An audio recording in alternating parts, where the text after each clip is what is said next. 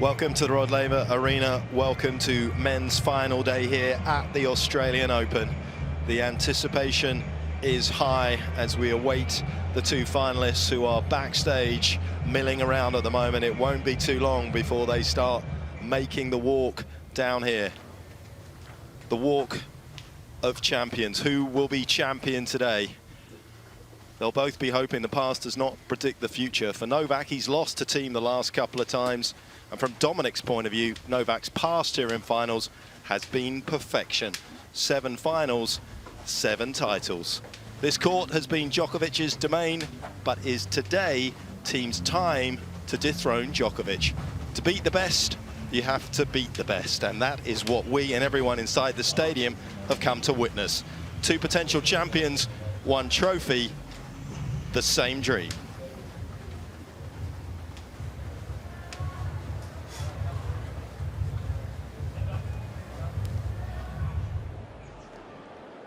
Ladies and gentlemen, welcome to Rod Laver Arena for the 2020 Australian Open Men's Singles Final. Vying to win his first Grand Slam title, our 5th seed from Austria, Dominic Thiem.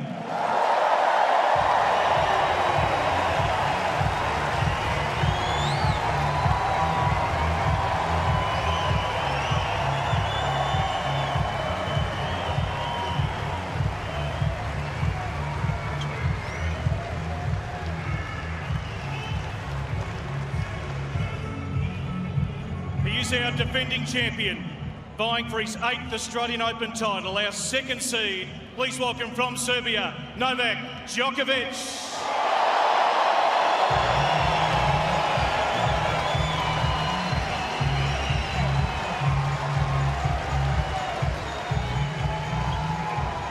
This time last year, Novak walked down that corridor and produced a performance that was probably in the top 3 of his career of all time.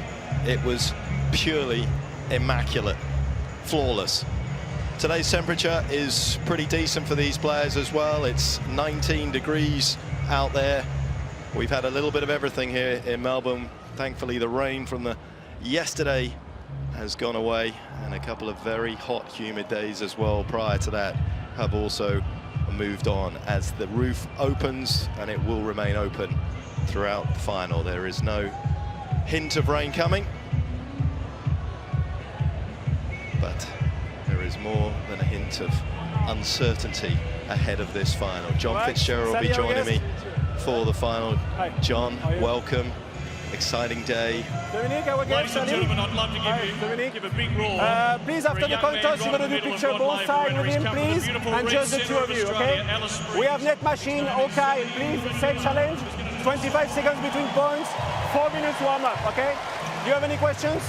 Dominic, it's going to be your choice, A and Z, or even Gulagang. Even Gulagang. Your turn.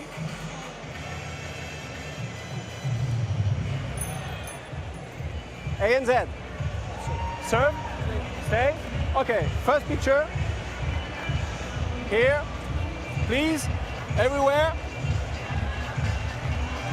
Behind you, please. That is a beautiful smile. Thank you. There and there. Sally, come with me, please. And both sides, please, gentlemen. Fitzy, welcome. Thank you. Looking forward to this one. Has Dominic got a good chance?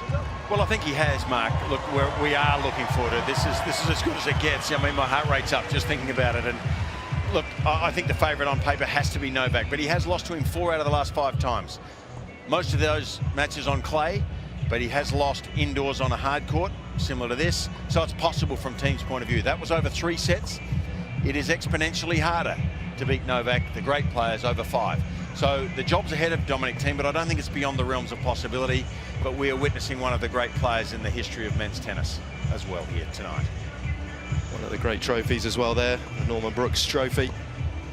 Norman Brooks, the first left-hander to win at Wimbledon back in 1907. First non-Brit to win there as well.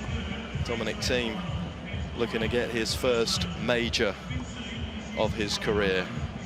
He's having to be patient right now. The big 3 currently have gobbled up the last 12 majors Their best ever run was 18 in a row as well. And of course, since Federer won here back in 2004, it's only been Safin and Wawrinka that have managed to withstand that domination. As we see his run through there, it's been long, it's been far more arduous. Is that an issue for somebody that's seemingly super fit like Dominic? I don't think it's an issue. I mean, if it goes long here into the 5th set and it turns into a marathon, look, it could have an influence at the end of the day. But there's Mark Webber there, F1 driver, Australian sporting icon. Aussie grit. Yeah, and loves his tennis. It'll be fast, whatever happens tonight, if Mark Webber's involved, that's for sure. But look, I think it could, over 5 sets, have an effect. But I think the odds of it having an effect are small. Thiem is young, he's fit, and he has this great ability to recover. And he's got the miles in the legs. That's not something he needs to really worry about for me. Novak's built his tournament beautifully, hasn't he? A little bit slow out of the blocks. We were a little concerned opening round against Struff. Looked as though maybe he was a little flat after ATP Cup.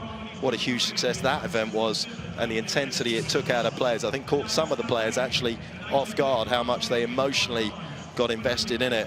And as you can see there, that was the drop set. But since then, he's gone from strength to strength with some very different styles of opponents as well along the way. Never won a major, of course, without dropping a set. He wasn't concerned. I don't think so. And he's so capable, isn't he? And he's got the belief in his own ability. There's Brian Brown there. Gee, they're coming from everywhere in this stadium as Australian icons that transcend sport and acting in this case. But I don't think Novak has ever not believed in his ability. This is a major part of his makeup. He knows how good his game is. He knows he was born to play. And, you know, losing a set early would not have affected him at all. I mean, very rare to go through one of these majors and not drop a set. He's done that already. And he'll have a bright memory of last year's final in the forefront of his memory bank for sure, when he was, as you say, Mark, almost flawless against against Rafael Nadal this time last year. Those sort of memories are obviously significant. Therefore, we shouldn't ignore the fact that Dominic has been playing well against Novak, as you highlighted.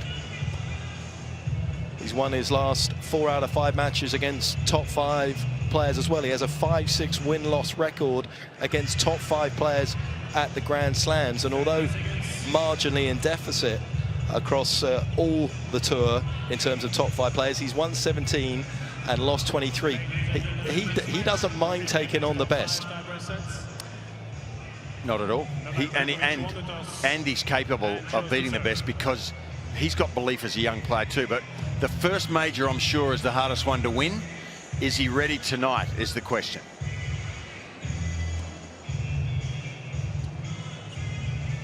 And the warm-up.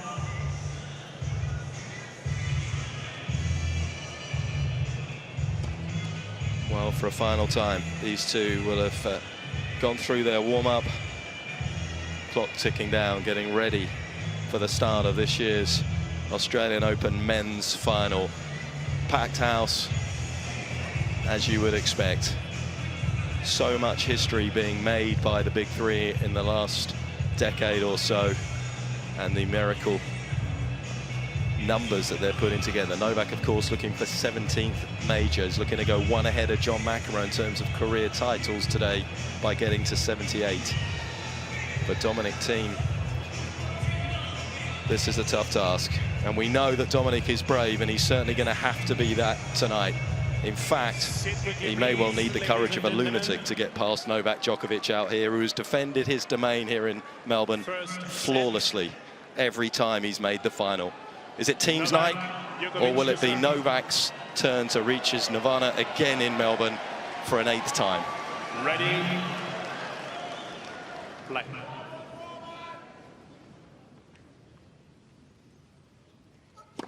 Let. First service.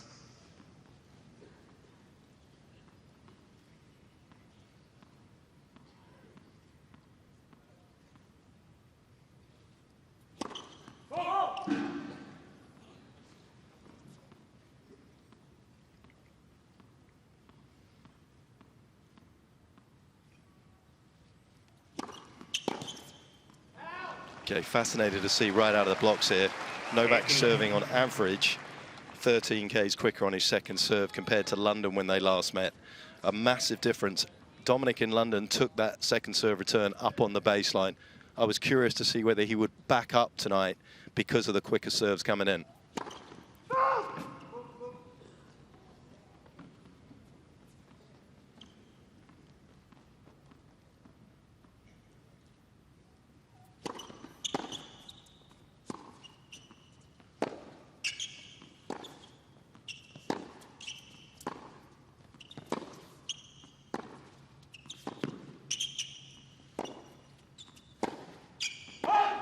A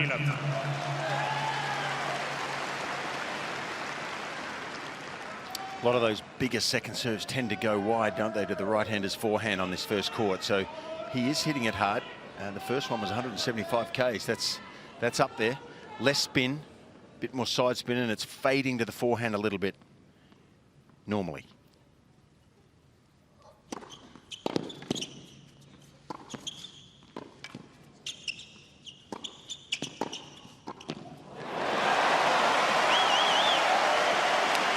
I think for me, Mark, Thiem probably has to play up in the court here. If he gets pushed back to where he tends to be, he runs a lot laterally on a clay court from a long way back behind the baseline.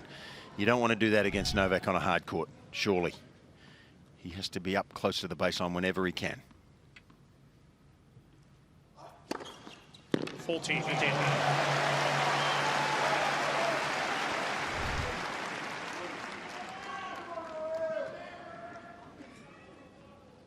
Been through a few different variations, that serve, but right now you could argue it's the best it's ever been. Game Djokovic. A nerveless start from Djokovic. First game.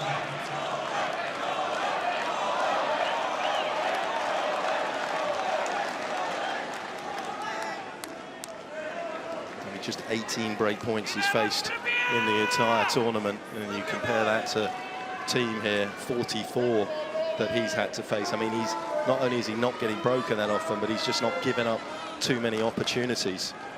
That is a strong win predictor, given the fact that Thiem has won his last 4 out of 5.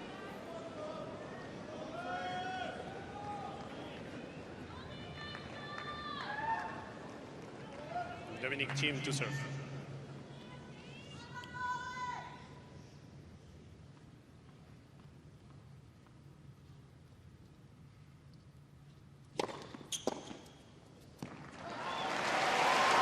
These were his patterns in London.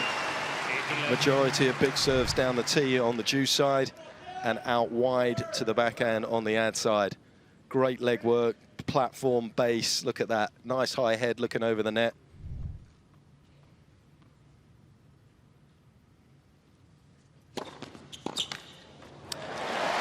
Yeah, obviously his favourite serves, Mark, because logic says to me that there'd be a little more or a little less room for error on the Djokovic forehand return. I mean, I've never seen his backhand break down, really, when he can get to the ball, be balanced, and take the ball on the rise. He's awfully good off that backhand wing.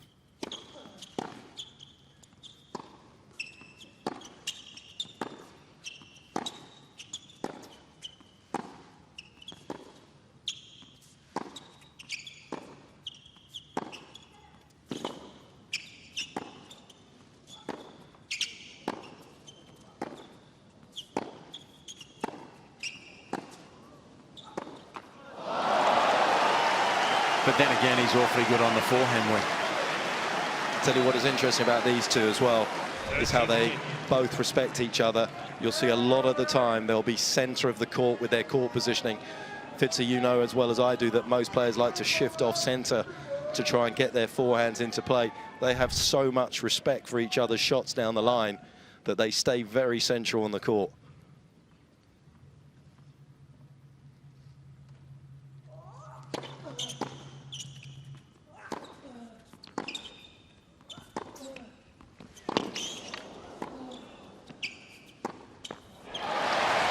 What a start this is. It's a good quality, isn't it? And I think part of that psyche is that they're both so confident on their backhand wing. Both of them, the single-hander and the double-hander, two of the best backhand wings in the world here. Head to head. Just a little off balance on that one, Novak. Novak's found about 6 Ks more on his forehand here in Australia compared to London, which should help him,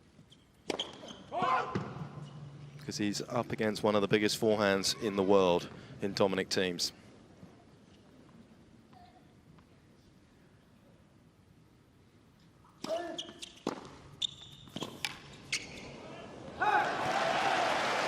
There's that backhand. It's extraordinary how much timing he has on that wing. He rarely mishits this ball.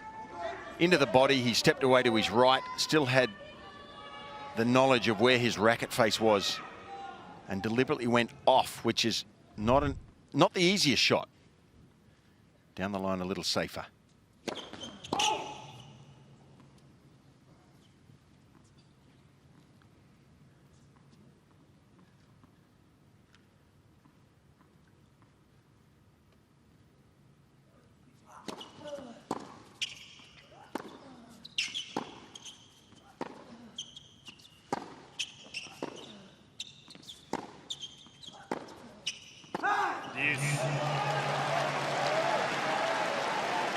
Always a nerve settler, I think, Petch.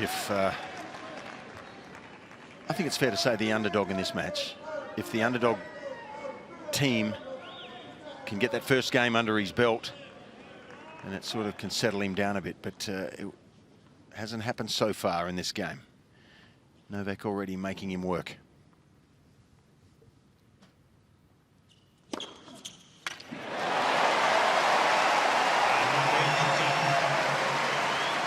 Yeah, I was kind of surprised that he didn't cover that serve.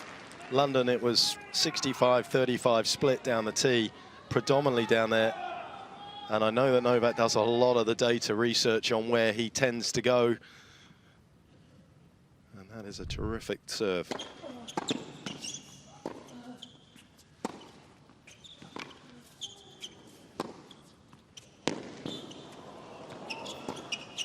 It's too good. Well, he's always so measured, Djokovic. Yes. He just plays the ball for what it's worth. He doesn't need to take more risk here than he took.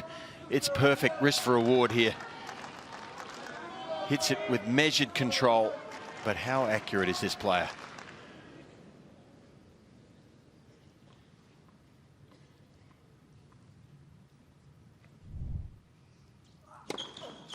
Advantage Thiem. Well, good rhythm, I think, on the serve early, and this is what Thiem needs, surely. If he serves well here, he'll be in the battle.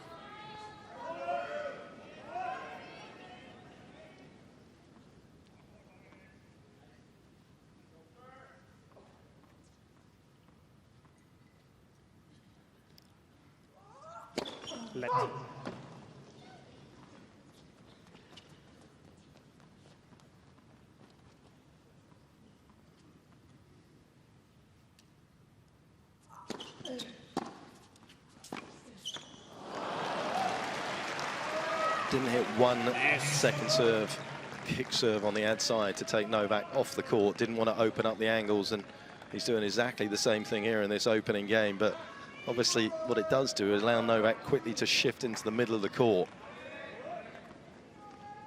He needs some first serves here, team.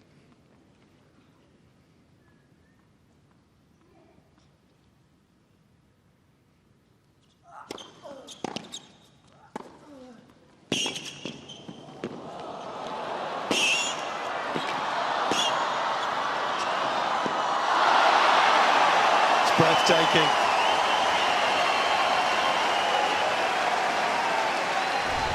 Well, it's movement and balance. There's anticipation here as well from both players. That just wasn't quite good enough, and from then on, Novak was favourite to win that point. Great movement. Never off balance.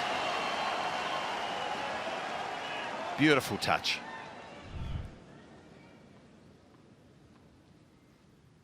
Break point.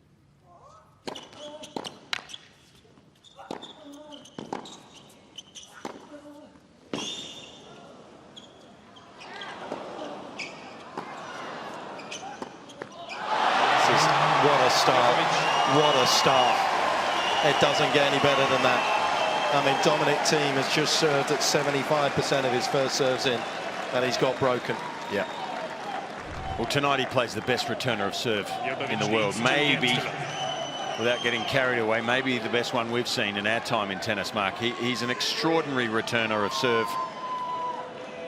And already he's got pressure on the younger player here. Has he come to play?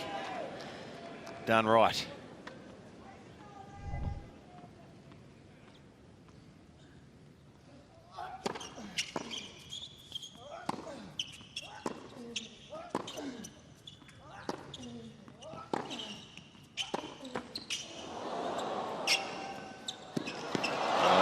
Got it all going on. Well, you know, when you put yourself in these situations so often, it becomes second nature. You know, for the players that are not here very often, these are super nerve-wracking times for a player. But he's been here so often, Djokovic. It feels like he's home. He's had success here. He started out almost flawlessly. 30 love.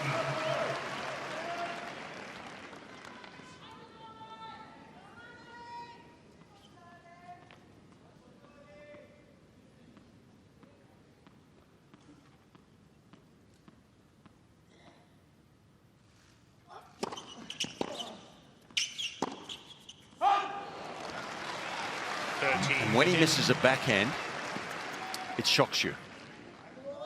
That's how consistently good it is.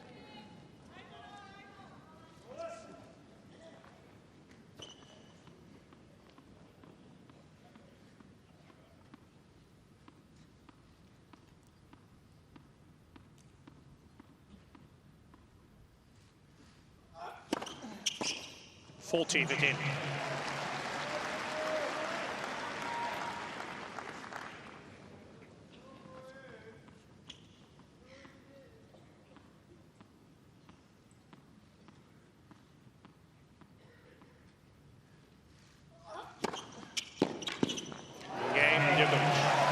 Well, he will become the world's best again if he wins tonight, Novak Djokovic, and you can see why. That was absolutely beautiful to watch. 3-love.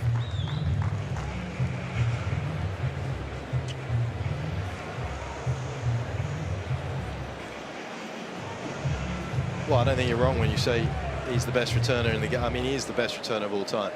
Not purely because he's an aggressive returner as well as a defensive returner.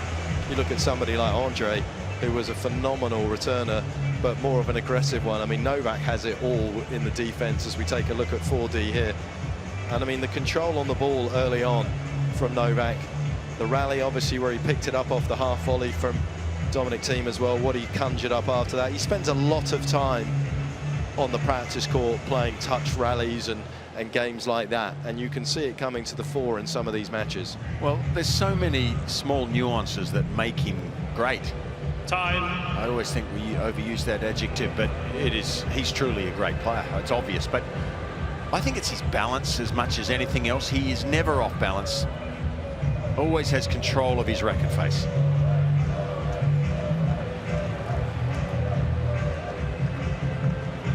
Well, everybody coming in here wondering if Dominic Thiem was going to make an impression.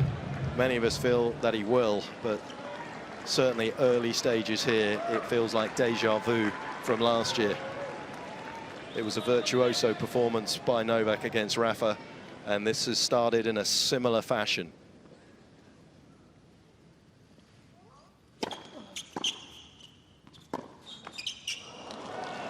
Allow 15. Just so hard to settle when you're playing against him. First thing is to get on the board in terms of games.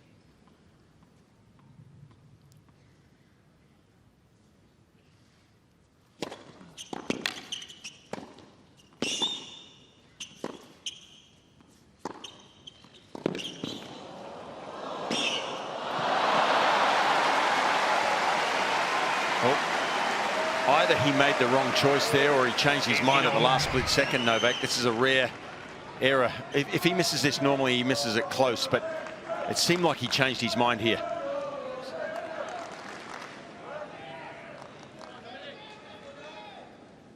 And for once, didn't hit the ball in the middle of the strings. 30-15. As physically strong as Thiem is, he is mentally as strong as well. It was a terrific effort last year at Roland Garros to get by Novak in that contest, as it was in London as well.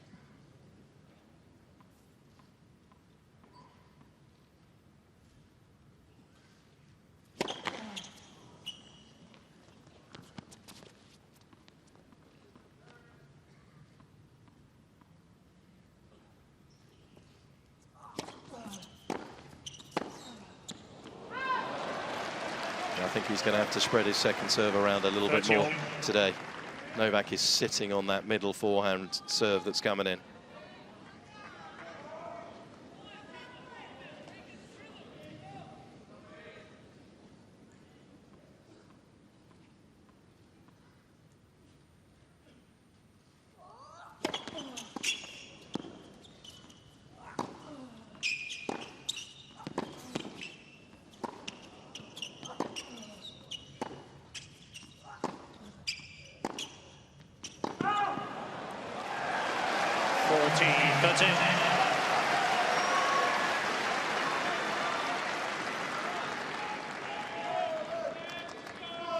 Nicholas Massou, who's been looking after Dominic Thiem since just before Indian Wells last year. And what a great job he has done. Won that tournament, got off to a flyer.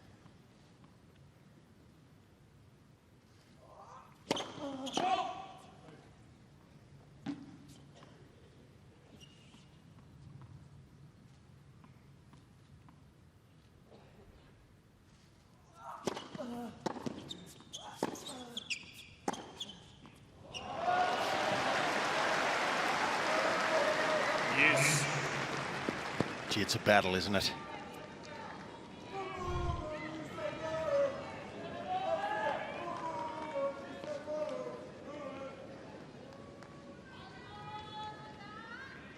He's just finding so much room around him at the moment.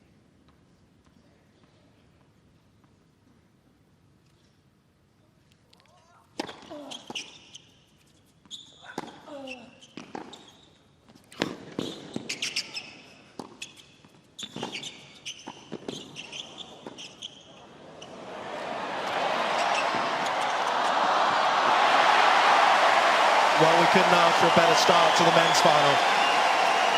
Quality of tennis on display has been extraordinary. Well, how well do you have to play to win a point against Djokovic? Holy smoke.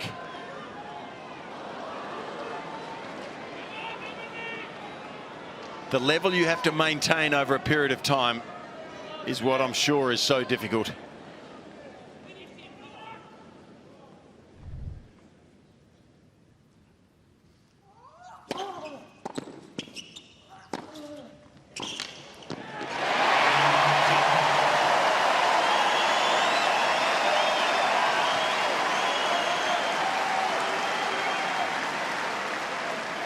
So, Petch, a couple of times in that game we saw that off forehand from Thiem, especially the second last point. He hit it almost perfectly. Most players would just get the ball back and he'd put a volley away. With Djokovic, he's there with two hands and makes a ripping pass off a ball that would normally win Thiem the point. It's another level.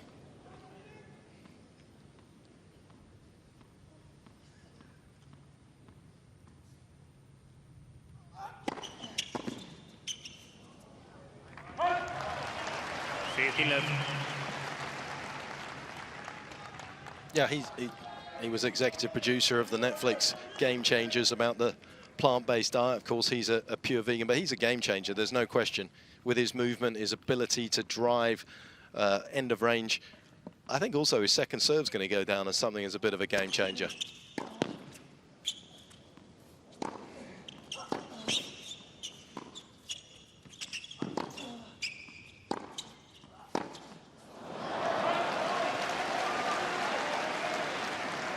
30-love. Shane Warne, decent with a tennis racket in his hand, as well as a cricket ball. Marek Safin, of course, champion here in 2005. I've played a couple of pro-ams with Warney. He can play. You know what's amazing? When the big point arrives, he plays well. All great sportsmen do the same thing, I think. Certainly these two, and particularly the great players of this sport, they play well when it matters most.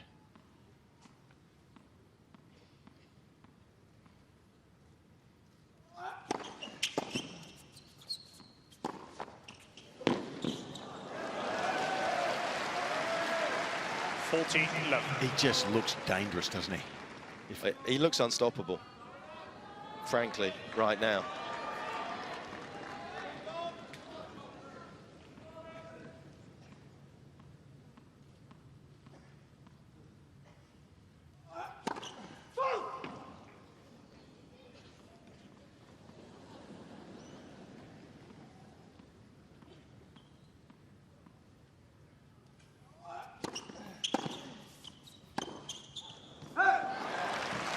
There's one of those shocks when he misses an easy ball. You just don't expect him to do that. But at 40-love, it wasn't as big a moment as others will see tonight.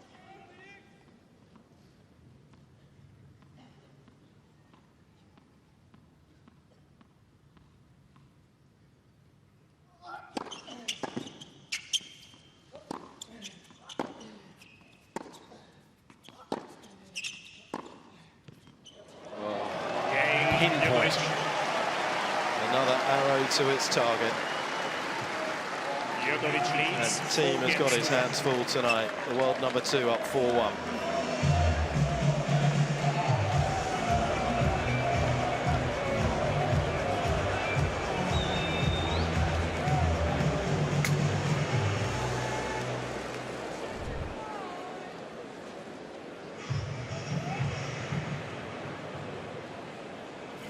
Just pulling Thiem this way, then that.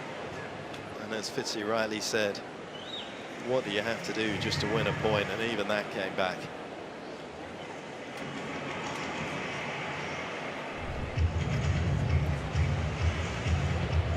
Well, that is a lovely look down the arrow back into Melbourne.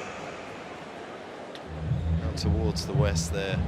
Well, it's been a couple of hot days at the end of the tournament, but the vast majority has been almost perfect here. It's just been a wonderful open. Time. Perfect playing temperature as it is tonight. The crowds have been astronomical.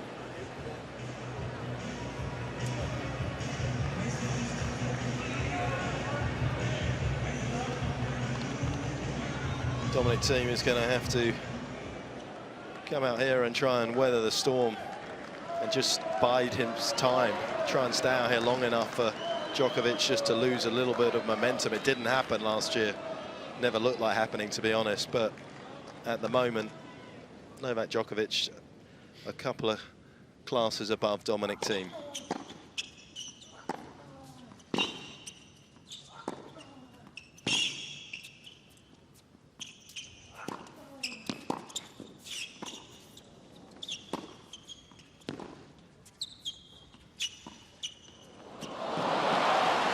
You know, he's quick without looking quick. He anticipates so early, does Djokovic. He reads the play as good as anyone I've ever seen. He knew where Thiem was going to hit that off forehand before he hit it, and he was more than half a step there. So he could actually not only just defend, he could attack with the next shot.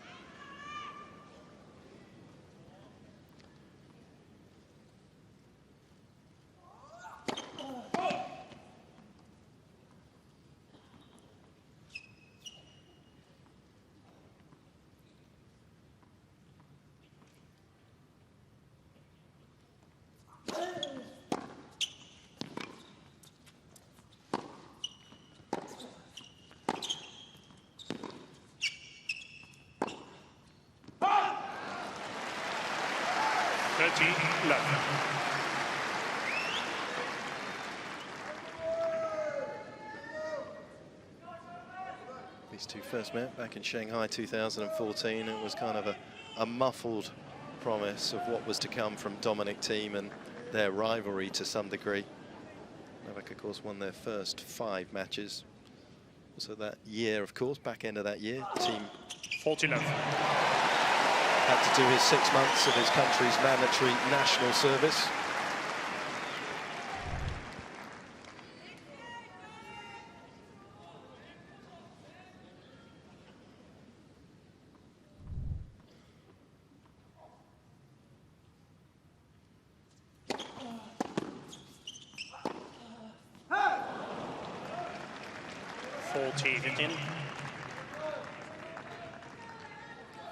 Wolfgang to the right of Nicholas Su in the front row, in the middle there, Alex Stober on the right.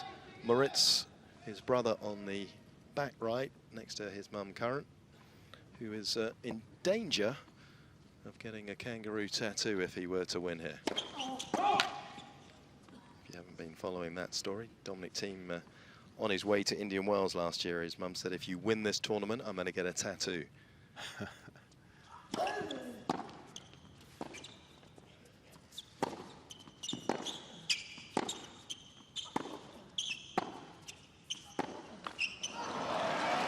Subsequent to that, every time he's won a tournament, that's exactly what she's done. There she is. He won a couple of times last year as well, in Kitzbühel and in Vienna. Kitzbühel in particular took a lot out of him. He was so desperate to win at home that he ended up having a bit of a flat spot through the US Open. Came out of it just after that. Got to be good to win at Kitzbühel.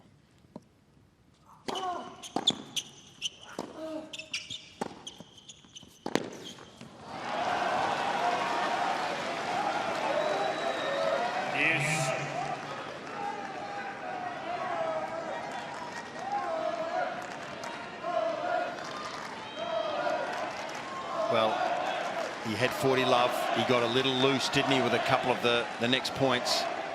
And again, he's under pressure. Don't open the door a crack when Djokovic is down the other end. Let for service.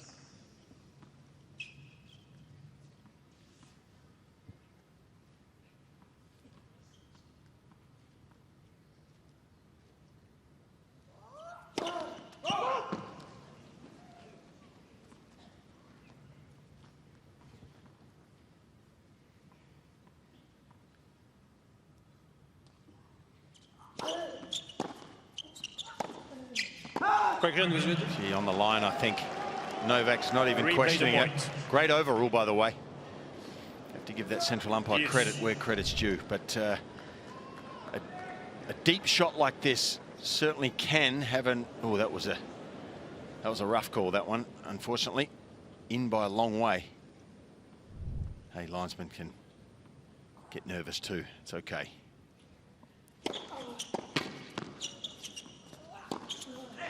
Well held, Thiem there. He saw Novak hot to his left down the other end, so he held the forehand. Advantage, Thiem. Waits for Novak to move and then goes across. Needs to close this game out. Always better with the first opportunity to finish a game.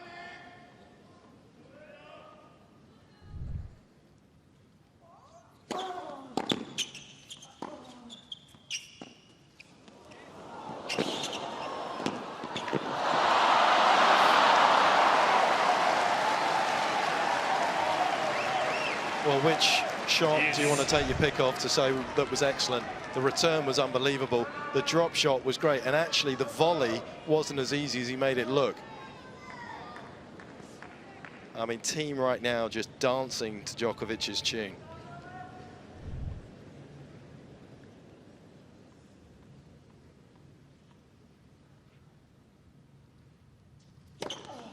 Advantage, Thiem.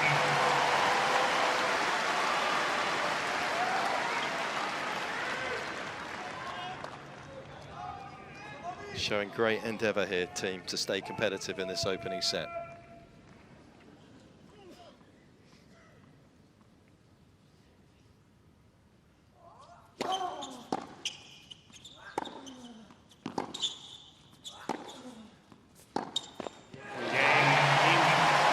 That is a phenomenal effort.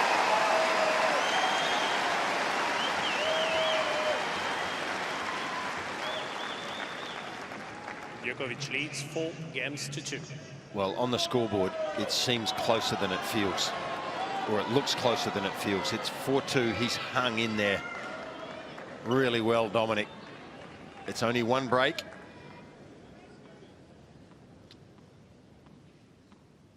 But Djokovic just feels like he's way on top here.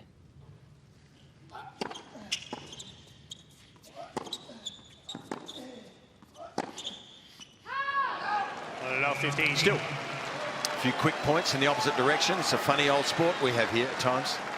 He's come out here to play fast as well here, Novak. He's much bigger off his forehand and backhand. 6 Ks up on his forehand and 5 up on his backhand compared to the tournament. He's taken the sting out of Thiem's ground strokes. It's not easy to do that. It's one of Thiem's great assets, is just ripping the ball off forehand and backhand almost at identical speeds to be able to get a softer reply and buy himself some time on the ball. Djokovic just not giving him that luxury at all.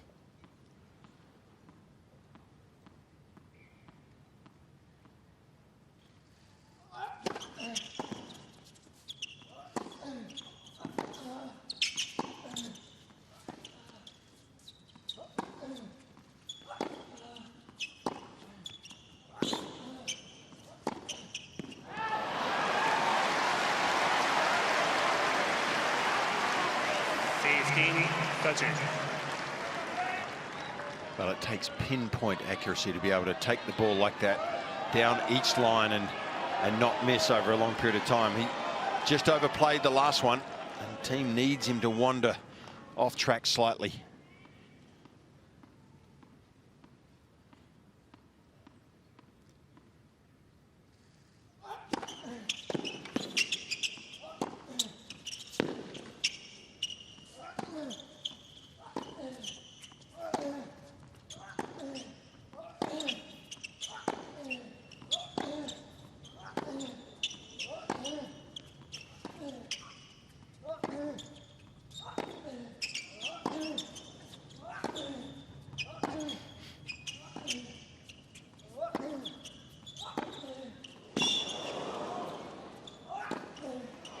That's a dominant team point for you.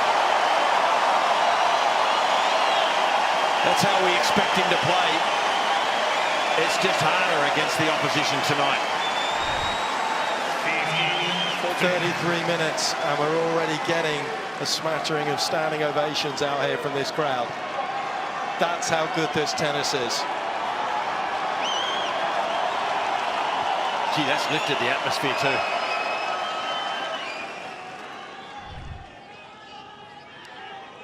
Thank you.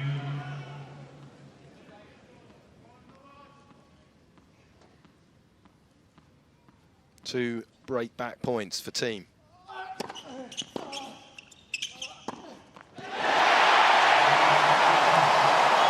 Well, he deserves the applause and the plaudits. That is some effort from the Austrian. We're back on serve. Djokovic leads 4 games to 3.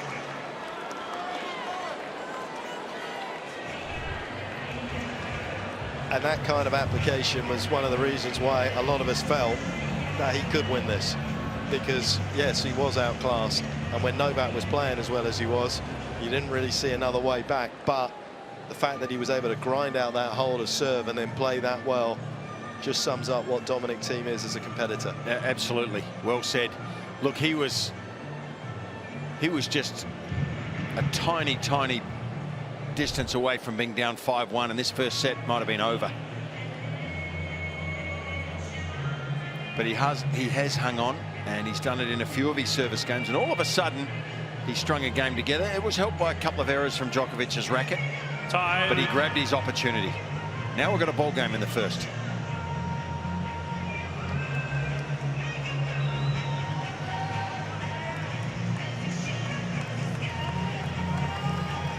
Been a lot of chat around this tournament about the balls. It's the second year they've been using the Dunlop ball here, and the differential seems to be fairly great between this game, obviously, with the new balls, and obviously as we back up in this segment to the 9th game, there's an average of about 7 kilometres quicker on serve across both men and women's serves, and about 3 Ks quicker off the ground as well. I just wonder if in that last game, when they were their oldest, Novak couldn't quite get the ball through the court in the same way he had been up to that stage. Would you expect Djokovic to play better with the new ones? Because Yes. we've got new balls right now. Yeah, I think if he can get the ball back into play, this is going to be a dangerous game for Thiem. Probably emphasises the importance again of the first serve here. 1 or 2 free points can be the difference, obviously. In the rally, it's a different ball game.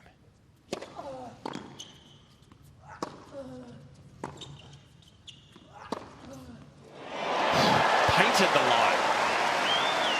Oh, there's Ricky Ponting. Gee, there's cricketers everywhere here.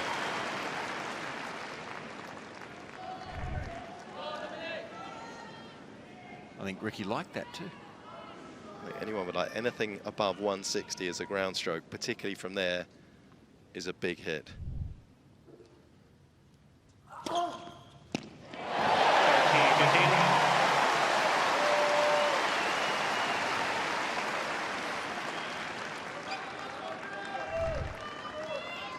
Well, there's the value of the accurate first serve. It should be a little easier with the new balls. It doesn't always turn out that way.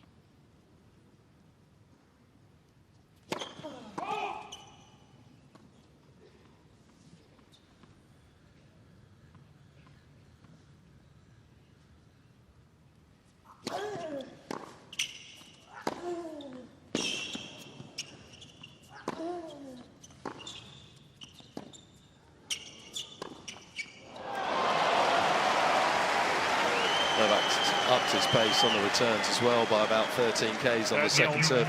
Again, trying to rush Thiem very quickly off the return with those big swings. Not sure the slice is a great play tonight. No, not when you drop it that short. It's not.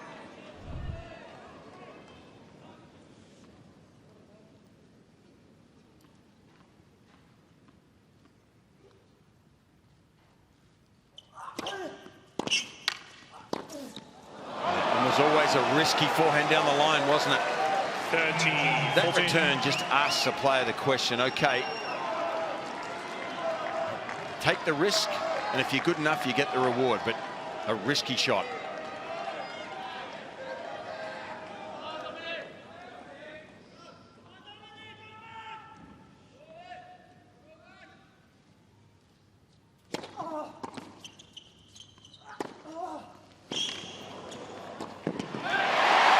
The way Dominic Thiem plays.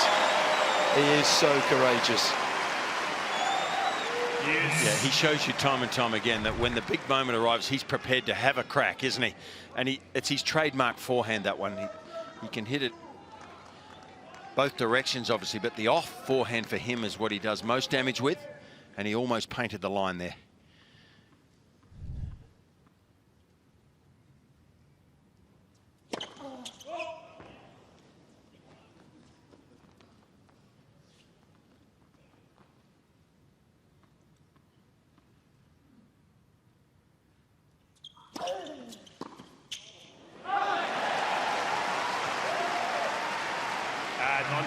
Djokovic uses that off backhand from the first court to try and open the court up, but this time the new balls flew on him a little bit, didn't they? Rare to see him catch the ball late. And a wry smile.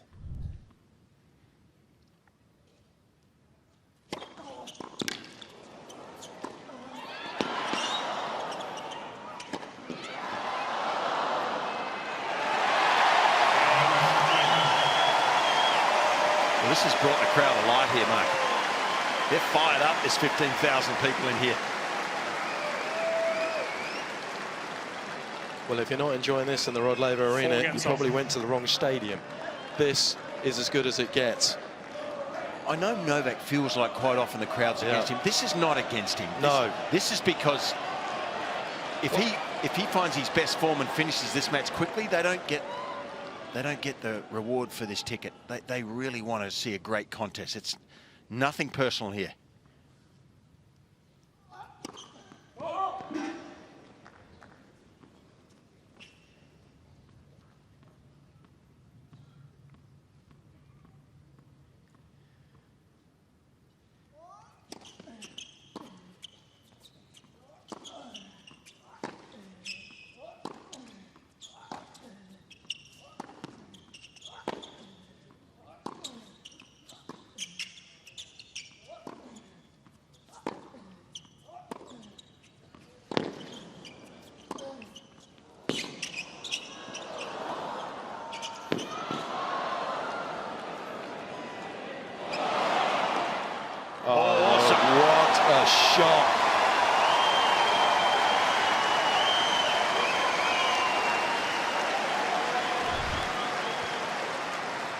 15-love.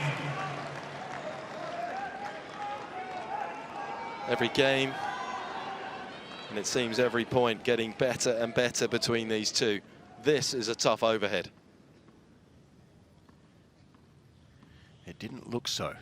He made that look incredibly easy.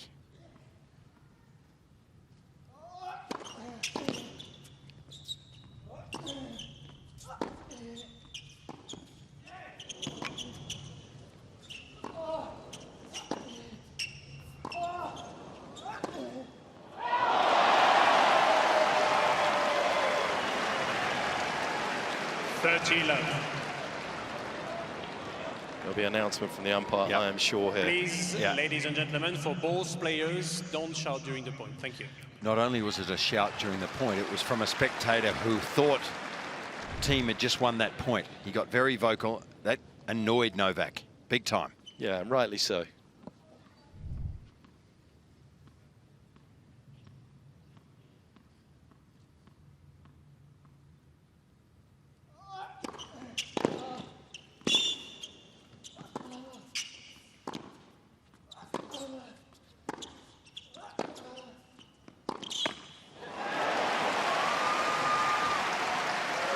Two games, 3 games later than we thought it was one-sided. It feels more even now, doesn't it? Very He's much so. competing well here now, Thiem. He's back in this set, and Novak's working harder.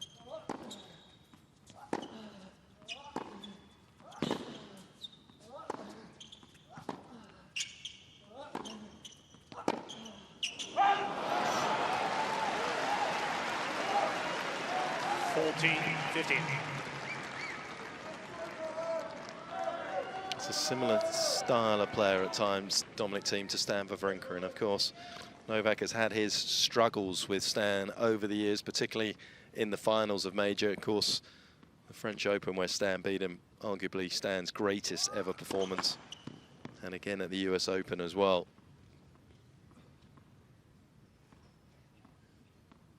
Thiem certainly has that firepower, down the lines in particular. Game, Djokovic. That's a stabilising game for the world number 2. 5-4 opening set. Djokovic leads 5 games to 4.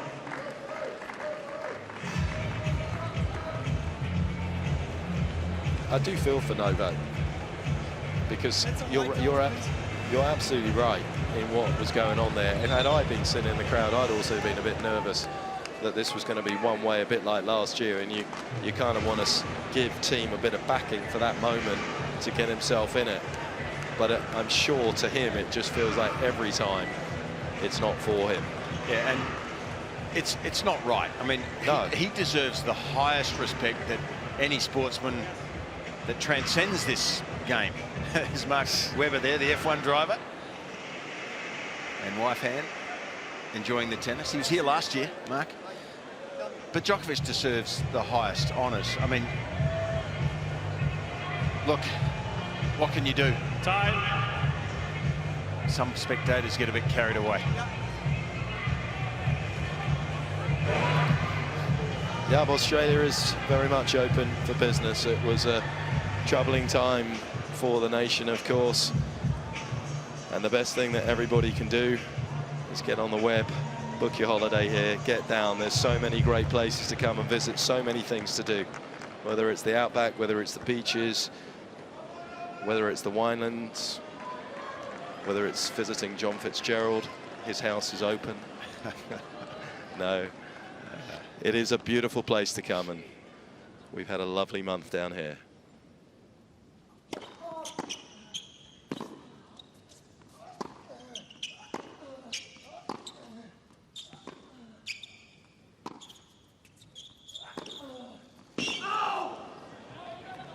Mr. Thiem is checking the call on the right baseline.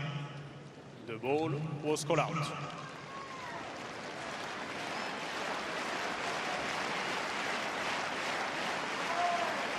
Novak's pretty short, and that's why. Allow 15. Mr. Thiem has 2 challenges remaining.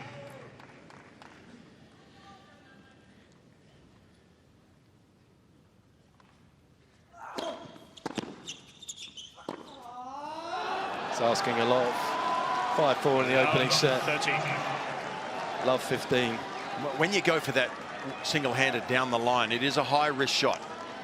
Player of Thiem's level is good enough to make it, but if you make the decision to go for it at the wrong time and miss it, oh, it can open the door. This is a dangerous moment now.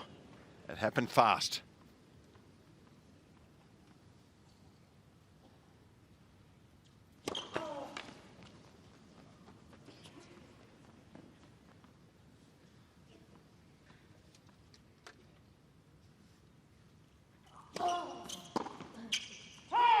Well, that is a real reprieve for Dominic Thiem. He had won just 2 out of 10 second serve points at that stage.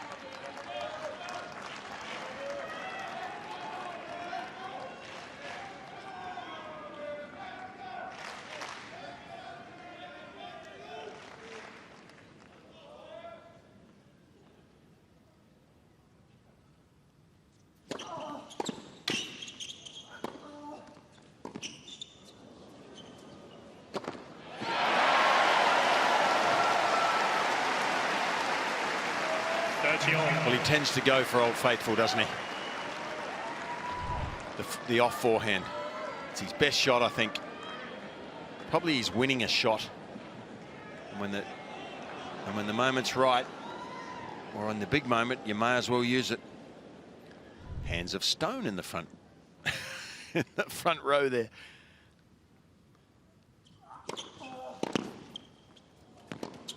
Oh, tough. It turned into a difficult shot, didn't it?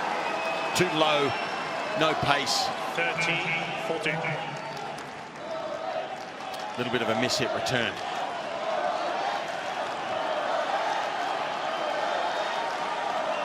Well, if you're going to beat Novak Djokovic, these are the moments you have to play your best tennis. Djokovic conjuring up something out of nothing on that return. Set point.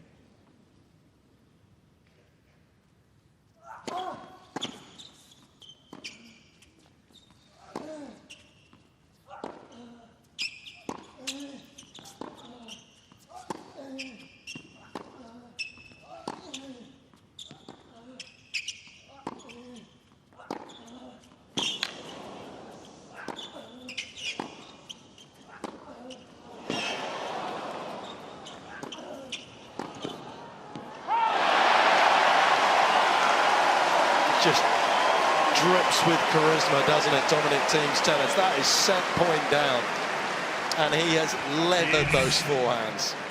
I tell you, my heart was still in my mouth from his point of view, though.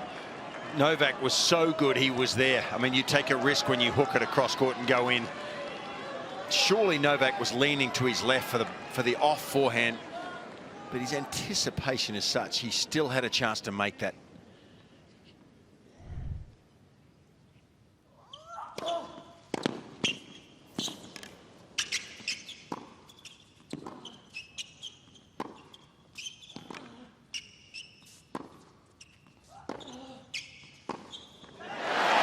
The depth.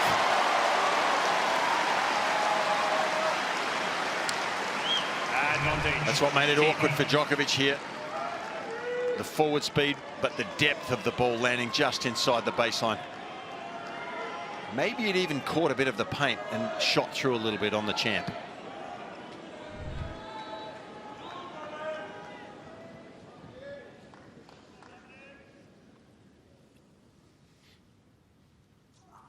Let for service.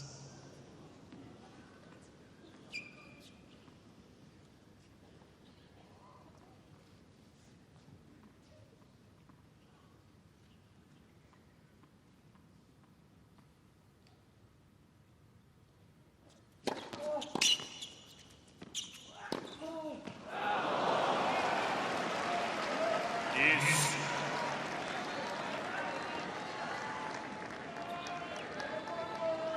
Again, Djokovic's ability just to find a way to get the ball back into play at full stretch is so impressive.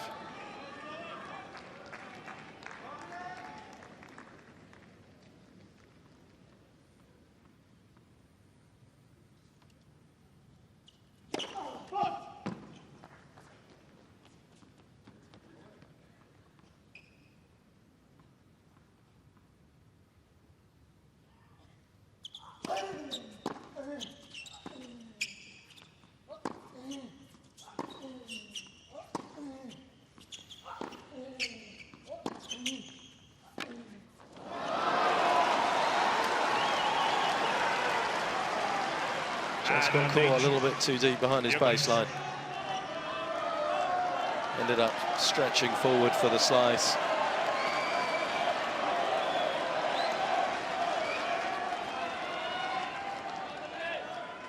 Djokovic for a second time with set point.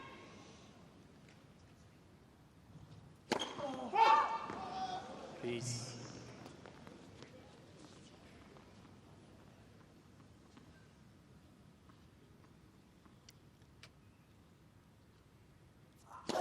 Let. Second service.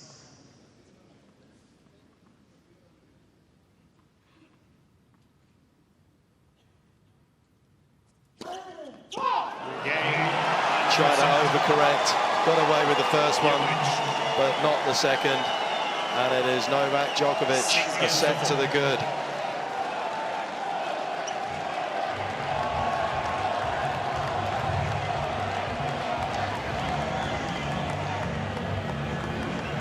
And it was a terrific set of tennis. It was obviously a disappointing way for it to end. The only double fault in the opening set. But some numbers there on the first serve that are extremely high. An unforced error count here is always a little subjective when the ball's coming as fast as it is between these two. Well, one double fault and it happens on the set point. That hurts, doesn't it? I mean, that's a game changer. But he's been made to fight hard, isn't he? On his own service game, Dominic.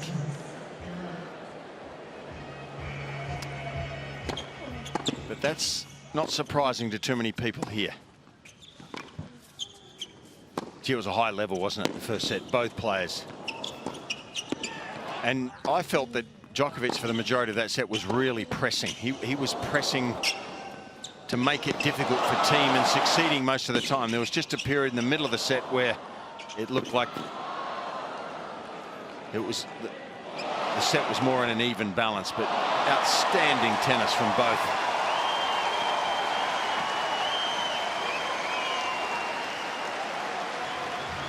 I think the better player won the first set. It was tight in the end, but Thiem within reach.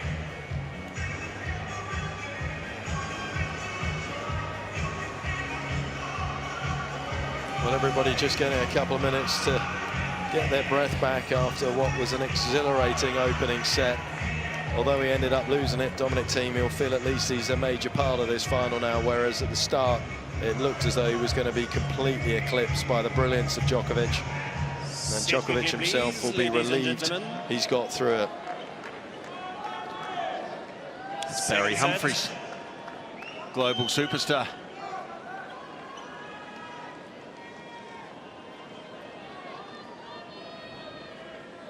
Djokovic to serve. Dame Edna Everage? Yep. You a big fan? I am. Bit of a comedian yourself, actually. Pitch? Unintentionally.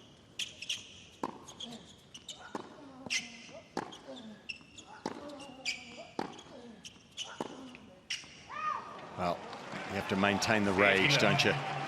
And it's harder than most nights to go against someone of this stature, but you must maintain the pressure here. If you're Dominic Thiem, you can't drop off.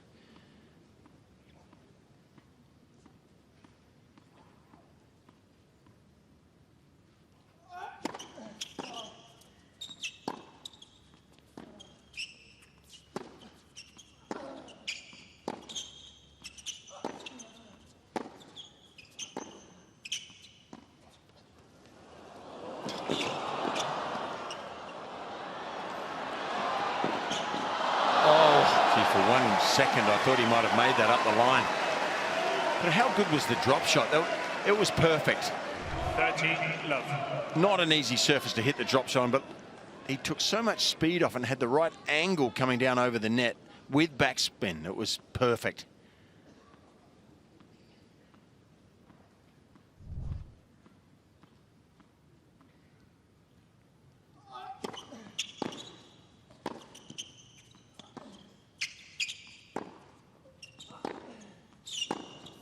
Oh my goodness. Well, I think that's the best shot we've seen so far. 14, love. He was rushed into that shot. Djokovic decides to pull the trigger and straight out of the middle of the strings. Had to reach. What control that is.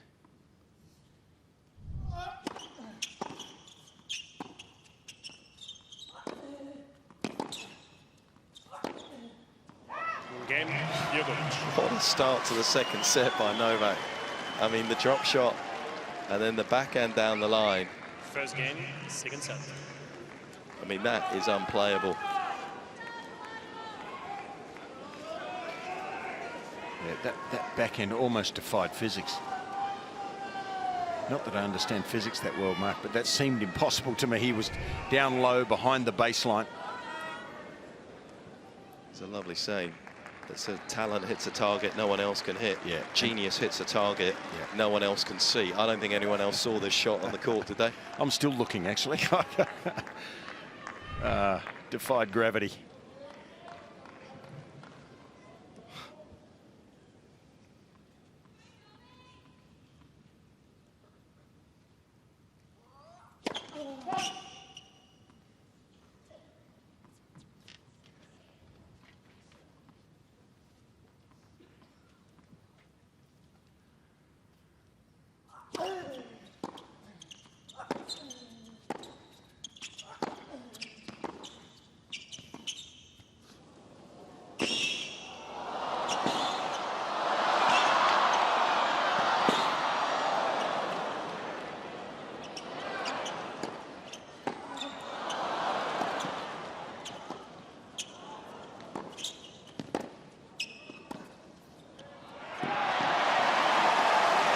Well, I'm out of superlatives.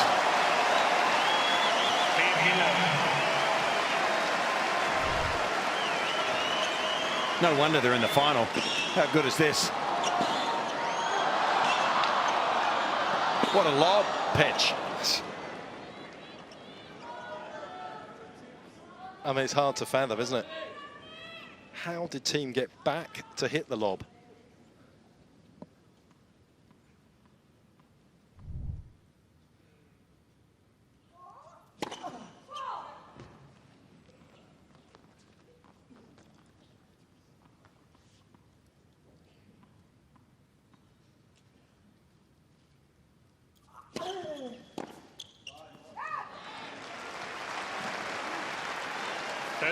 Love.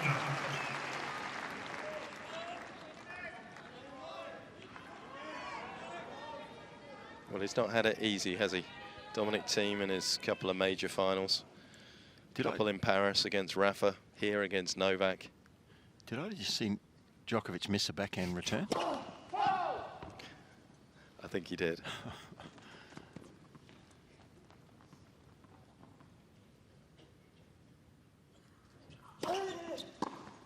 Oh my goodness, 2? 14. Becoming a habit.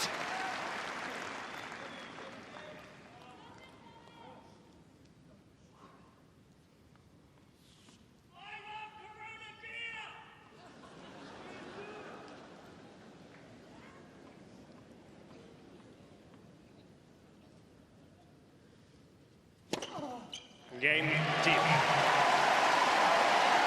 Took the wind out of Novak's sails a little bit, that first point, didn't it, in the end? I think it did, because there was some negative feeling from him, wasn't there, at the end of the game? I think he probably thought he played as well as he could play in a couple of those points and lost them for a change. But one thing we know Thiem can do, and that's he can go 5 long ones here. That's an asset that he can always call on.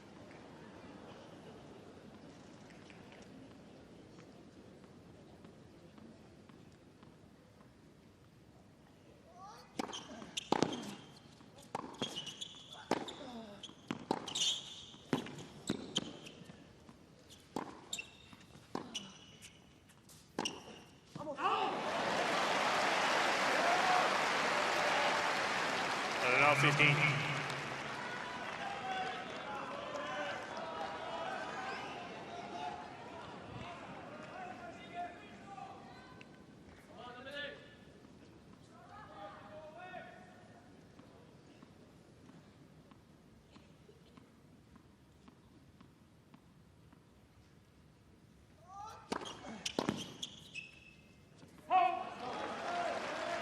All.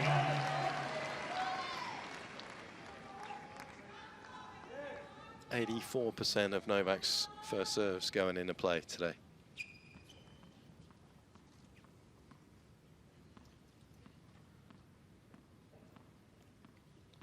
Goran Ivanisevic will be taking some credit for that.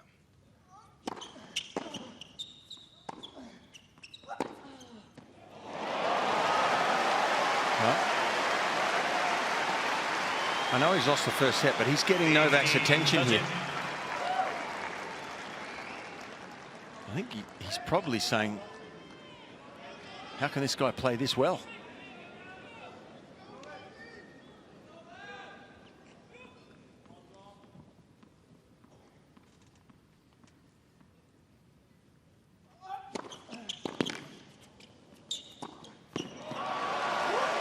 Serve continues to fire. It's sneaky good, isn't it? Oh, yeah. You're a huge fan, aren't you? Yep. He's a great spot server as well. Remember 10 years ago when he lost his rhythm, lost his technique on the serve? To imagine that it could be this good now, it was hard to comprehend, really. A long time ago.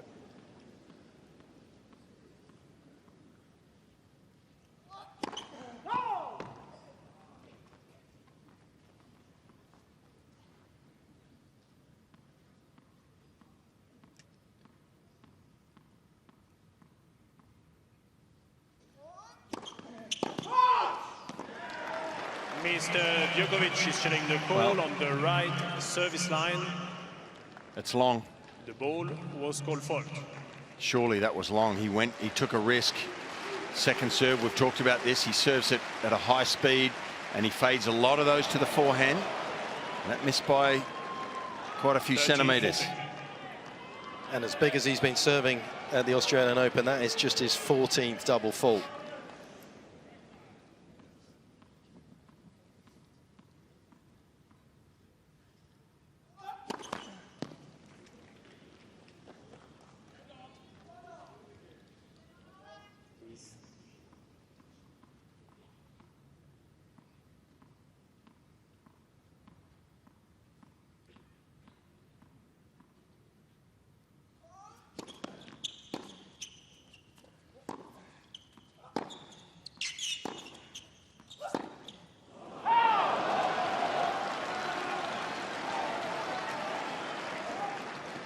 Yes.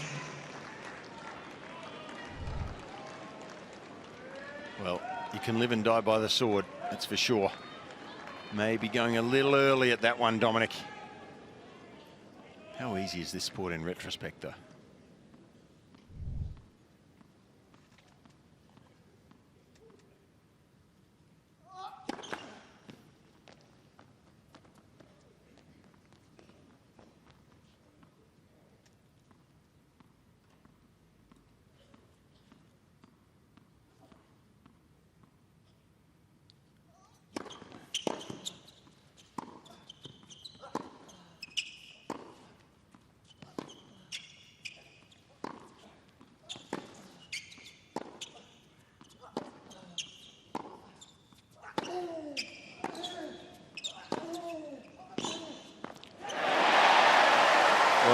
Loveliness of those two forehands has created another moment here for Dominic Thiem. He doesn't hit a tennis ball, he detonates it. You don't often see Djokovic with this negative body language. It's come from nowhere for me, but I know that Thiem is competing well with him and he is pushing him back a little bit, but he's reacting quite negatively here at times.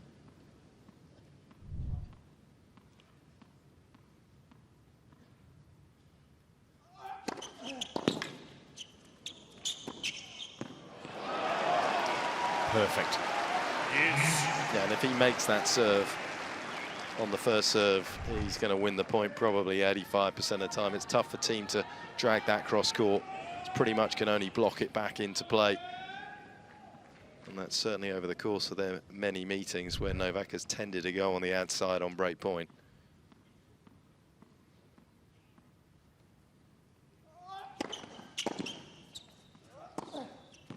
Yeah, he's worried here. Advantage. Thiem. His speeds have come down since the opening 5 games of the match, Novak, and that is just giving Thiem a little bit more time on the ball.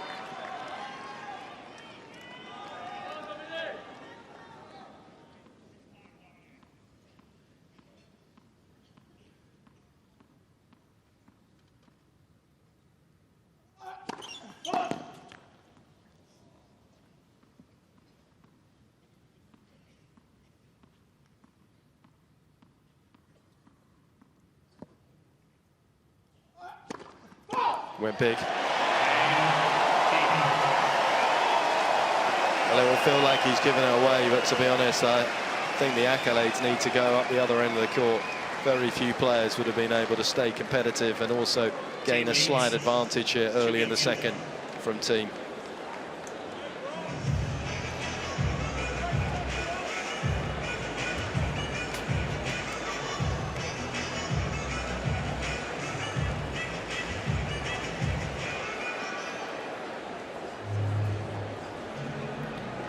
Even though he didn't win the opening set, the fact that he managed to get himself back into it and be as competitive as he was has allowed him to navigate what potentially could have been quite a tough first opening service game of this second set and then get the break. He's put a few doubts in Novak's mind, and there you can see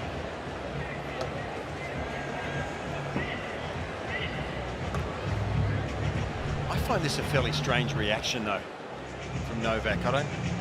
Even a great player, I guess, has self-doubt sometimes, but you rarely see it.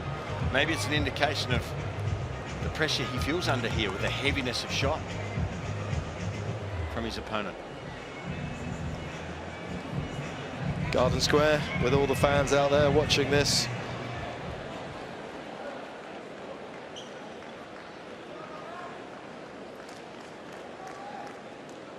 So Thiem in the ascendancy here in the second set as we see the great Rod Laver, who has a huge appetite still to watch tennis being played.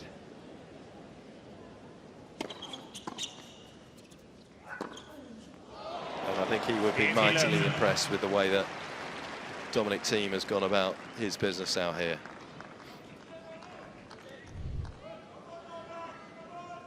How confident is he with that? He knows the depth he can hit off. And Novak, that smile means, can you really play this well for a long period of time?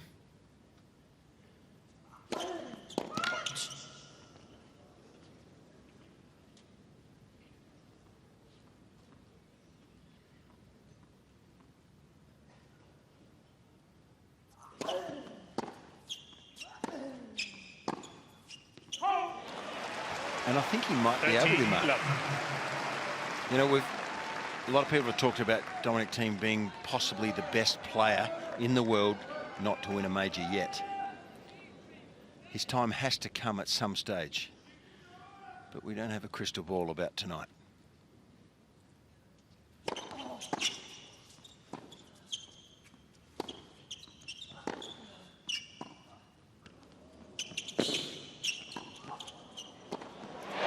He's a great athlete as well. And that's the advantage of him playing a little bit closer to the baseline under the guidance of Nicolas Massoud. Ended up getting there very comfortably.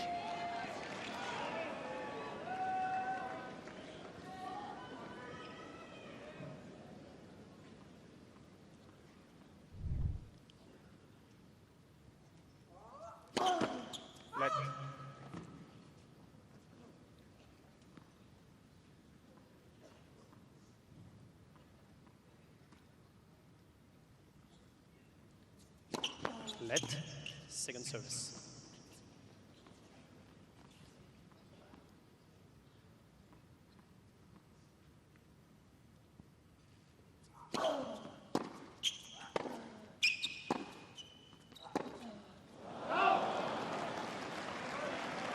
40-15.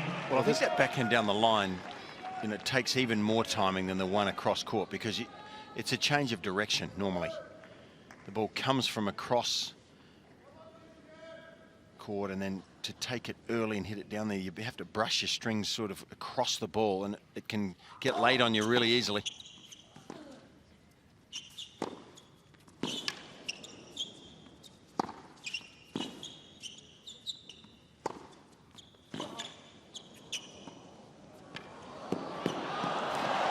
That's a little bit of a masterpiece, even though Thiem is challenging this, but a feeling it was in, and this maybe just trying to buy a little extra time before the shot clock goes on. Although he's obviously looking up, he feels as though there's a genuine chance this could be out.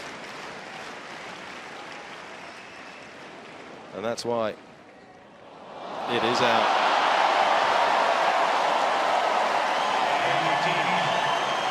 And this is a significant moment because he has struggled a little bit with the backhand down the line. Suddenly he's got a 2-game advantage.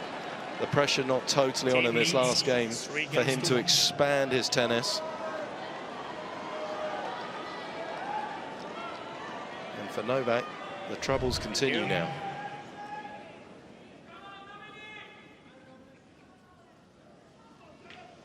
Please, both players are ready. Thank you.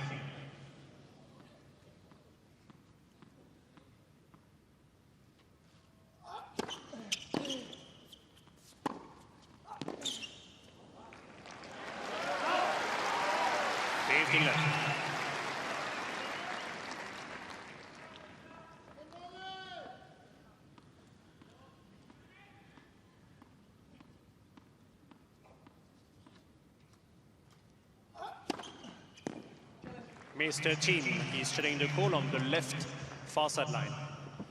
The ball was called in.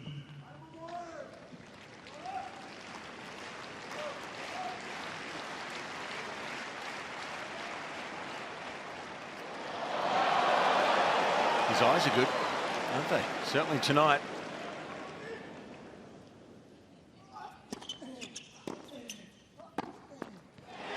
Well, and Novak's dropped off here. His normal unflappable self here, coming up with a few errors that are uncharacteristic. Yeah, lost a little bit of rhythm on his big second serves in the last service game of his and dropped one in slow there. Thiem all over it.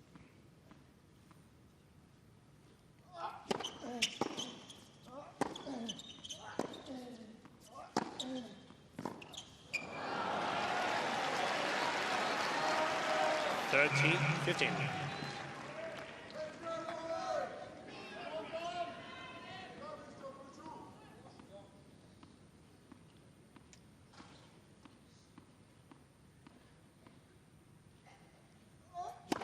Let for service.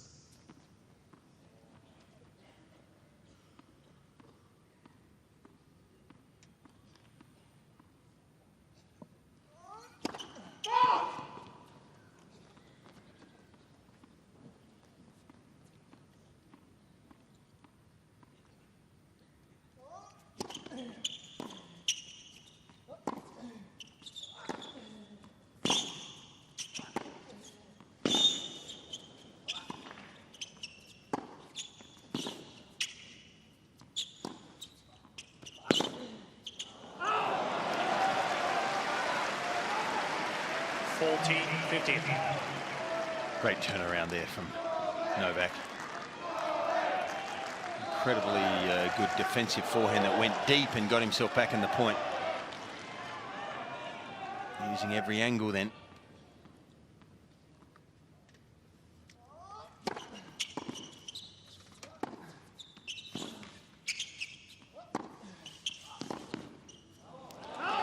Just a little more penetration on the backhand in that last game.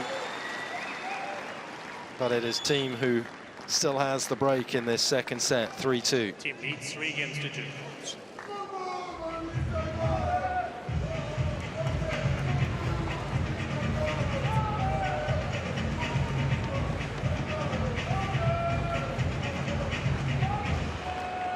Well, he's looking over for a little confirmation that things are all going well for from his corner, and you can't really see anything that he could do any better right now, Dominic Thiem. Night turning.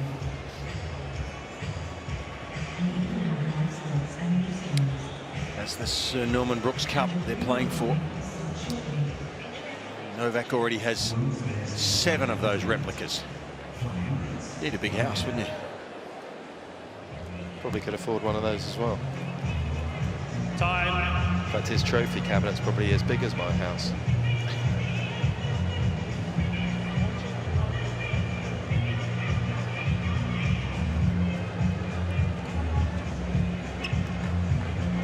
That's where we are. One of the great sporting precincts in the world. One of the big tennis occasions of the year. And it's certainly living up to its billing as well.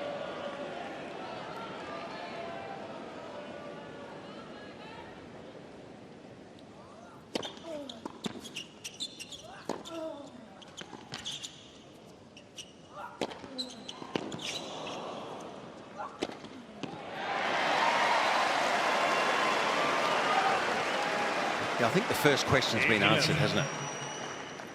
Are we going to have a close tussle? I mean, no doubt the majority of pundits have backed a Djokovic win here, but all critics, I think, there wouldn't be that many that would go for Thiem straight out to win this, but first steps first.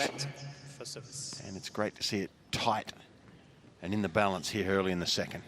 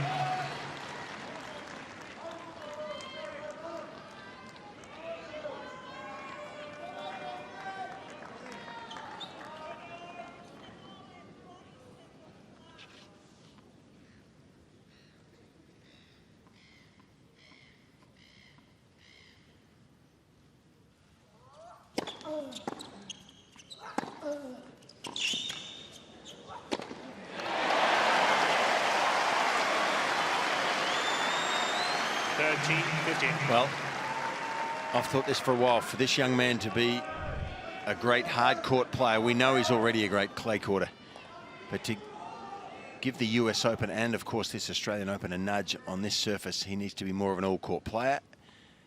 And in the last few rounds, he's proven that in spades.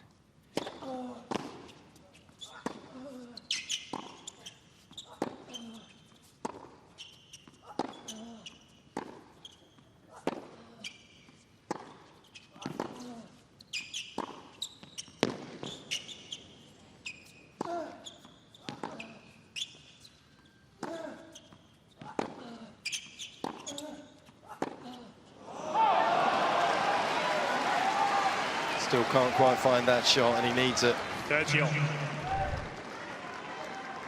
Well, he does. And I think if that shot was to go off in this match, he'd be in some trouble. He needs to find enough winners there to keep holding these close games.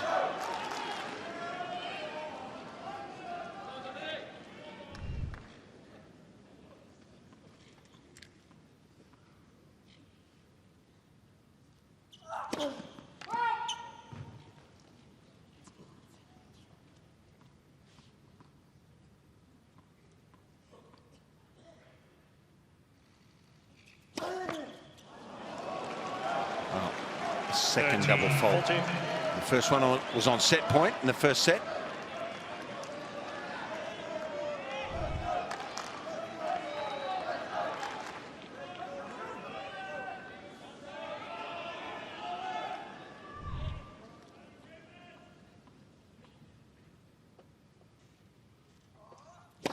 Let for service.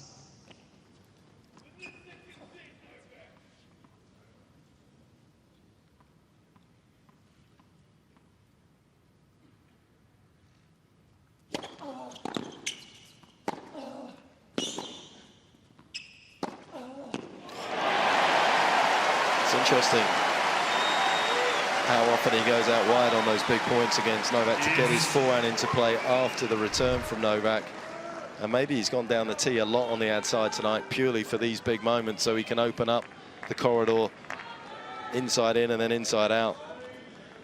Well, you've talked him up about how he goes after it on the big points. That's his favourite shot. And Novak chastising himself there for not putting enough on his own forehand.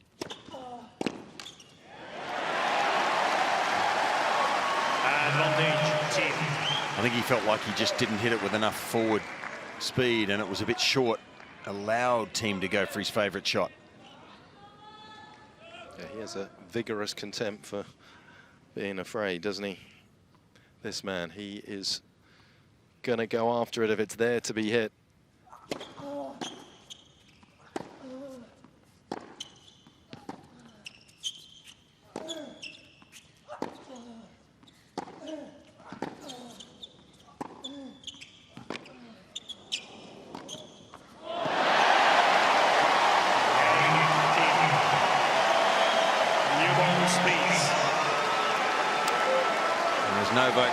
As Novak walked to the side, he's annoyed with this crowd now. He can't believe that he's won this 7 times and they're barracking for Thiem. Making signs to the crowd there, yeah, go ahead. But he uses that also. He's a great champion and he sometimes uses that adversity, I think, in his favour. But it is annoying for him. It's happened at the US Open when he's played Roger Federer a lot. Or whenever he plays Fed, actually. And probably Rafa as well. What does he have to do to win these crowds over?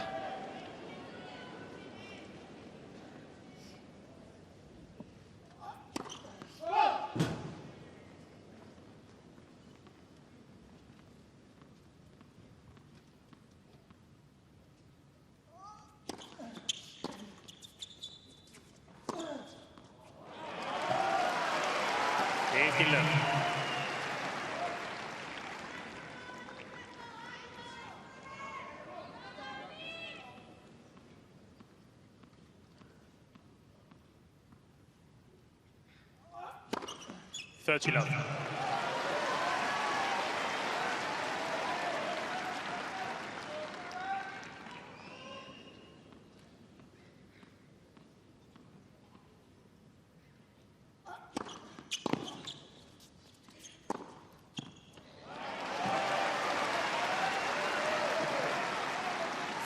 Love.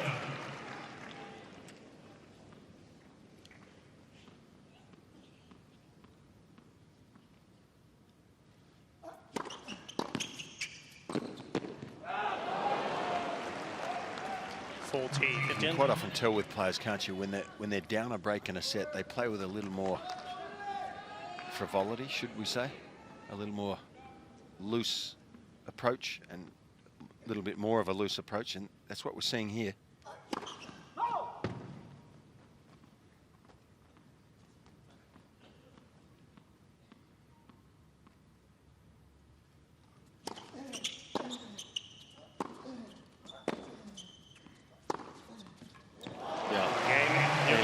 Beautifully, and he wanted a quick hold, and that's exactly what he got. Still a lot of work ahead of Thiem if he's going to claim this second set.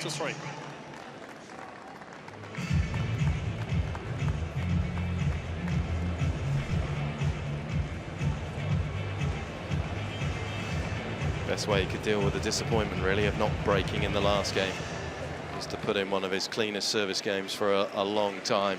Put the pressure straight back on Dominic Thiem.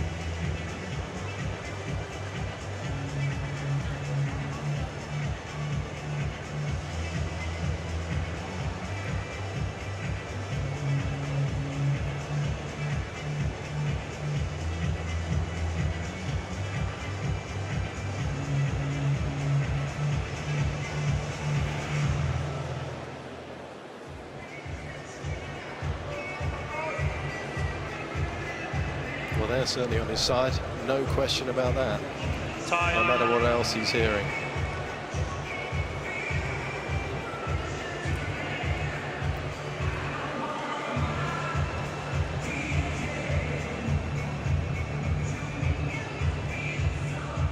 Terrific atmosphere inside the Rod Laver Arena as this second set moves towards a conclusion. Dominic Thiem continuing the good form that he showed after a blistering start from Novak Djokovic, put him up 3-love. He was fortunate to hang on to his serve to even get to 3-1, Dominic Thiem, but he's been very much a part of this final since then.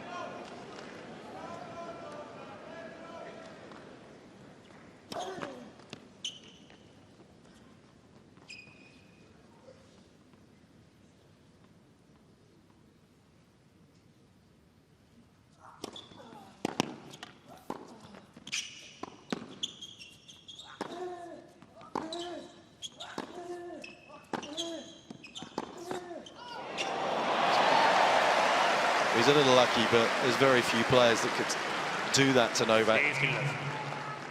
Yeah, he's one guy that can stay with him from the back of the court. I mean, it's his heaviness of shot. So much closer to the baseline these days on the hard courts as well. Yeah, for me, that's the biggest thing, Petch. I mean, if he's up, he can hit winners like that.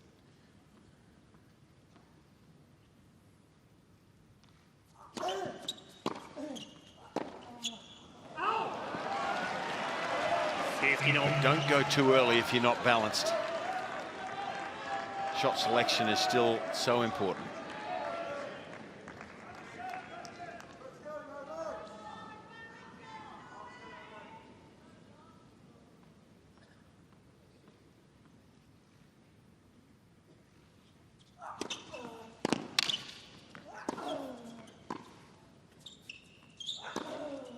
Out. Mr. Thiem. So many players would have tried to run into the space after what was a terrific serve from Dominic Thiem, but not Novak Djokovic. Well, I just wonder if he made the wrong choice on the first forehand. He went back across court into the Novak forehand wing, and the second shot, Novak was covering a lot more, so he had to go for the line and overplayed it.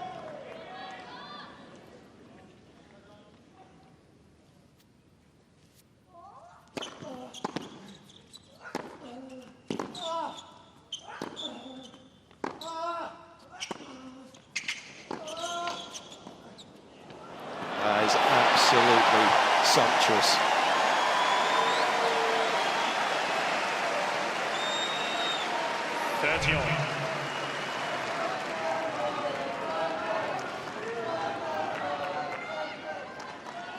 All these years of competition, all these tournament wins and disappointments, it steals you for this. He's not overawed at all here, Thiem, right now.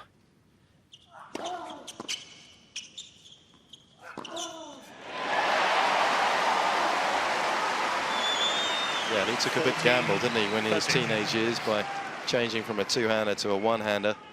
He was the best player in Austria with a two hands, but he didn't feel as though it was a good enough shot for him long-term. A couple of years, dropped down to about 15 in the country. He said they were some awkward times for him, wondering whether he'd done the right thing.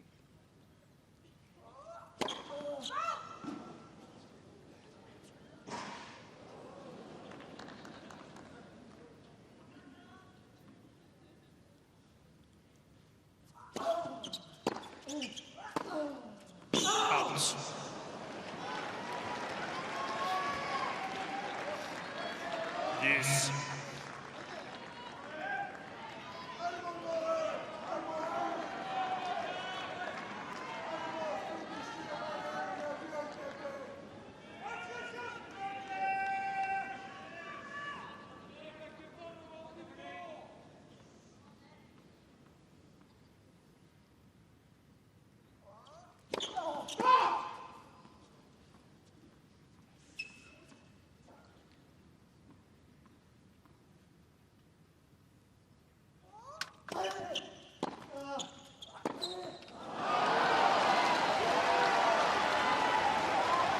Again, still doesn't have the reliability on that shot down the line.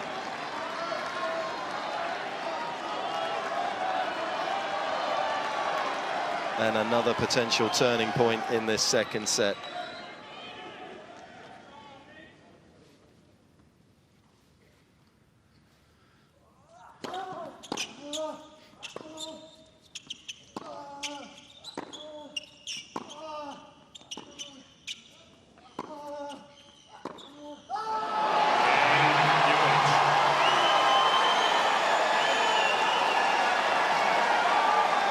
made a couple of wrong choices, didn't he, in retrospect there. Djokovic didn't do a lot in that game to break. 4 games on.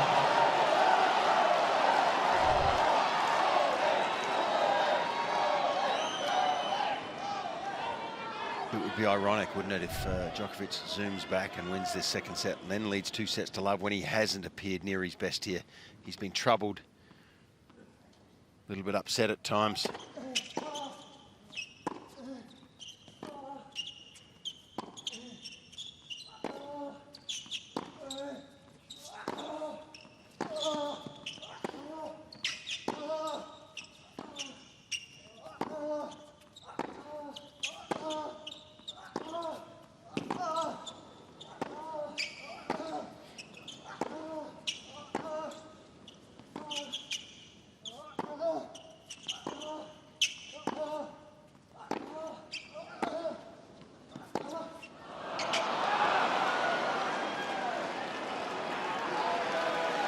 Djokovic can feel it turning back towards him.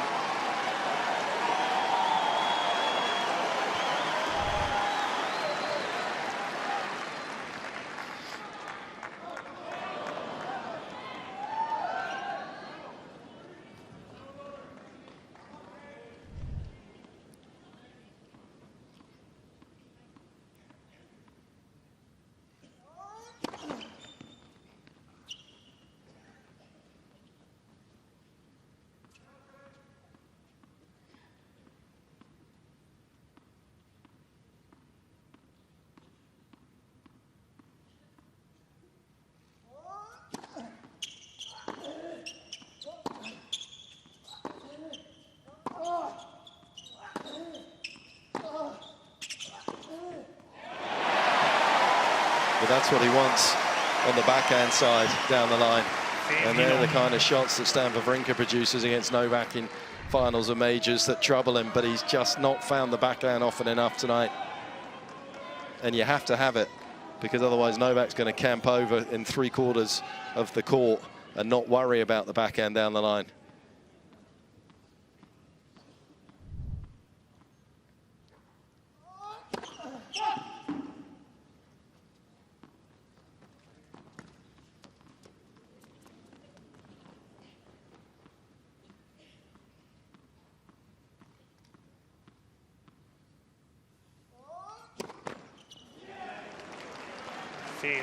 Touching. He's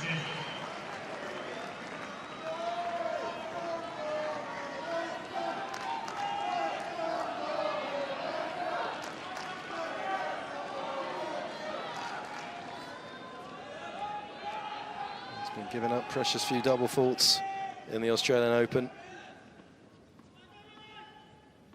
The main one's coming in the opening couple of rounds. He served 3 in the first round, 5 in the second round. Warning, Mr. Djokovic. Well, that'll annoy Novak too.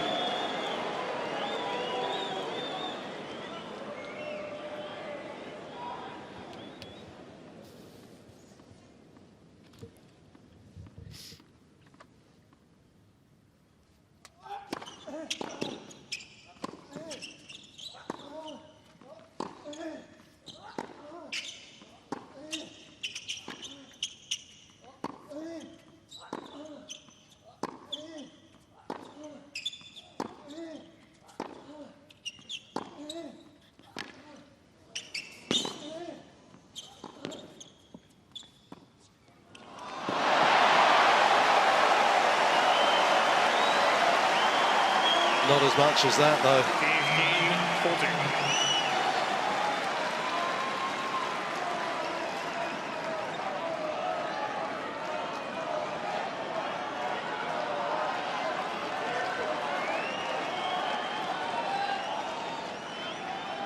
This is an unexpected outcome in this game. 2 break points for Thiem.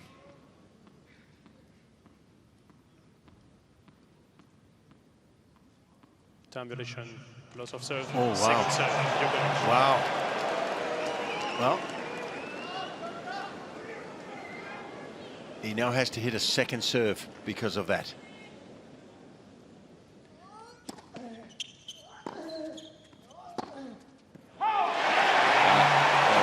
concentration. Big moment, pitch.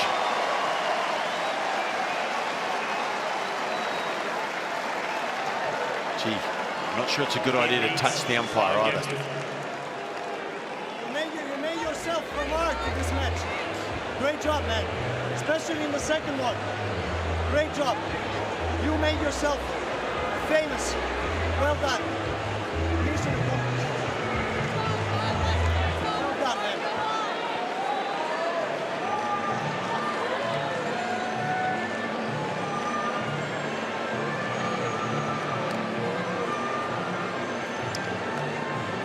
You know, it's been interesting. He sort of, as we see him touch the foot here, Damien. The second one kind of came because he kind of got the ball bounce wrong, didn't he? And then it kind of ticked down to 0, which is what I think Novak's complaining about. I mean, it's always a fine line, you know. If you push the envelope too often, you're going to get called. So you're better off not pushing the envelope. Just start with 5 seconds to go most of the time, and then you'll never get in this situation. But gee, it happened at a big moment. Some people think there should be more sort of more of a judgment call from the umpire, just to give him the benefit of the doubt. But if you go by the rules, what can the umpire do? That's a big turning point. Wow. Still don't know why Rafa and Novak and players that are getting close to it don't just throw the ball up. It stops the clock.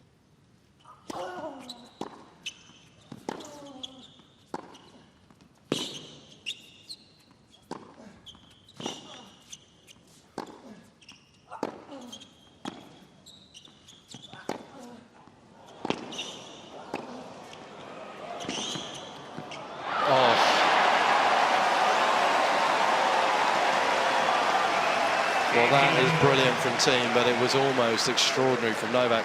The one step he took was absolutely gigantic, and he still managed to be on balance to hit this. Just watch Novak's footwork here. Look at this step coming up. Wouldn't have surprised anyone to see that go in, by the way, either.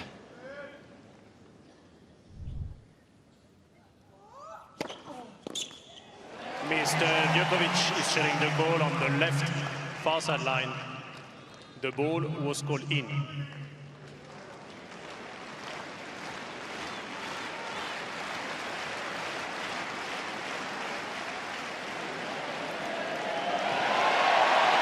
So things going against Novak, and it feels like he's against this whole stadium now.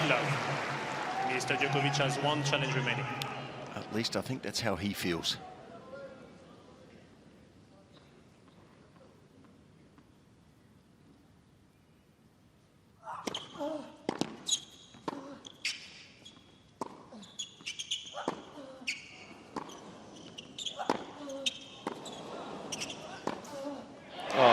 Can't hit a ball any better than that.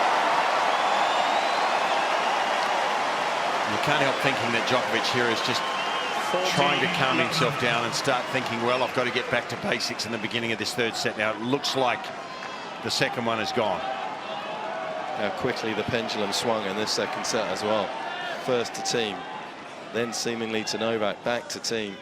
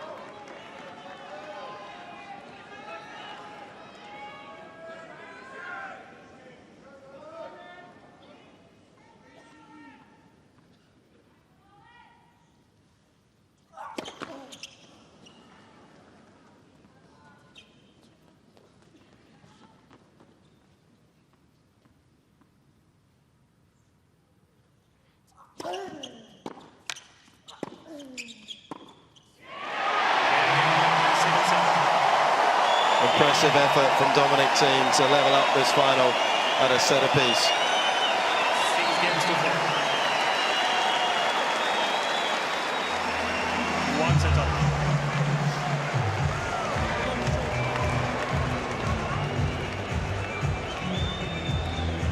calm himself down, I think, is exactly what Novak's planning to do as he takes his leave of the court to change. And he'll be hoping to change the direction of some of these rallies. 13 winners, 11 unforced for Thiem in that second set. Both players' first serve percentages coming down a bit. That was to be expected. It was extraordinarily high in the opening set. But a kind of set of tennis that we love to watch. Chances on both sides of the net. And both players doing very well on the net points, which they have done in the last couple of rounds as well.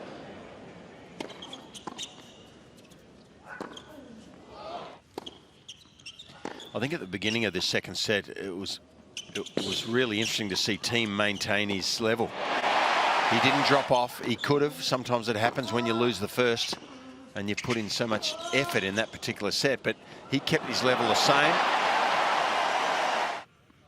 He imposed pressure on Djokovic, and it was Djokovic who seemed to drop off the pace slightly, and this hurt him, and this will be a storyline afterwards.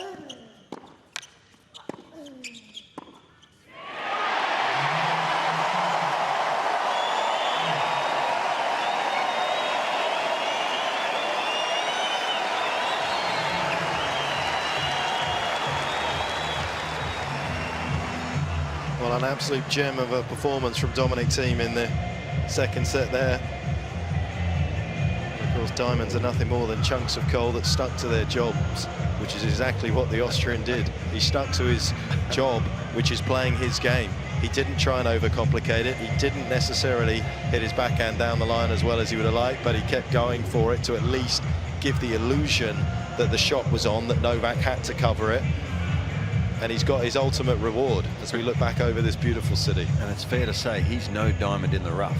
No. He's Dominic Thiem. He is a serious ball player. And right now, you know, you look at him and physically, you look like he could play another 3 hours here, which he could. No, I'm not worried about it. I was never worried about him coming in here physically. Whether he's played 6 hours more or 10 hours more, he is a supreme athlete in terms of endurance, speed, power, all of those things. So ultimately, it comes down to Fitzy, whether his skill level was going to be high enough today to match Novak on a hard court. We know he's had the success in recent meetings, winning out of 4 out of 5, but you know, the big three have been so dominant, winning the last dozen slams, is because their level is simply better than everybody else's in general. And it hasn't been a lack of desire or will from this next gen, lost gen, whatever gen. It's just they're not as good tennis players. But what we're seeing tonight at the moment is that Dominic Thiem, where we are in this match, is Novak's equal right now. Yeah, he's continuing to improve. It's the best result he's ever had on a hard court. So he's incorporating that style of game, that all-court game that he's shown us here in the last few rounds particularly. It's what he needs to win a major on this surface. He's a real chance now, but a long, long way to go. And Djokovic has taken an extended time off the court here to try to really settle himself down, I'm sure.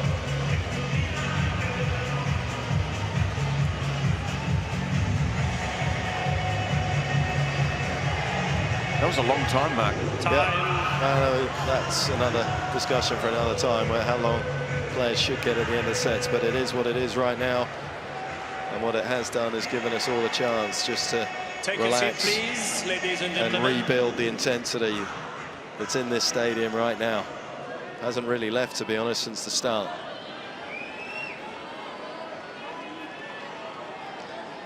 Third set. Djokovic to serve.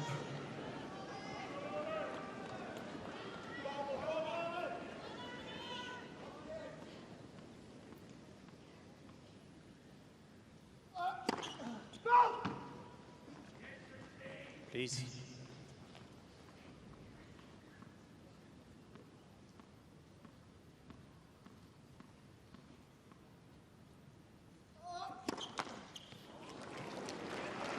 Love 15.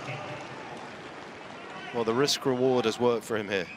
He's been winning 56% of his second serve points, going for this bigger second serve in Australia. He's undefeated, of course, taking Serbia through to win the inaugural ATP Cup.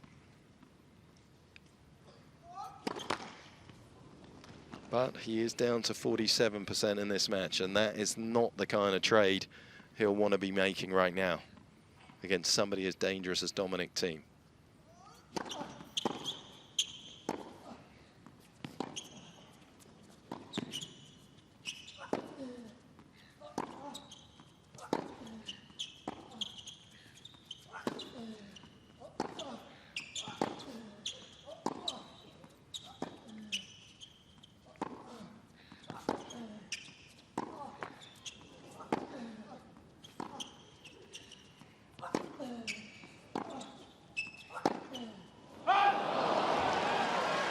Still can't find it. He hesitated a number of times, you felt, in that rally. He didn't want to pull the trigger on it. He finally did. He's prickly, though, isn't he, Novak? Very. Annoyed at the ball kid there.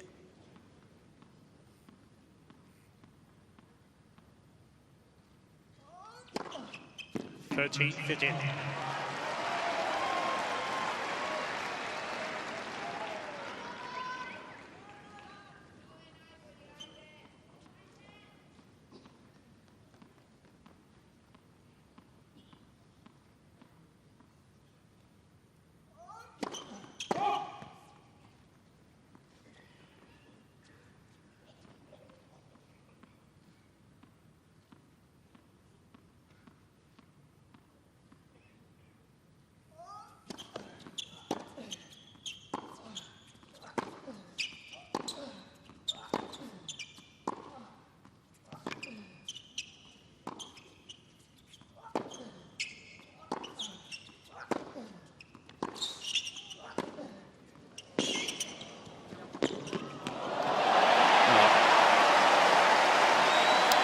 So impressed with the way he now comes forward, finishes points in different ways, Thiem.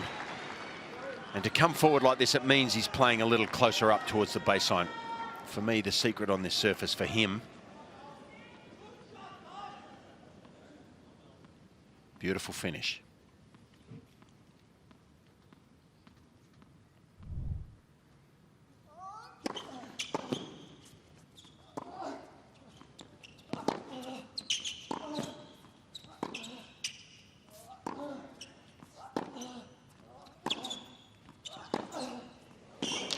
He's making his move, is he?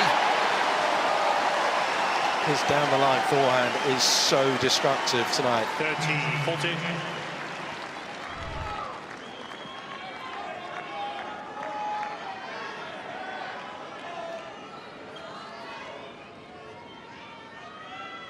Djokovic looks almost like he's a little bit wounded in terms of energy levels here, but that's possibly when he's at his most dangerous too.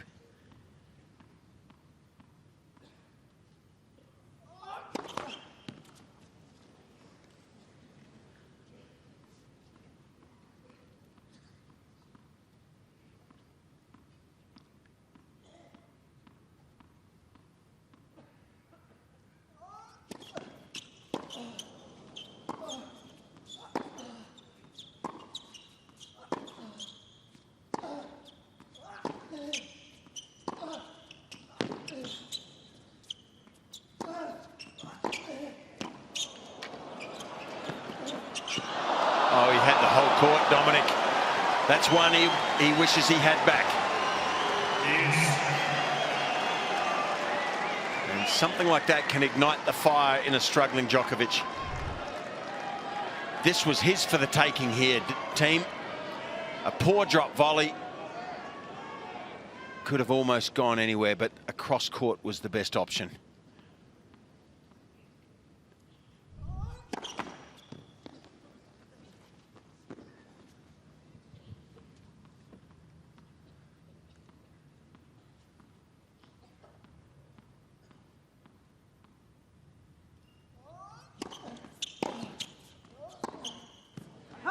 He's got another chance to rectify the wrong.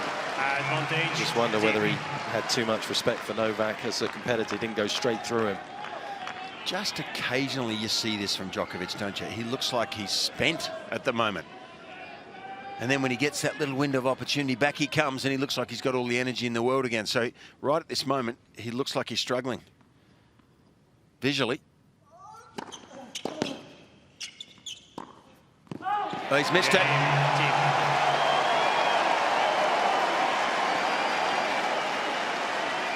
And a miss from Thiem on the previous break point that could have sat with him for a while has been banished and erased. And it's only positive thoughts that are cascading through the Austrian's mind right now.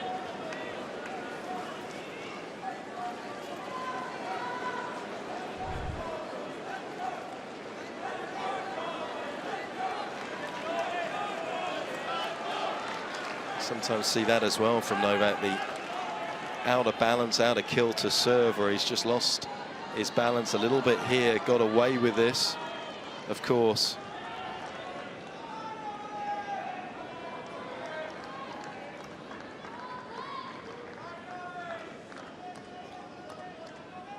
Well, he does look disheveled at times. It's a strange phenomenon with him.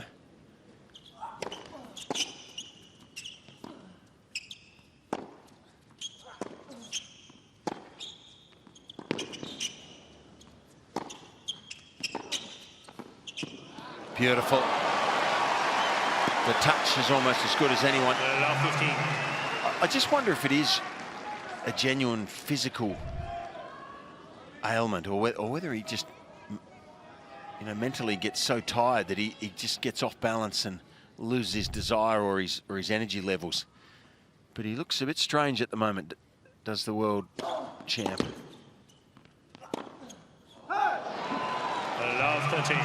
It's actually a tribute to the way that Thiem has played, that despite not having his backhand down the line, he is actually in front in this match for the moment.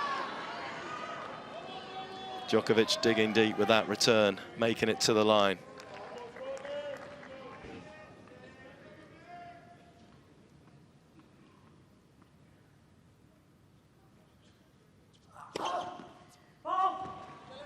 Mr. Thiem is challenging the call on the right far sideline. The ball was called out. Djokovic looks confident, doesn't he?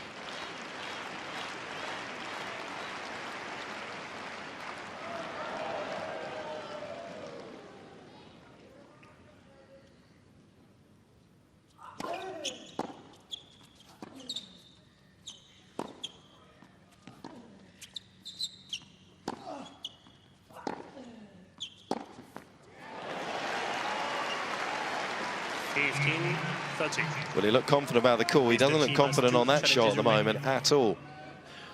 I can't help thinking, though, that if Thiem's to continue here looking good, he needs to play well now. I mean, he's played so well so far. He has to maintain that while Djokovic is struggling, whether it be physically or in his mind. Thiem can't afford to drop off. Needs to press home this advantage from his point of view.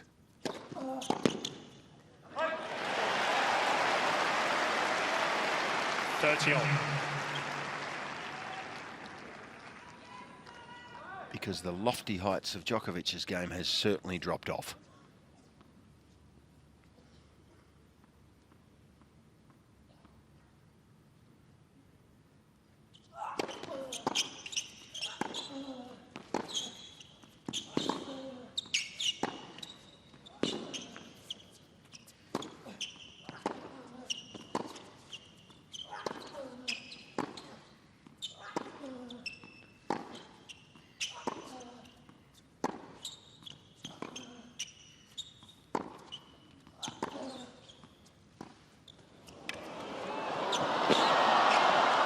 Incredible drop shot.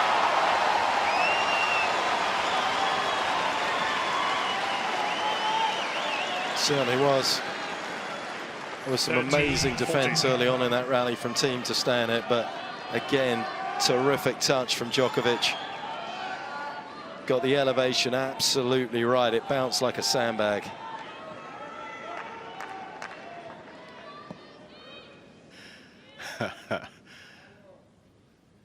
The analogy of it all.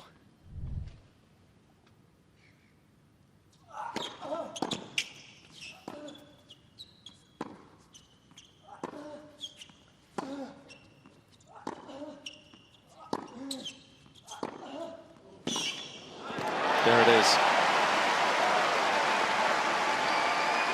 Well, this is Thiem's chance for me. Djokovic struggling. Thiem knows it. If he can maintain his level here and hold here and play well for the next 10 or 15 minutes, will go a long way to taking him to a 2-1 lead. A lot of ifs.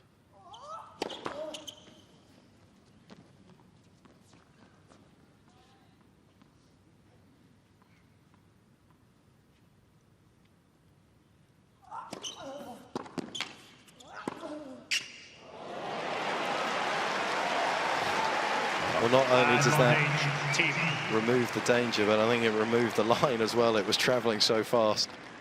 Well, I've always thought Rafa's had the best down the line forehand, probably. This is almost its equal now, isn't it?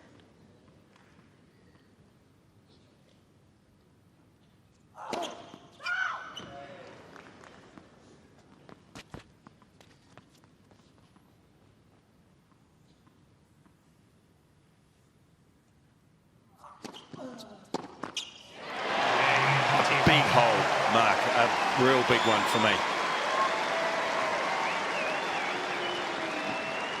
No, I agree with you. I think more importantly, it was a lovely camera angle we saw from the net there of Novak just being a little bit off centre, not having to worry about the backhand down the line. And the one that Dominic made on the break point, you could see Djokovic was a little late getting there. If he has to start covering that as well, he's going to be in even more trouble.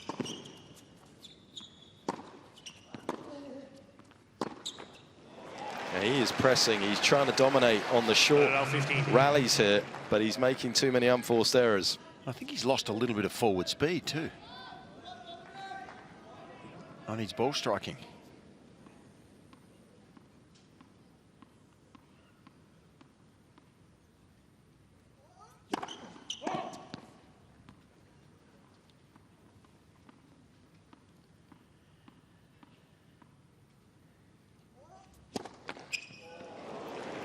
Needs to be careful here. Yeah. Love 30. Thiem is going to have uncontested ownership of this set. He's obviously on the clock as well, whether that's upsetting some of his rhythm as well. The fact that he's been given that time violation, already lost one first serve.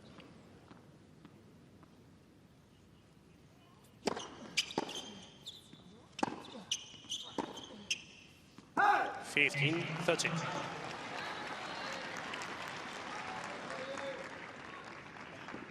Well, when one player drops off, sometimes it can act as a bit of an anchor on the opposition. They can come down with you if they're not careful.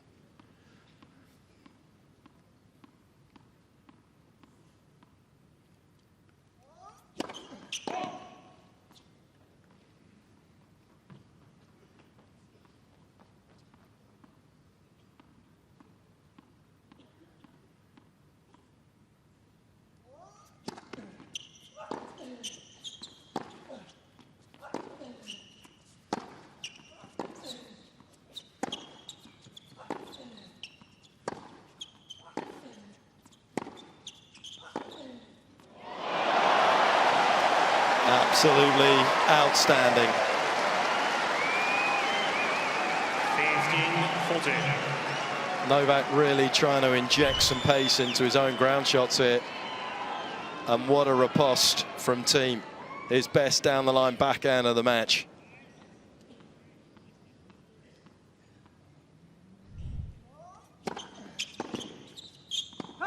Oh, gee, that was not a good call. Got to be better than that. Good overall. 15-14. First serve.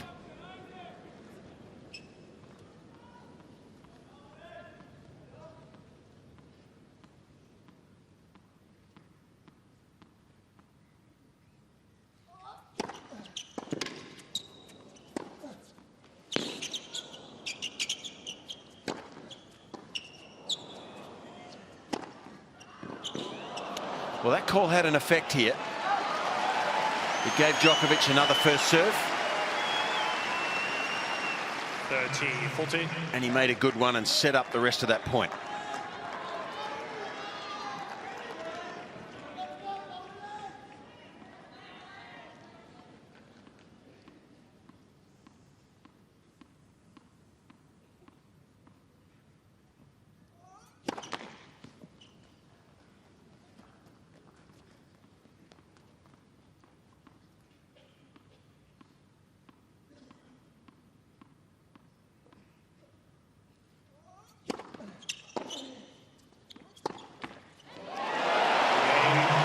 And again, another quick error. And another game. A third one in this third set from Dominic Thiem's perspective. He is up the double break. This match has been turned on its head here.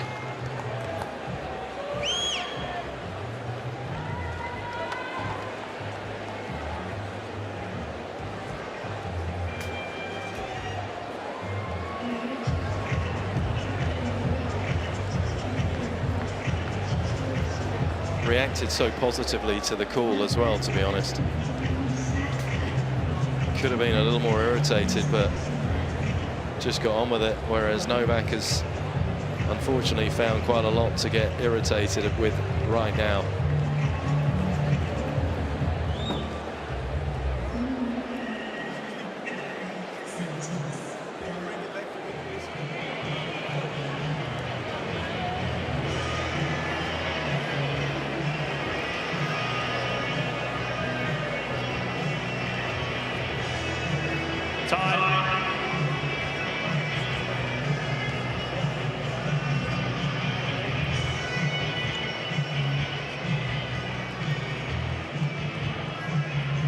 Back outside the Rod Laver Arena, heading back down into Melbourne and around back towards Melbourne Park, where a very, very interesting men's final is taking place. Yeah, this has everybody's attention now. I mean, you can see the whites in my eyes here. I didn't expect after the first set we'd be seeing a set to Thiem and then a double break early in the third.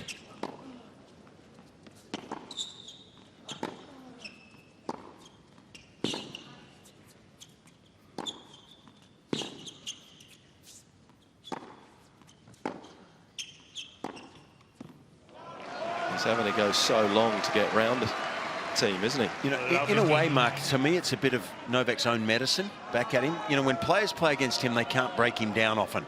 If they try to press, go in hard on either side of his body, his defense is so good and he can turn it into attack. He's struggling to break Thiem down. I mean, he hit an amazing shot then, but generally speaking, it seems like he's impenetrable at the moment, Thiem.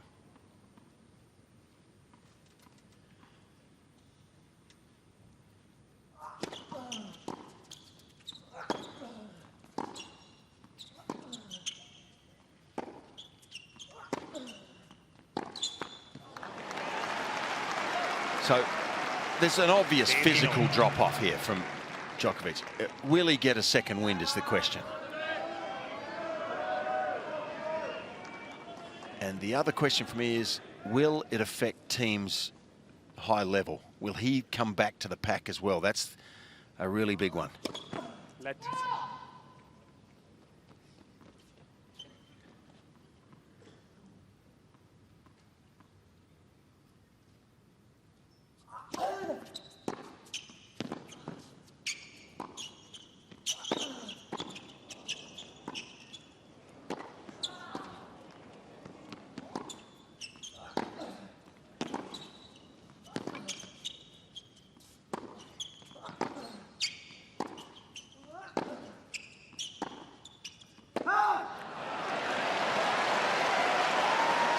This is tight. This is tight, this one. On the right baseline. This one is much closer. Novak, I think The ball was caught out. maybe suggesting the central umpire should have overruled this himself. He saw the reaction from Thiem, I think, and it looked like Thiem felt it was in. Replay the ball.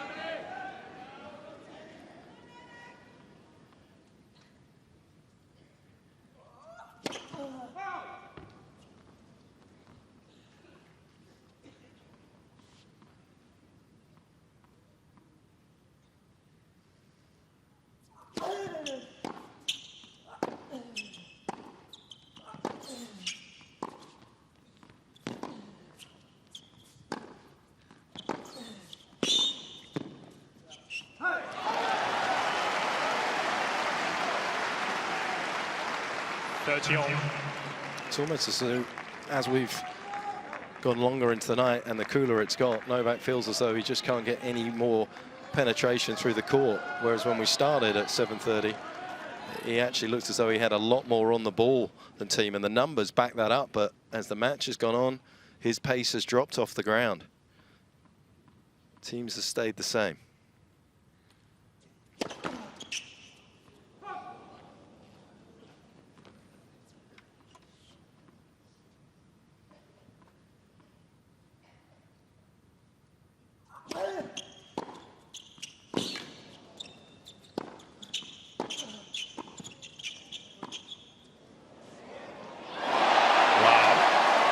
Well, right now, Djokovic has to do something different. He tried it there, but not enough penetration on the first volley.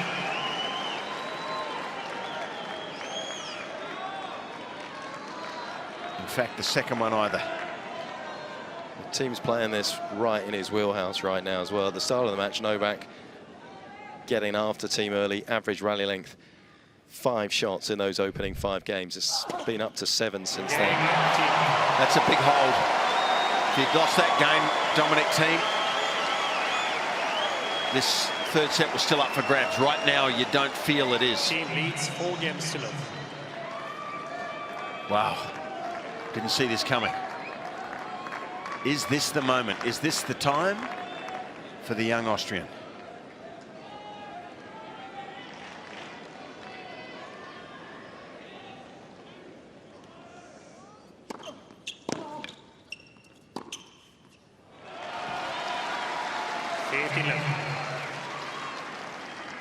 Yeah, he's shaking his legs out, which is somewhat surprising, isn't it? 2 hours and 10 minutes in, here's the guy that won Australia, playing 5 hours and then coming back and playing 6 hours. He beat Rafa Nadal here in 6 hours once in a final. He's been a warrior on this court. But he's playing with you know, a lack of real solid commitment on every point here now.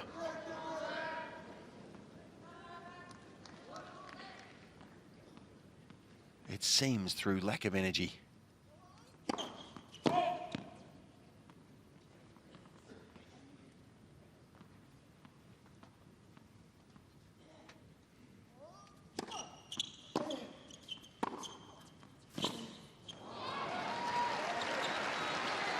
A lot of chat coming in about the extra day given to Novak as well, but as has been pointed out in the last 10 years, 4 of the men's singles champions have played the first semi-final and 6 have played the second semi, so there's actually slight advantage for the player that's had less rest.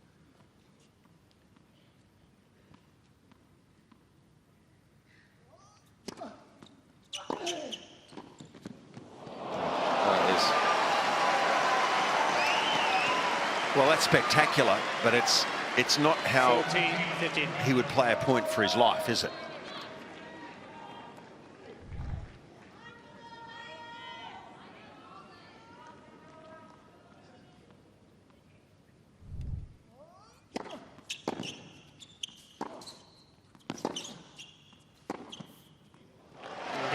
That is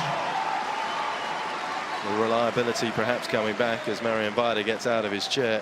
There was a little bit of a conversation with the umpire at the end of that last game. I'm not sure if Novak wants the trainer, doctor. Team very unhappy with things, 4-1. Trainer. Team leads 4 games to love.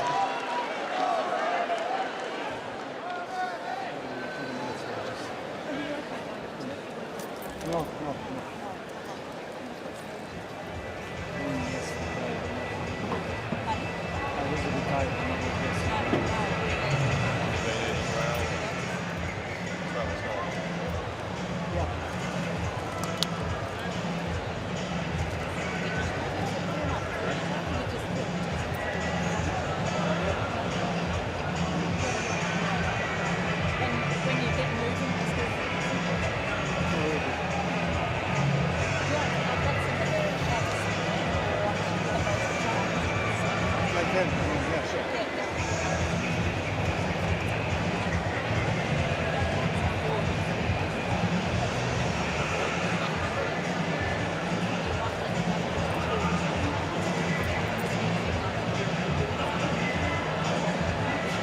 as you can see, the world number 2 is having a few issues out here physically. Doctor and trainer out. He's saying, from what we can gather, that we're only kind of partially being able to eavesdrop, that he's feeling very tired, doesn't have a lot of energy. Yeah, I don't think there's any injuries, so to speak. Yeah, it seems an energy issue. Consumed a fair bit of liquid and some food there at the change. Maybe that's just going to help him kind of condense his thoughts into the right place here and marshal all his energies into focusing on what he needs to do to overcome Thiem, who has turned around the win predictor.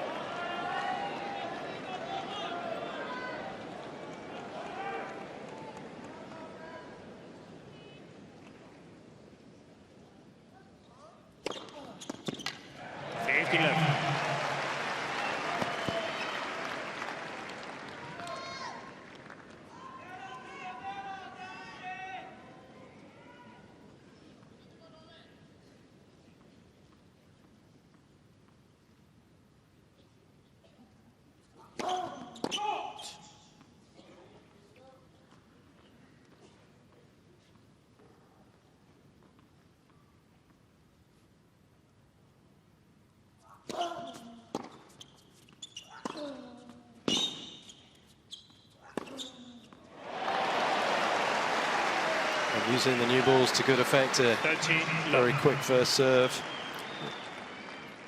Seems logical here, if he really is struggling, Novak, that he'll feel psychologically this third set is gone, and he'll be trying to get himself back into shape so that he can steel himself early in the fourth, you would think.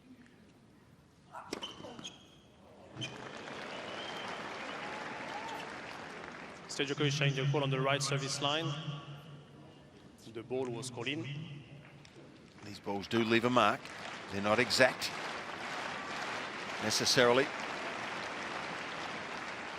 Oh, it catches it, and we're told by 3 millimeters. So for the naked eye, a difficult one to tell. 40-11.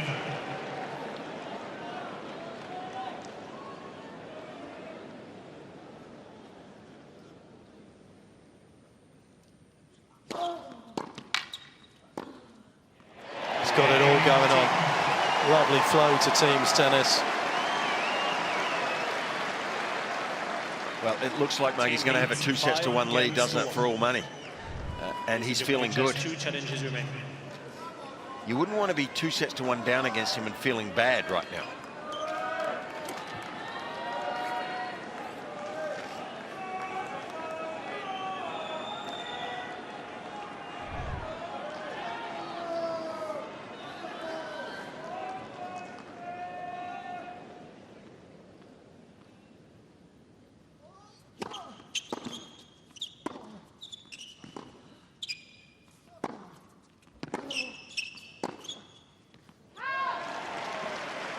Now 15.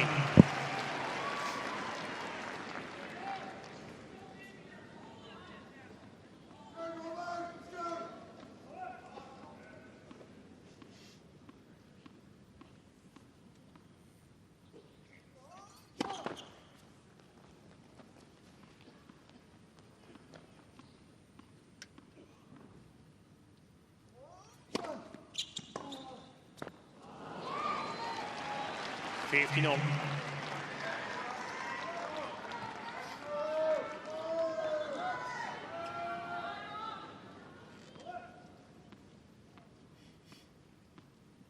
Novak's team looking a little unsure what to make of it all.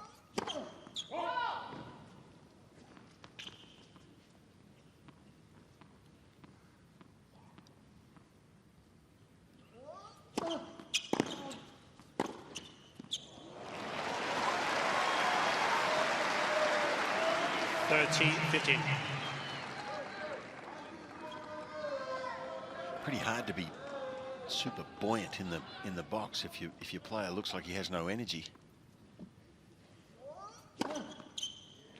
40-15.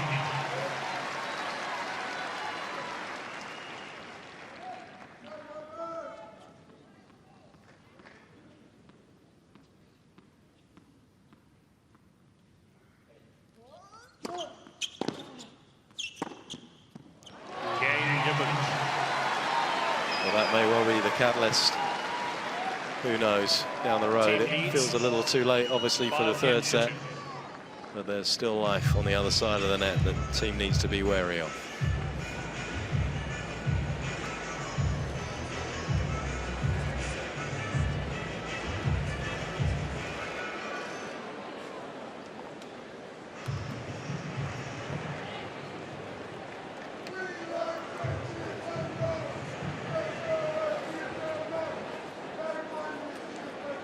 Subdued Novak Djokovic now as well. In some ways, that may be able to allow him to galvanise himself. He was so distracted for so long.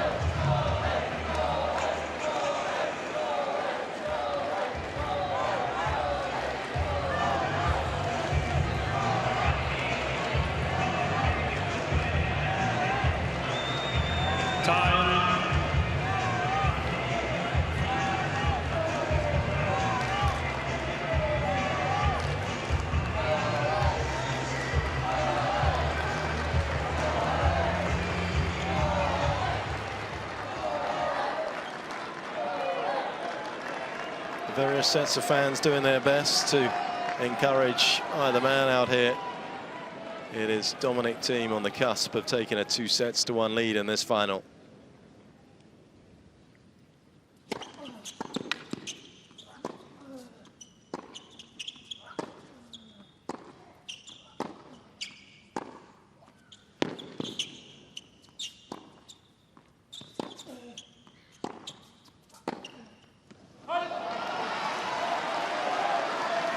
Allow 15.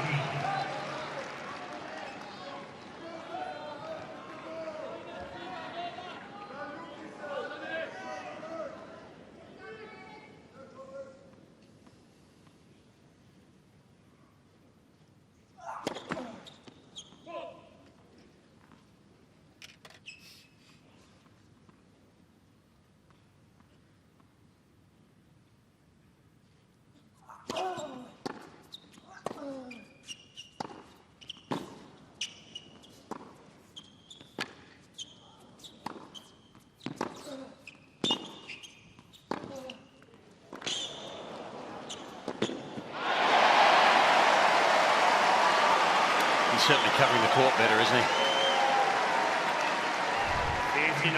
But keeping his head down here, knows that he's getting into a strong position in this match. Just trying to take each point on its own merits.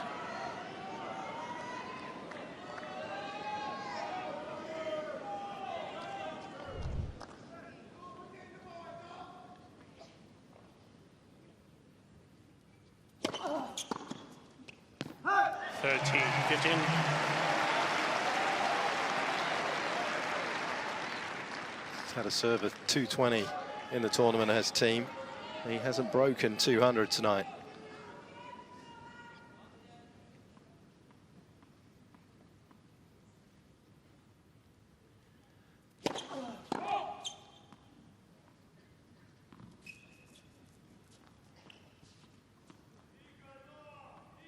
Please.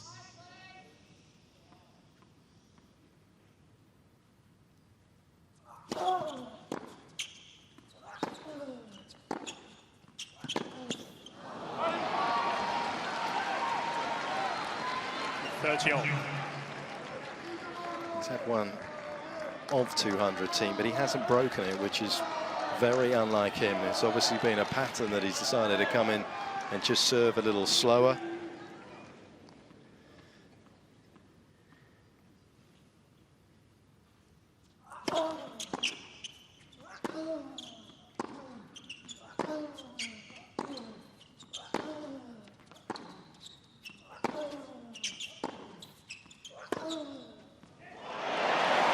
Doesn't want to give Novak too much pace on the ball to work with on the return, and it's working absolutely to a T right now for Dominic Thiem.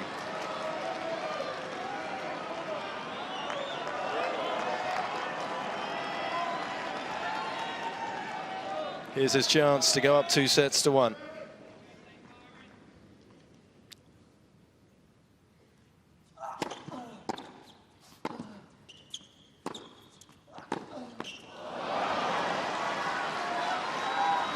Yes.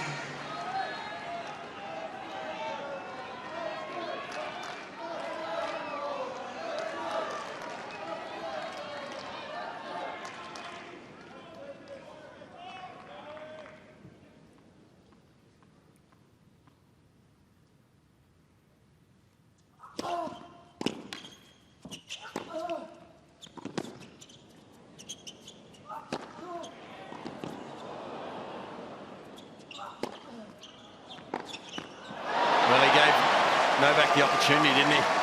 That was a tough smash, the last one particularly. Advantage, Thiem. He caught him a little, he got a little bit underneath that one and couldn't put enough on it.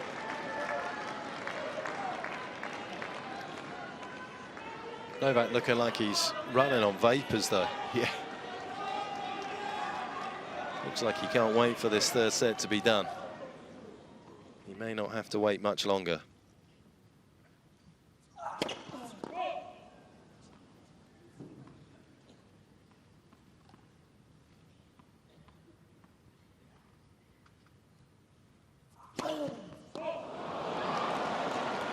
Yes.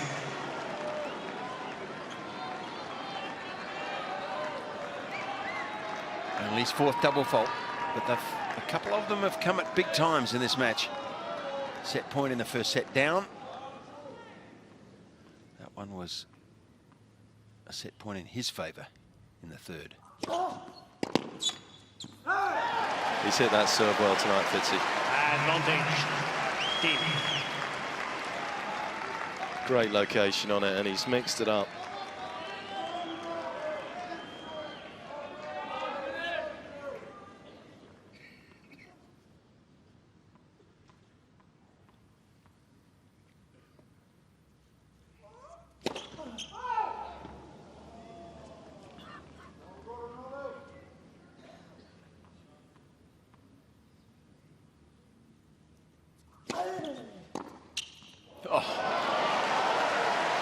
Well, that's throwing caution to the wind.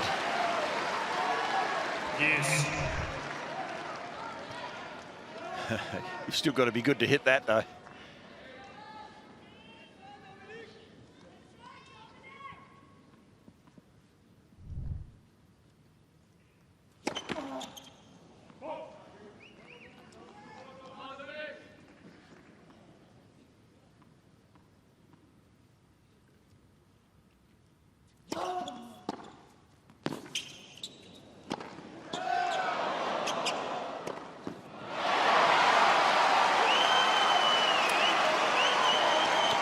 I think you've got to, on those big moments, you've got to go to the forehand if you suspect that Djokovic is going to be aggressive. Because if you go to the backhand down on that first court, the two-handed down the line is an easier shot, I think, than a wide forehand. So, and it looks like he's trying something different.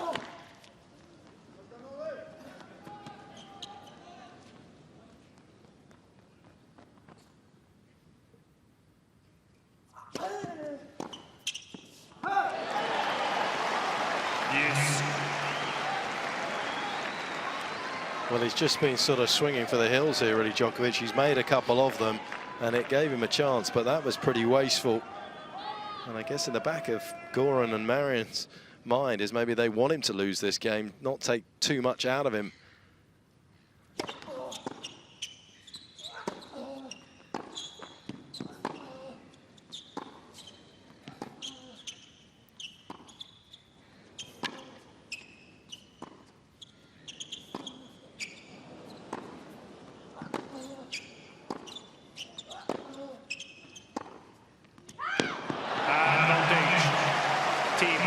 Whenever this third set finishes,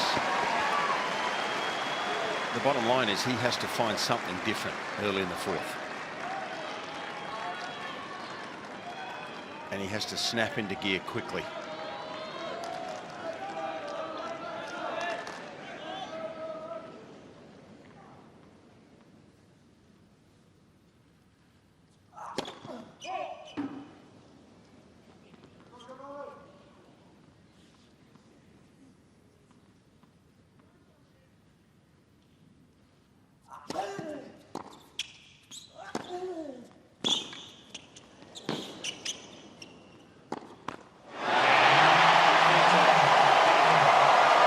2-1 to the Austrian. 6 games to 2.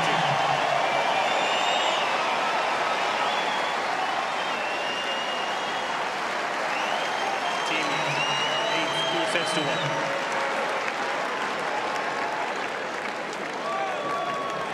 He's going off court again, huh?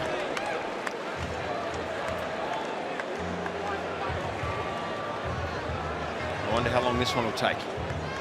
Well, this is for a medical timeout. It'd be interesting. He's going off court here. I'm not entirely sure why he's going off court.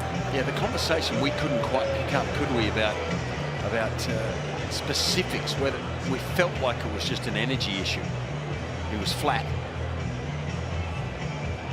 Nevertheless, he's dropped right off the pace. Thiem just continuing his level to a large degree, and there's the scoreline that tells the story in that third set. I'd like to know if, you know, if we could get somebody from the tournament to let us know what this is, because this doesn't feel like a medical timeout here, Fitzy. It feels as though he's gone off with the doctor here to do something else. Well, there was no comment, was there? There was no explanation from the central umpire.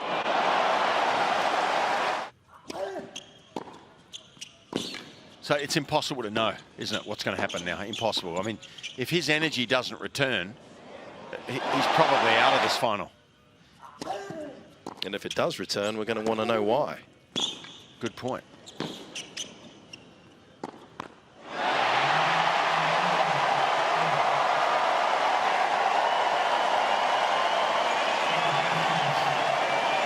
Look at that emotion. Hasn't even been a year that he's been with Nicholas Massoud, and he is 1 set away from winning a Grand Slam. Well, I want to give Gunter Bresnik some credit too here. If he's listening back home in Austria, all of the years of work with this young man, and is tonight the night. Well, we're going to be waiting a little while here. Novak has gone off the court with the doctor, trainer. We're not entirely sure what is happening there.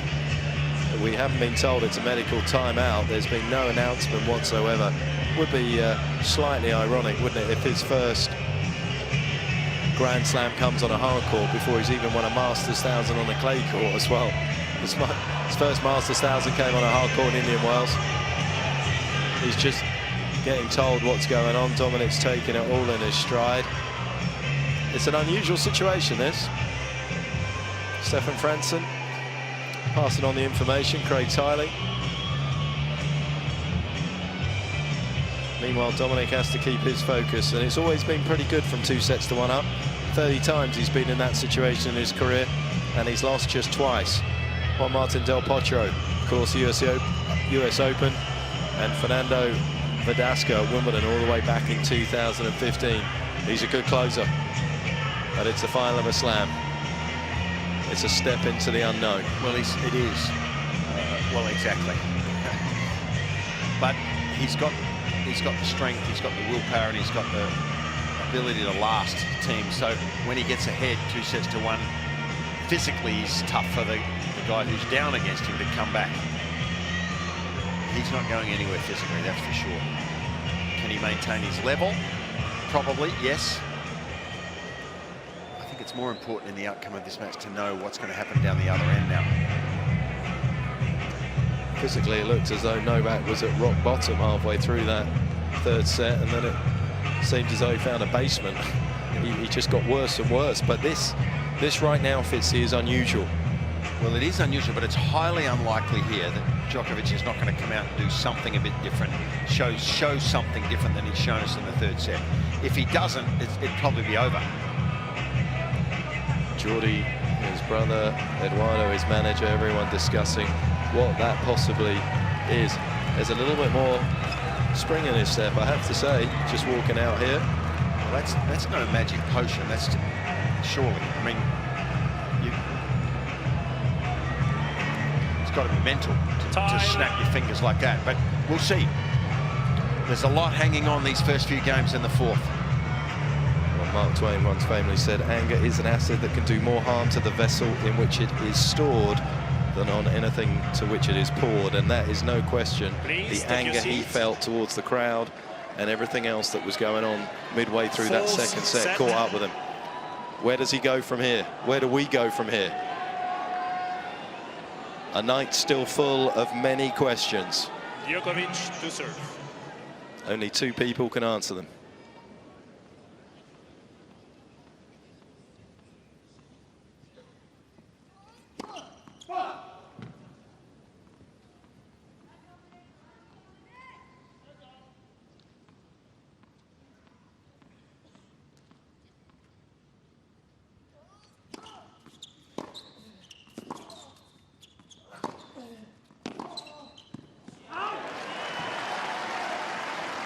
Allow 15.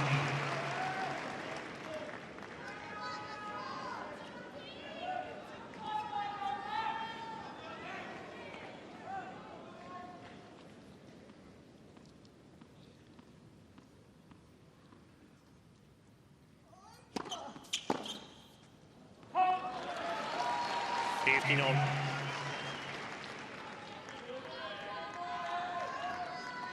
This will be telling.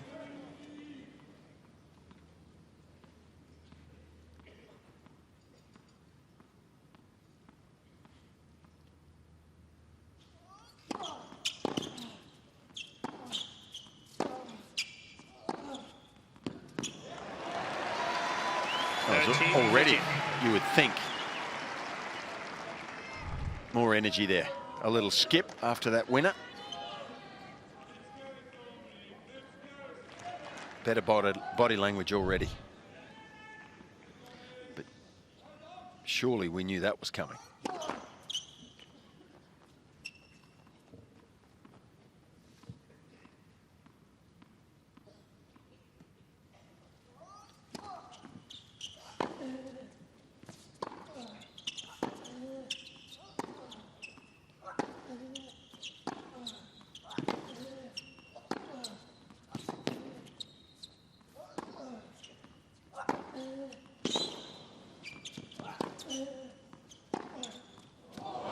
They're the best few points we've seen in a long while from him.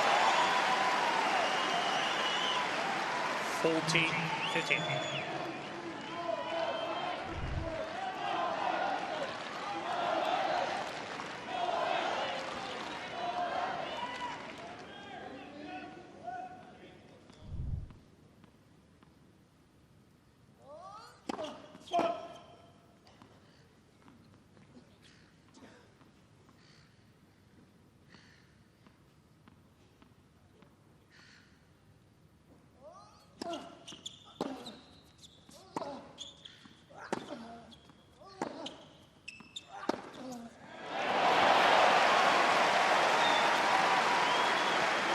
No good changing a winning game, Mark.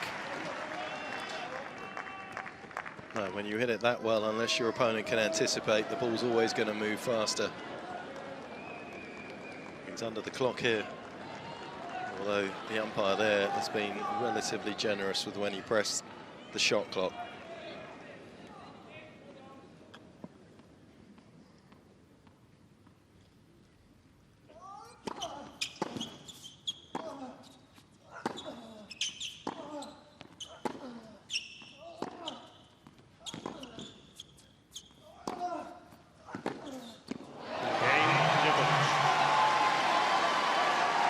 Well, he definitely looks a little more lively. First game, fourth set. Well, that had to happen. That was just a lay-down misère. He had to come out with more energy because the alternative was ugly from a results point of view. So at least he's done that. You can't help thinking there's drama here to follow.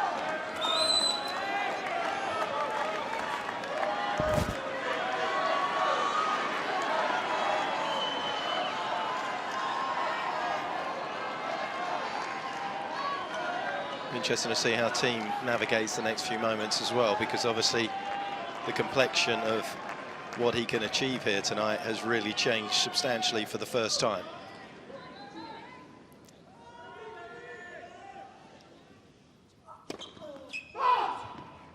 For an hour and a half, he was basically battling just to be competitive. The call on the right service line.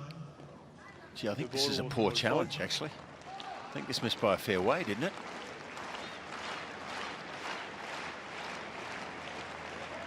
A long way.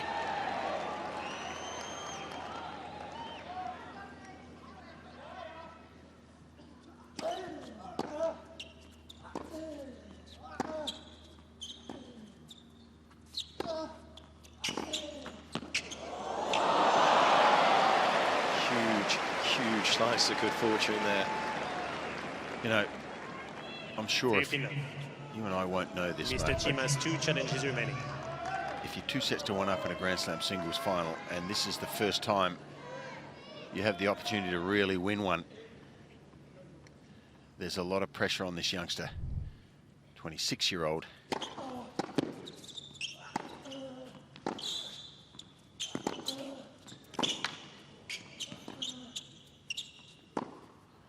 He's going to have to play well here, isn't he, Thiem? He has to, to have a mindset that he has to win this match. Not that it's going to be handed to him, it won't be.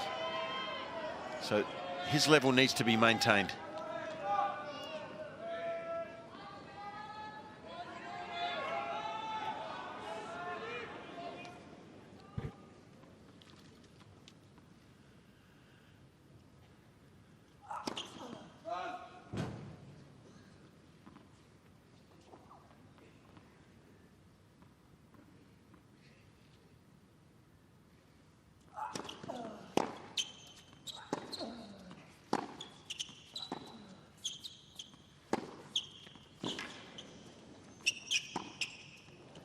Oh, what a slice. How's that for versatility in a champion? 30-15. I had no clue what was coming then. I thought for a second it was a drop shot.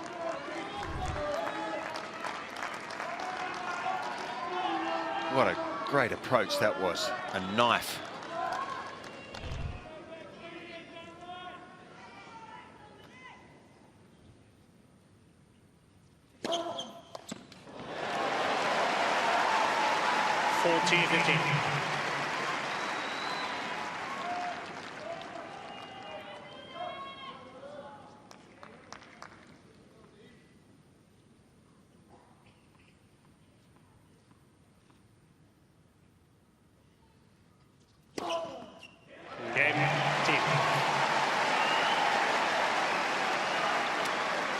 A solid response.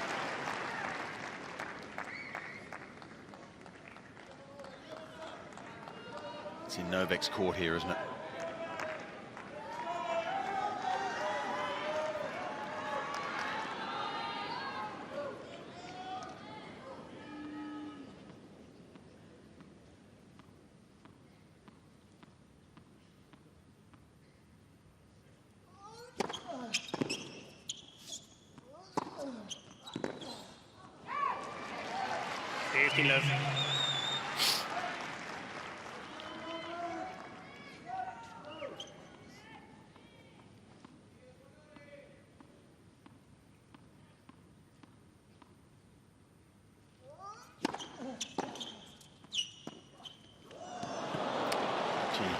That's a bad sign for me.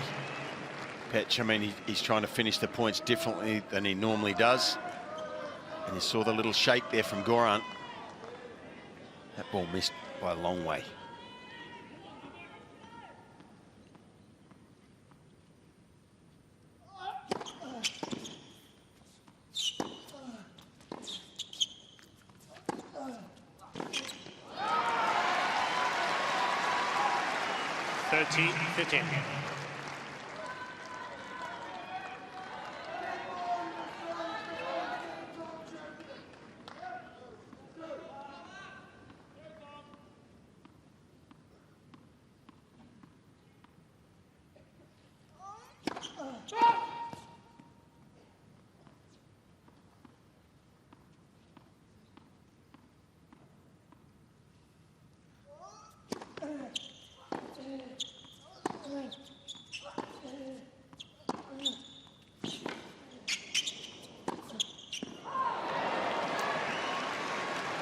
Well, you can see the leg strength and the aerobic capacity of Thiem there to defend from that far back. Djokovic had him on the ropes there, but that extra defensive effort caused this miss. There's a bit of shock in this stadium at the moment.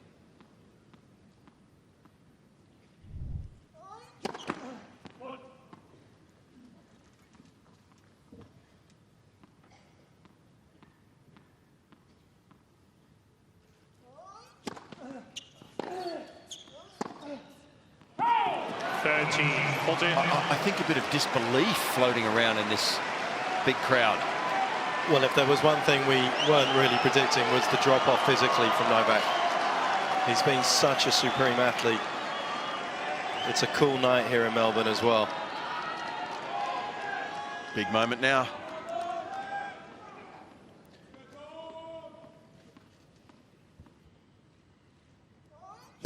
Let for service.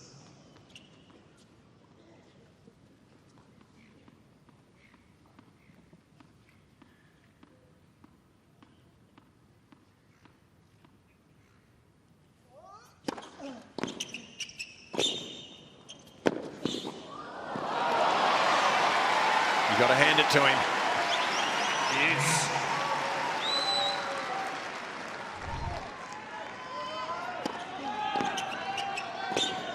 Not a 16-time Grand Slam champion for nothing.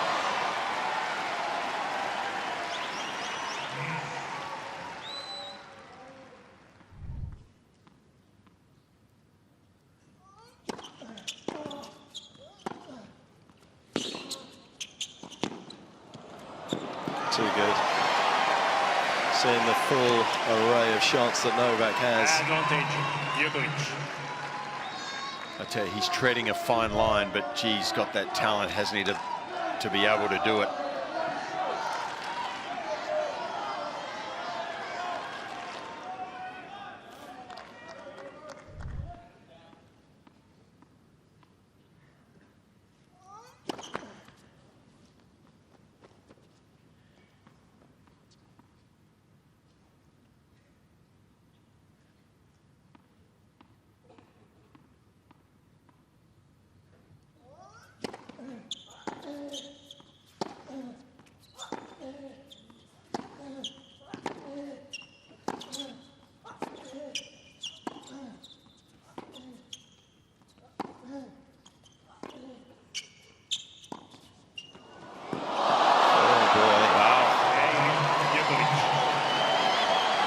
Finally, he says to the tennis god, something going my way. Certainly the scoreboard ticks over his way. 2-1, 4 set.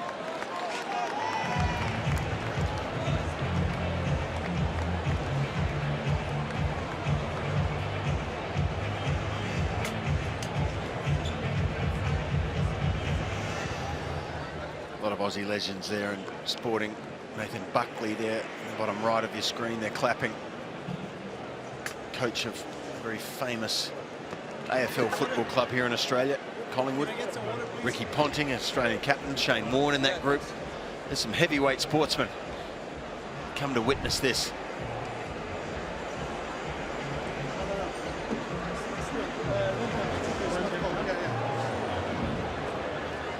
Well, is that the little break of luck that can change fortunes?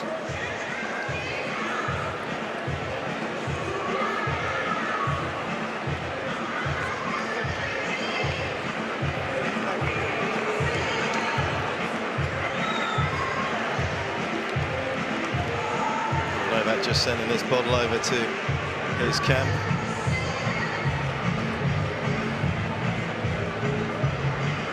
Just doing everything within their power to be able to give him the nutrients that he's obviously feeling is lacking at the moment. But you know, the longer you stay out there, Fitzy, you've been there, suddenly, miraculously, you can find a second win. Yep, absolutely. It happens. That's what he's hoping for, and from Thiem's point of view, he needs to maintain his level, because if he slips just a little bit, Djokovic is too good not to come back. On serve in the fourth.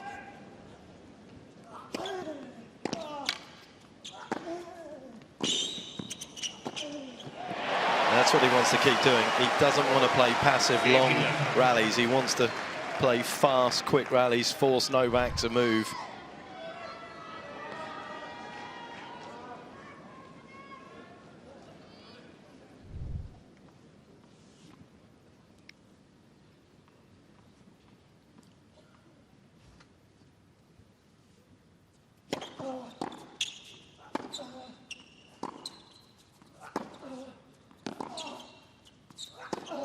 It's good. It's exactly what he wants to do. Doesn't want to lose this rhythm on the ball. Well, his movement has slowed. I mean, I know he looks awkward at the moment, Djokovic, but his first step is not as quick either, and the power there from the forehand of Thiem just is not giving. It's giving him less time than he's normally used to. Djokovic, he's usually out to that ball quicker.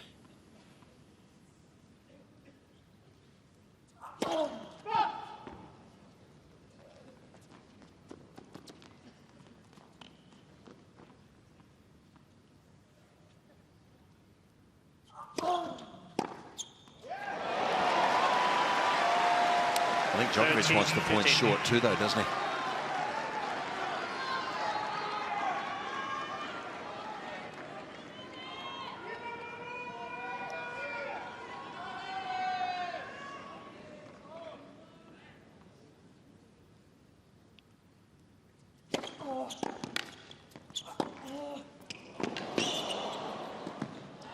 Wow, how was that backhand? Taking a risk and good enough to do it. I guess this is why it's so hard to win a Grand Slam singles title. The cumulative effect that is real over 7 matches can affect you in adverse ways.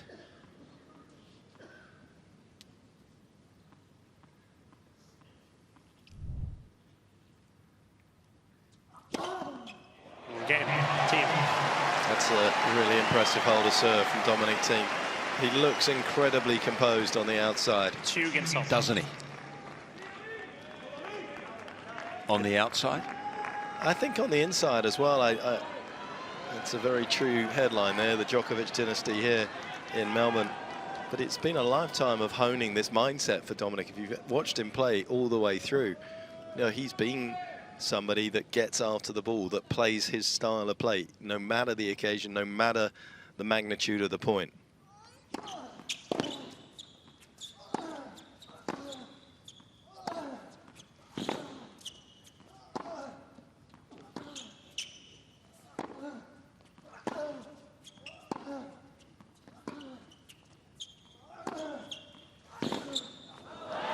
So in that regard, Fitzy, there's no second guessing himself. He knows what he needs to do, and I think he's got to stay away a little bit from those types of rallies. He's not really making headway. And he's not taking a lot out of Novak. Yeah, I think his method of play is subconscious, you know, like you say. He's been doing it for so long.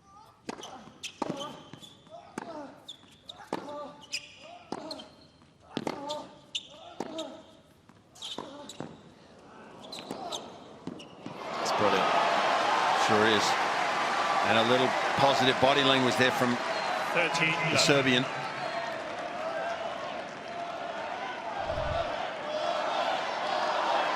And here comes the crowd too. The Serbian supporters that are here are starting to find a little bit of voice.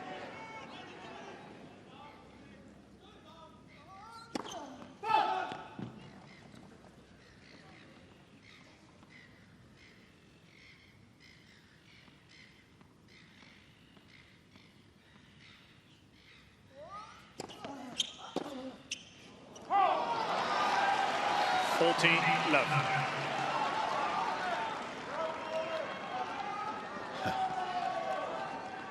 It ain't going to be easy to finish for Dominic Thiem here, is it?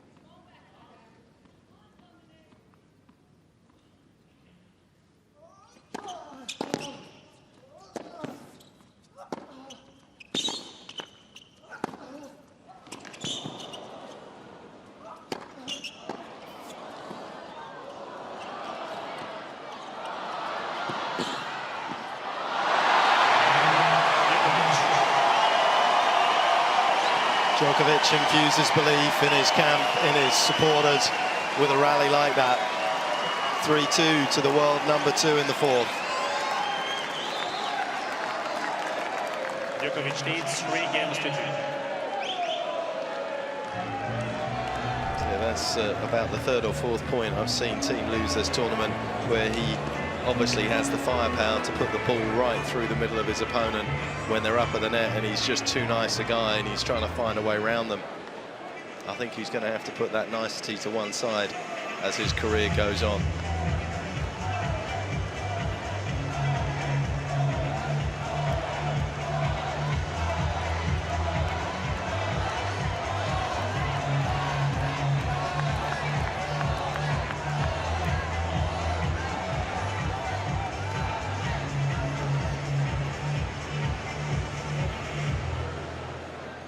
Time. Simple put away in 4D. You can see the gap. Thiem knew it was a lost cause this time.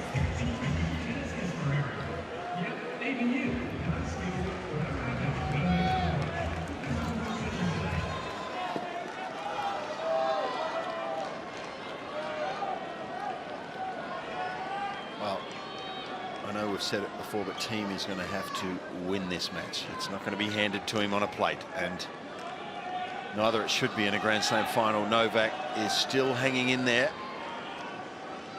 Has his nose in front in this 4th set.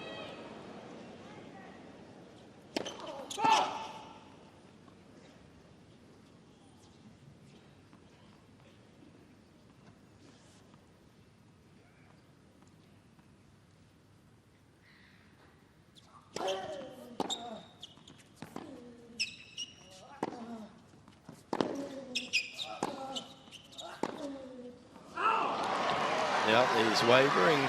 Love 15. And he's wandering, but he is still very much there.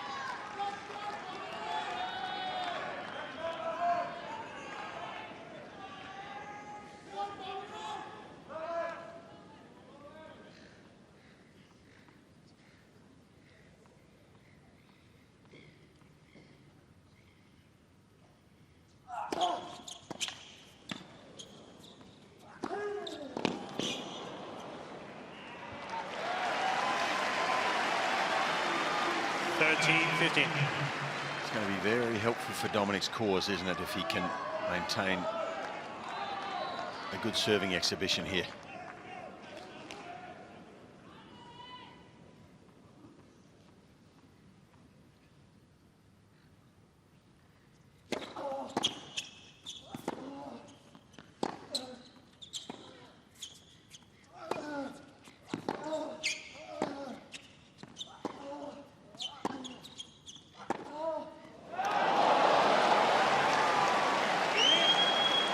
He's missed it. 30-all. Gee, sometimes that backhand down the line is it's a fine line, isn't it?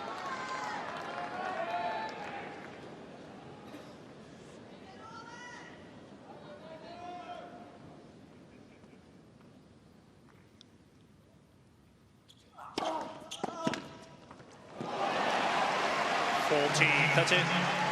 Well, you called it. You said his favourite was down the middle on this first quarter lot, Mark, and he goes to the well.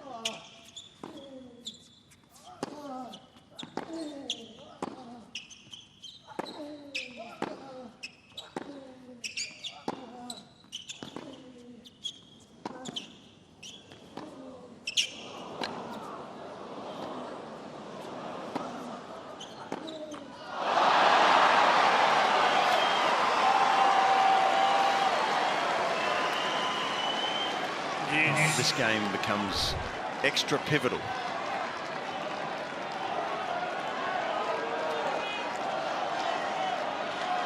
Team loses this, we might see a fifth. If he holds on, it can go a long way here to get him over the line.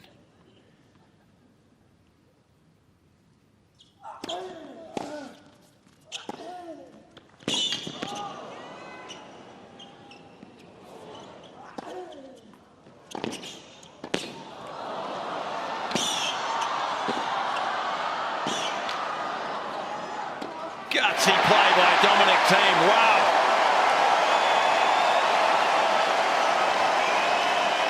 If he wins this title, we may look back at that point. That was an incredible effort.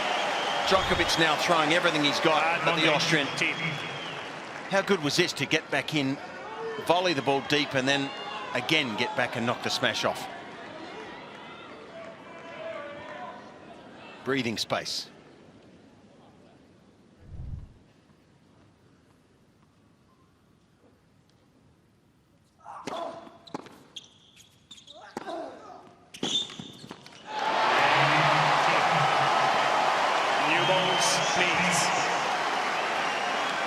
Now that asks a question, doesn't it? That hold, more important than most. And also the manner of it as well. He's all action all the time, Thiem. And he's much more than just a powerful player. He's become an all-court player.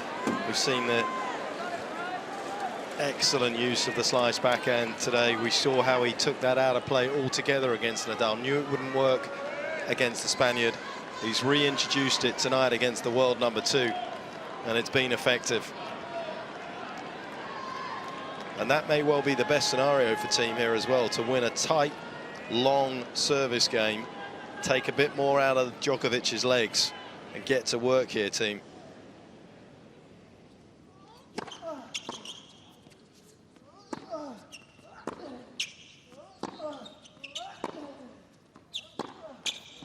Novak doesn't have the luxury of sitting down, getting his breath back, and that was a tired-looking first point. Well, it created some extra doubt too and disappointment in Djokovic to not actually break there.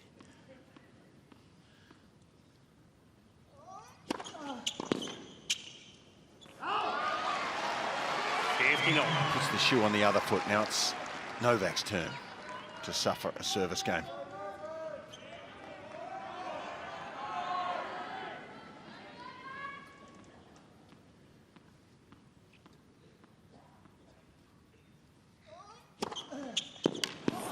New ball's helping him here. Wonderful serving.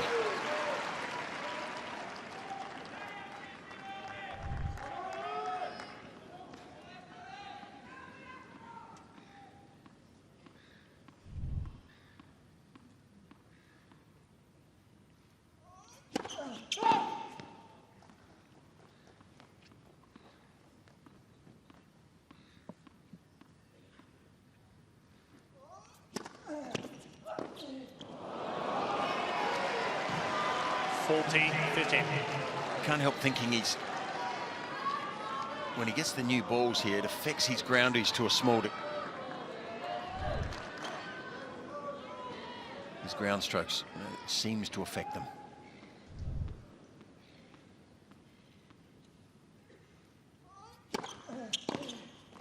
Quick game.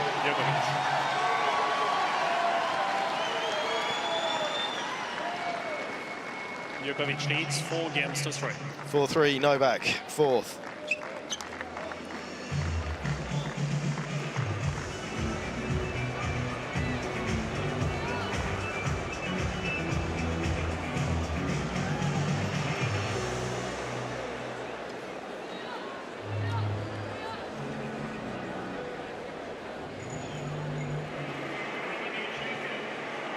Everybody's still very alert.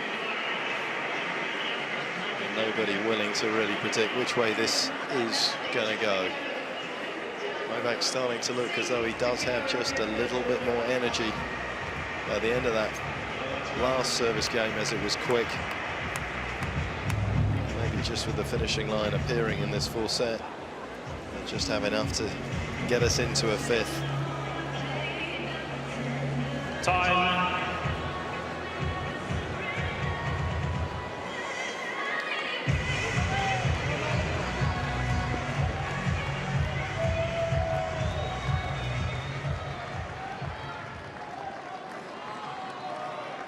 Which way will this fourth set turn?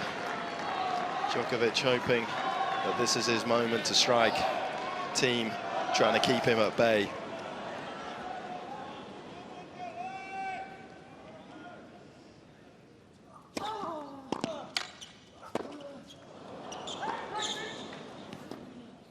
Well, that was a call for it. Yeah. And then corrected himself. Yeah. Replay the point. Well, the linesman in the end did the right thing, didn't he? And they appreciate a correction. It was a mishit from Thiem. The trajectory of the ball changes because of that. It looked probably through the air it was going to go long, but it landed on the line. Good correction. First serve.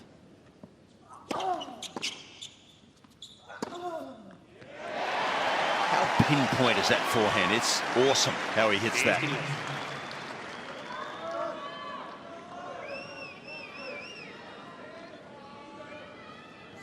And the deeper this goes into this fourth set, the less margin for error Djokovic has.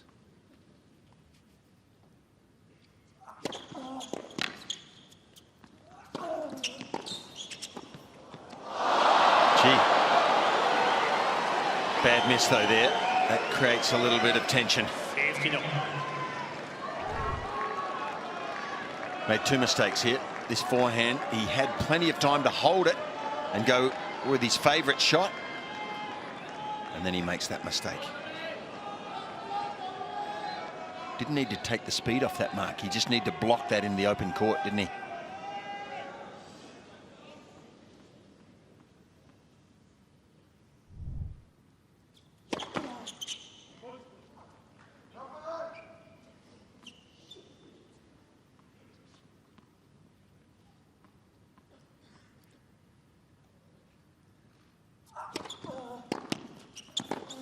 Making his move here, Novak. Well, he's moving better as well. I mean, even on the previous point, his recovery from the forehand to try and chase down the volley was impressive.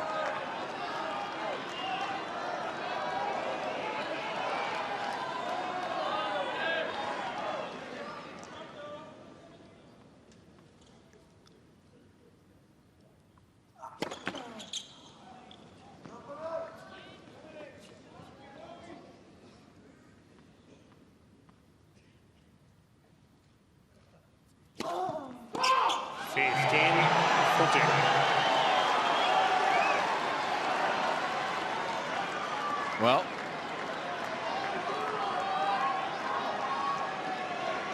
such is sport.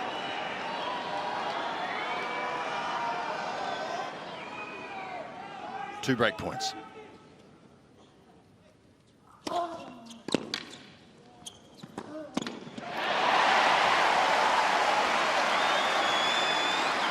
Nicely saved. 30-40. The pendulum swings though, doesn't it? Djokovic breaks here, he will find some energy. You can bet on it. If Thiem holds, he might lose a little bit.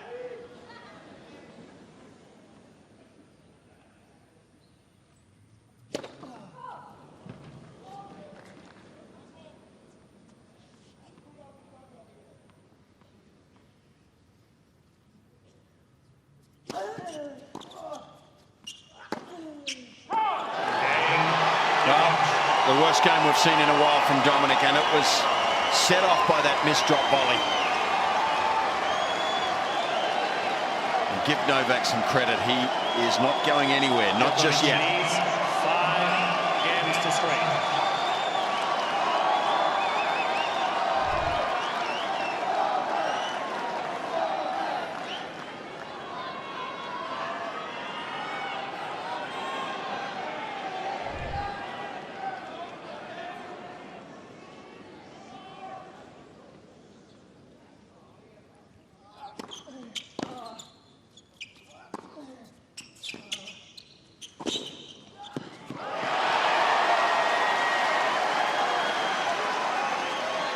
15 left.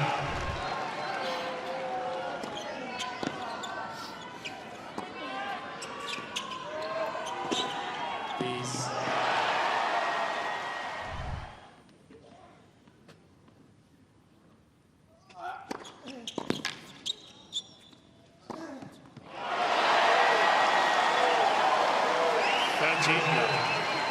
The ebbs and flows. It seemed impossible at the start of the fourth that we would be heading to a fifth.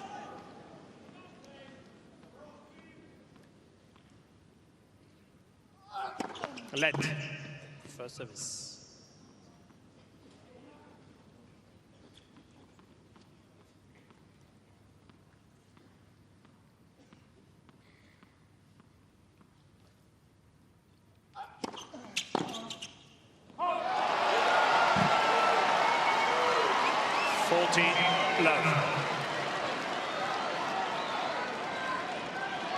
Now it is a toss of the coin, Mark.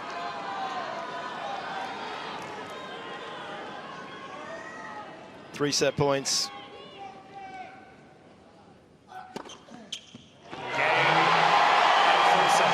And calmly as you like, Djokovic takes us into a fifth and deciding set. 2 sets up.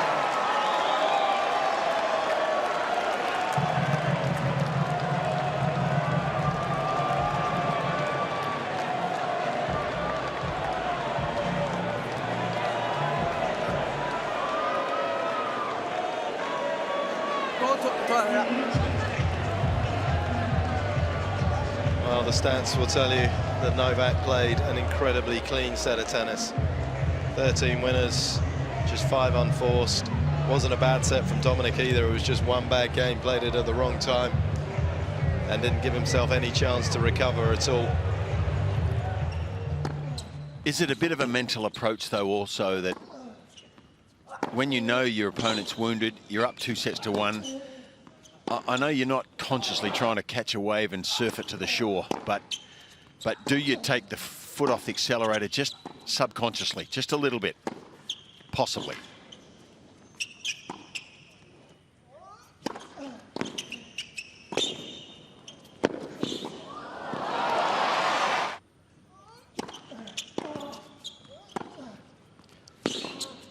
Well, these are a few highlights, and the net play so crucial for Novak, certainly early on in that fourth set, that gave him the lifeline.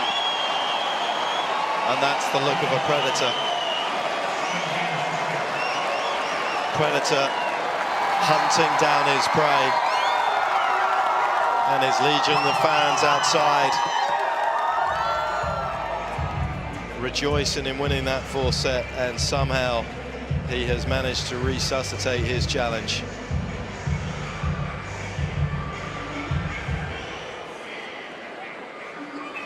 Seven titles. He's never lost when he's been in a final. He's only ever lost once in a fifth set in a final, and that was to Andy Murray, of course, in 2012 at the US Open. He's won the other 3, twice against Roger, once against Rafa. For this man, it's all new. There is no vast suitcase of memories that he's been traveling around the world for these types of moments, for those types of trophies. Take your seat, please. Everything he's worked for, everything he's dreamed of. Final set. Is about to unfold in the next 30 to 40 minutes.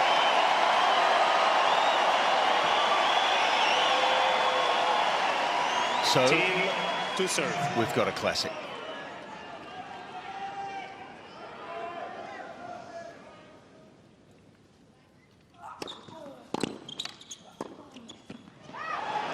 Love 15.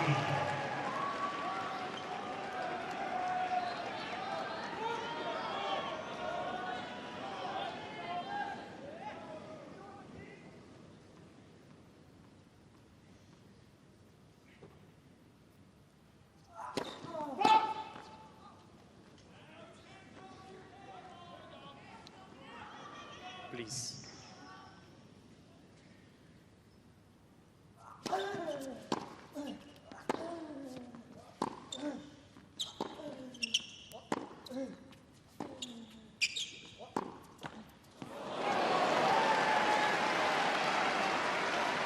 15-all.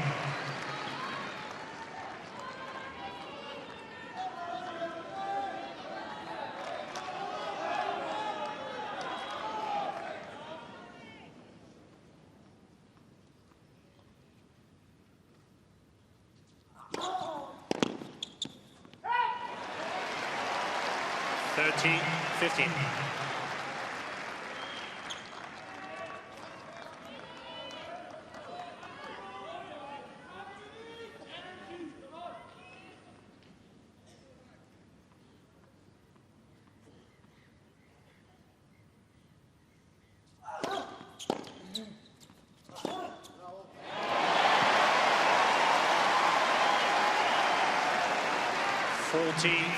Don't assume that was an easy shot either. A little bit of a miss hit from Novak, drops short.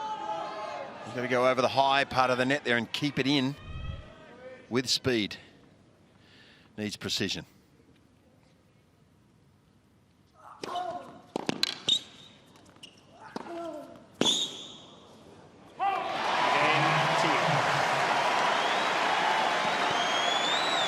Good start to the final set for Dominic Thiem.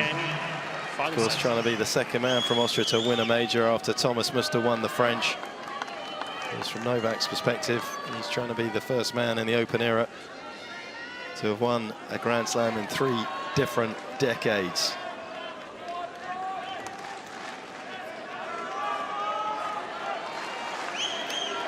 Well, right now it's fair to say that neither player is really ahead. One game maybe. There's Rocket. That's Jane Herdlicker there, tapping him on the shoulder. That's his son Rick on his left. And of course, 1960 Wimbledon champion Neil Fraser on Rick Laver's left side. They're all interested. It's got everybody's attention.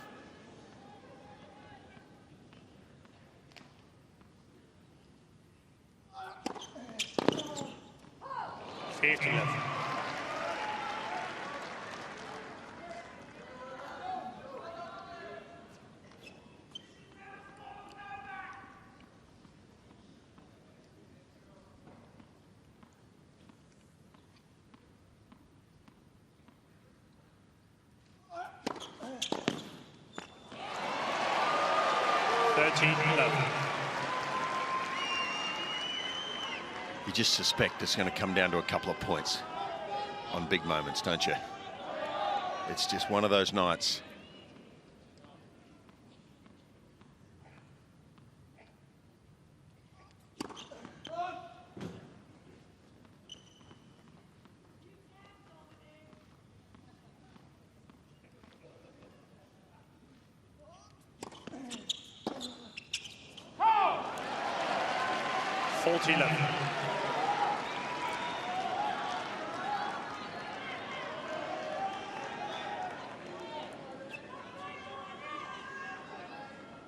Been an interesting change for Novak as the match has gone on, slowing his second serve down from how he's been performing so far at the Australian. He may have been fatigued physically, but mentally he's still been trying to compute the best way to get past the stern resistance of Dominic Thiem. Yeah, and in some ways, all of that goes out the window. When it comes to these moments, it's just all adrenaline, playing well at the right time.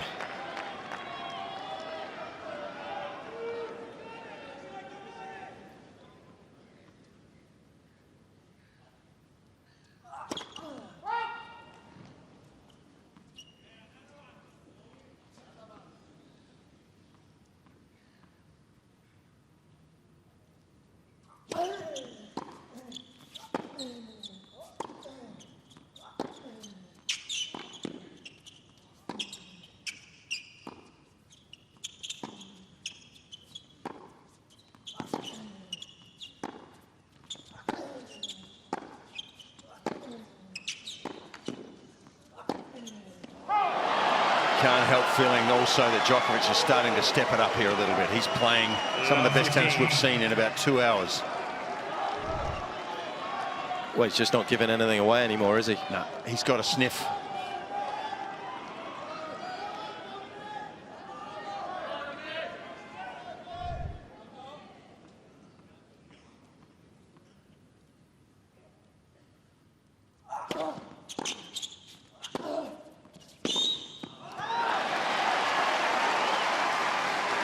Do you think there's some psychology in thinking that right now Djokovic has come back from 2-1? He thinks he's got more to gain. Thiem might think he's got a bit more to lose here. Or does that all go out the window? I think it's out the window. I mean, the huge advantage for Novak is he's already won 16 majors. Thiem's trying to get across the line for the very first time. 13-15. Which, if he gets presented with it, I think he'll take. But the question is whether he can get there or not.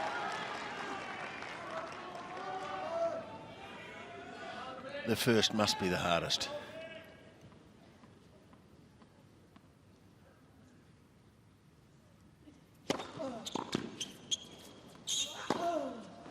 Missed it.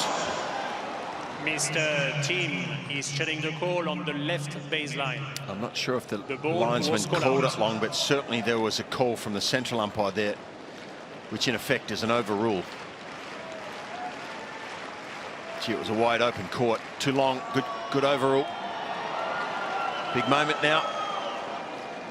30. Mr. Thiem has 2 challenges remaining.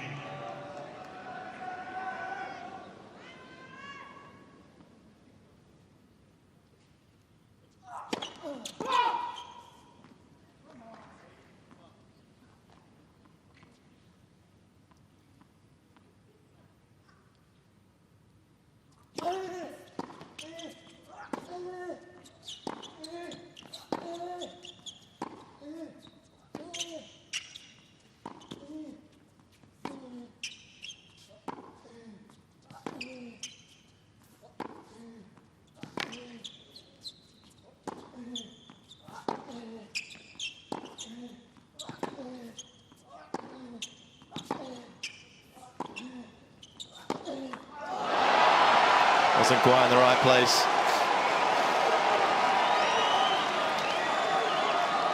Well, you're always torn because you know if you don't have a crack when you get the opportunity, the opposition will. And maybe, just maybe, that was a bit early. It possibly wasn't the right ball to go hard at. He was off balance, wasn't he? The first break point in the 5th set.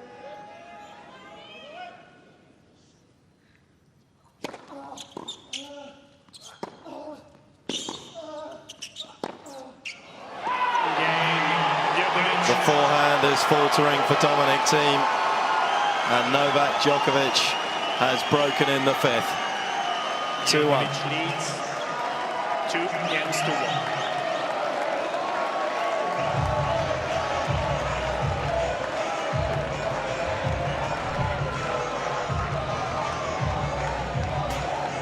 And one wonders whether it's Thiem's turn to get a little fatigued here, not getting his feet quite in the right place as he was for pretty much 3 hours.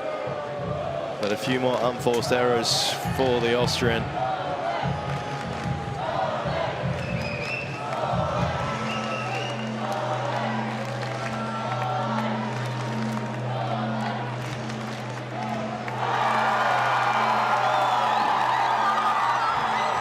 And they can sense there is an 8th title beckoning for their man.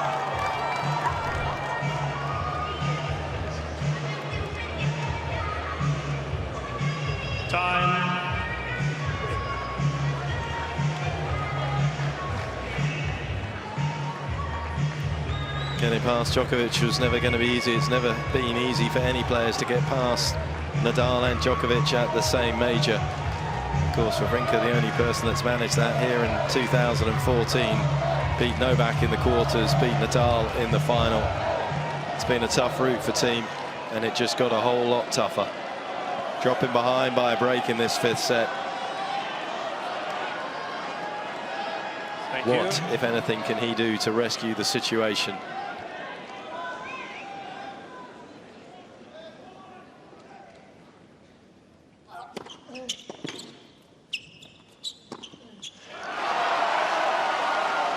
Well, he has to lift.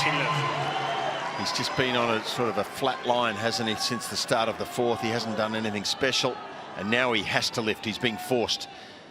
But will Djokovic give him the opportunity to do so?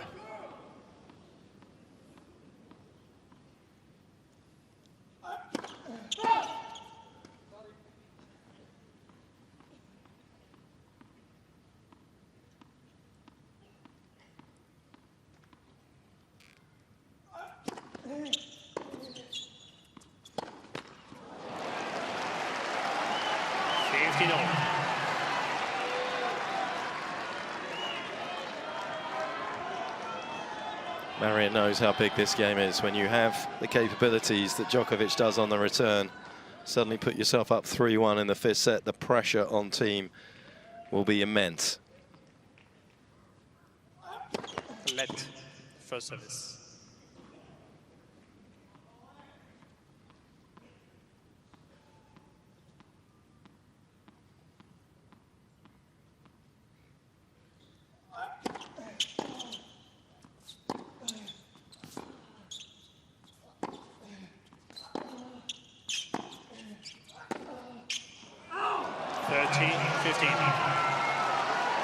First sign of anxiety, really.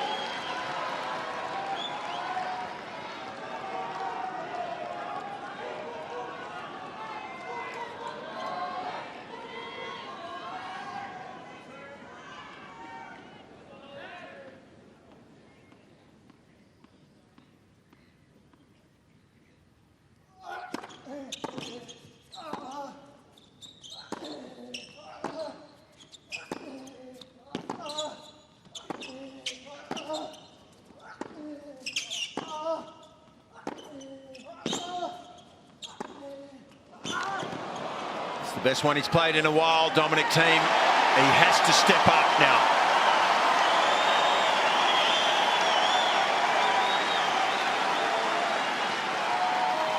I think the grunt meter's just gone up, Mark. There's stress on both of these men now. Good court position, hugged the baseline beautifully. Had a lot of energy to work with on the ball there.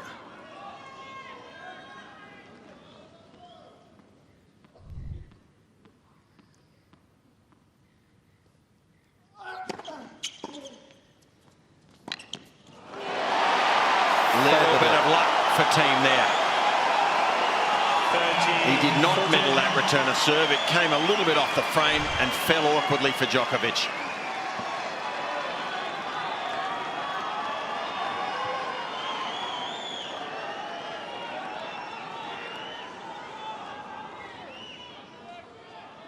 And a chance to get straight back into this fifth set for Dominic Thiem, having just dropped his serve.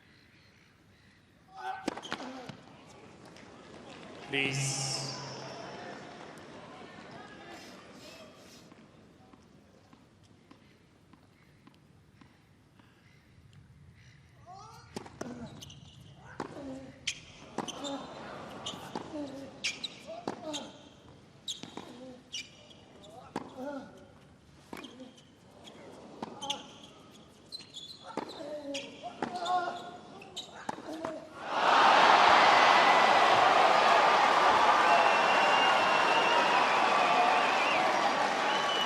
We are going to see the agony and ecstasy etched on not just the players' faces, but the fans as well.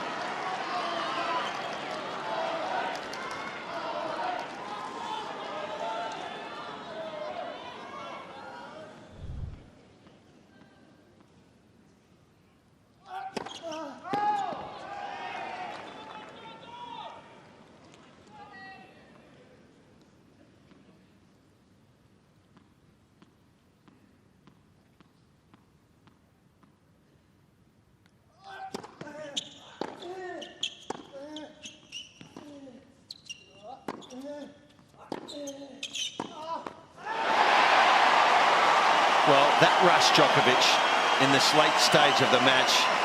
Your reactions are probably not going to be quite as good, you would think. And the power of Thiem's ground strokes in the last few minutes has stepped up. If he's going to break through, he has to grab this match by stepping up his own standard. Good signs from his point of view. Djokovic trying to fend him off here.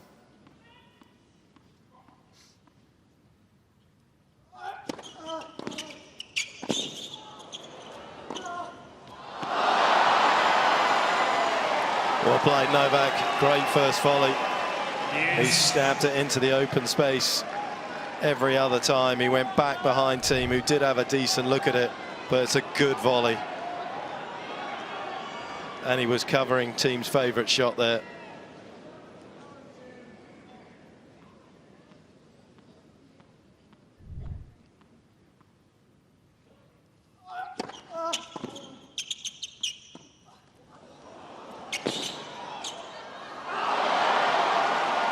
Advantage, Djokovic. Gee, it takes nerves of steel to hit that drop shot. Of steel. And for a second, I thought he was going to make this Thiem. He was there in time.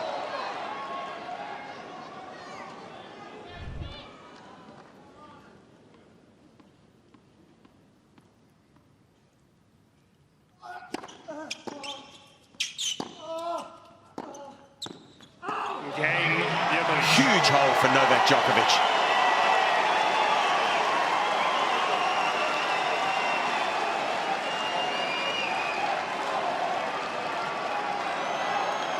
Djokovic leads 3 games to 1.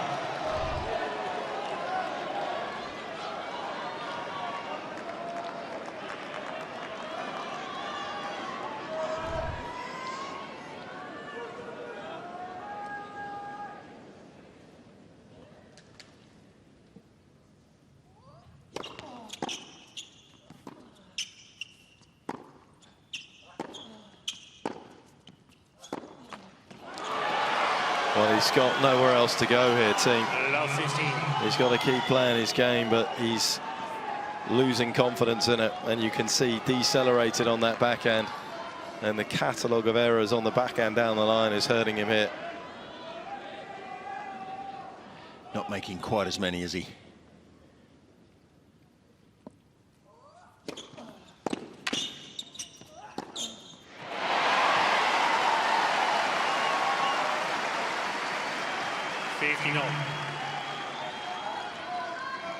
Just got to keep himself as close as he can.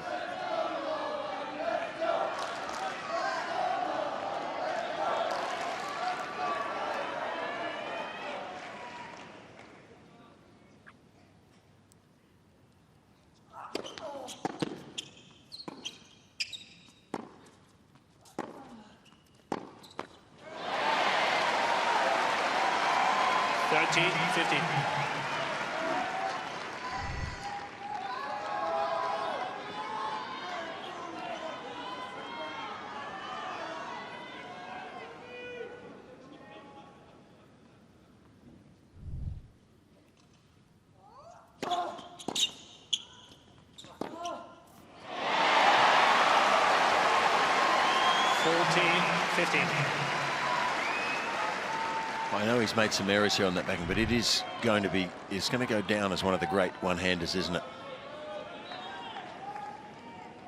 Stupendous backhand there.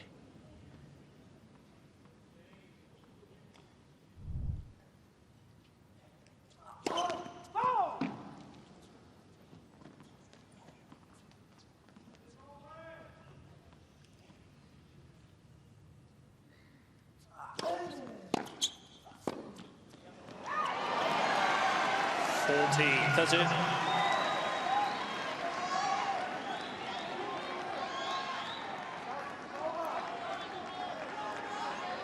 Pretty reassuring look over to his box from Djokovic there.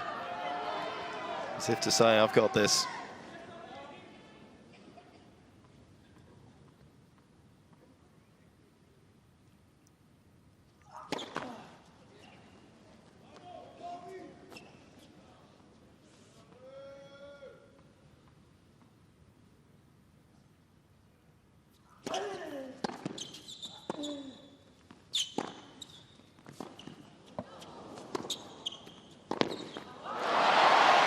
Suddenly it's Thiem that's doing more of the running again. Feels like the opening segment of the opening set.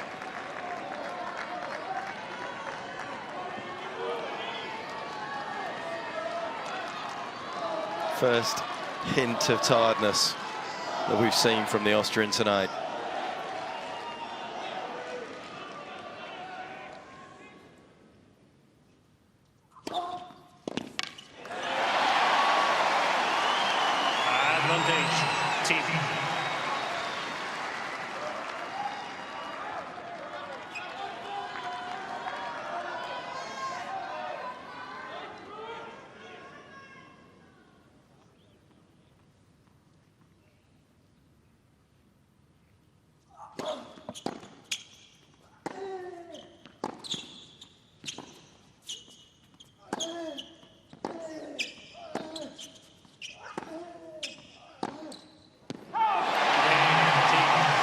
held on.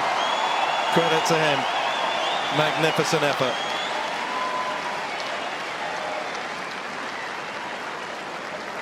Djokovic leads 3 games to 2.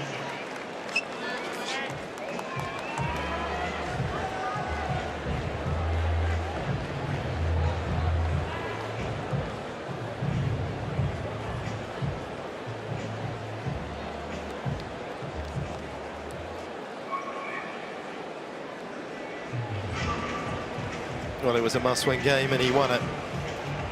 Still enough encouragement, you feel, coming from the other end of the court right now from Novak, with a few errors in that last game. Still not as watertight as he normally is.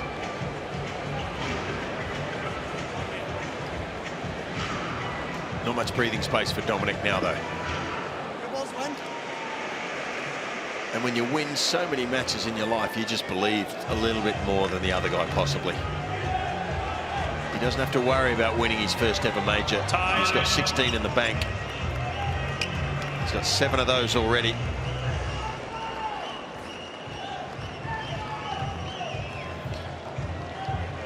Well, his sporting obituary was being sort of written, wasn't it, back in 2018, prior to his extraordinary alchemy at Wimbledon, where he won that title and then propelled himself right back into everyone's consciousness. Like so many great champions, he's proved that normal rules don't apply to exceptional champions. And he's proven it once again here tonight in Melbourne. 15 left. Down but never out.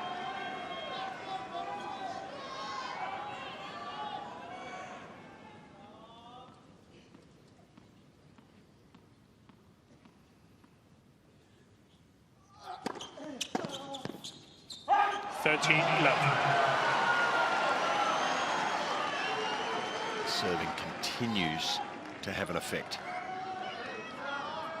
75% in this set in the early stages, but 66 overall.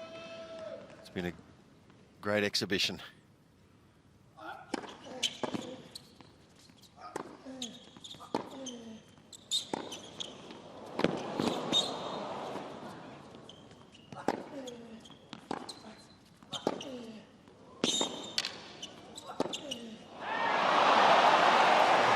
Well, he's gone from looking like he couldn't even run a bath to the fact that he could run a marathon. It's been amazing to witness. It's been strange.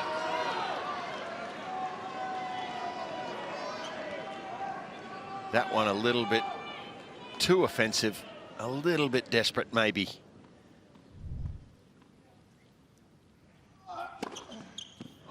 But how good is he serving? And now he believes absolutely that he's going to win this, Djokovic. And I think it's one of the hardest things for the players that have been chasing the big three. Is that in the past, the majority of great players swiftly moved from their prime to their past, didn't they, at pace. But this next group that have been chasing them down for years now are having to go through them still in the latter stages of majors, when they have the wealth of experience at their disposal for these moments. It is not an even playing field right now.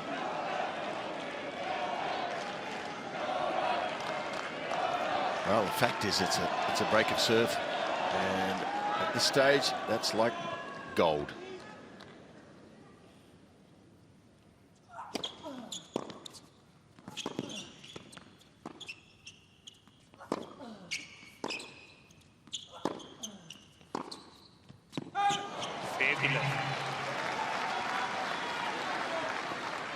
He wants another break, though. I can't help feeling that Djokovic has been a bit better with the new balls, too. He seems to control that faster flight through the air a little better.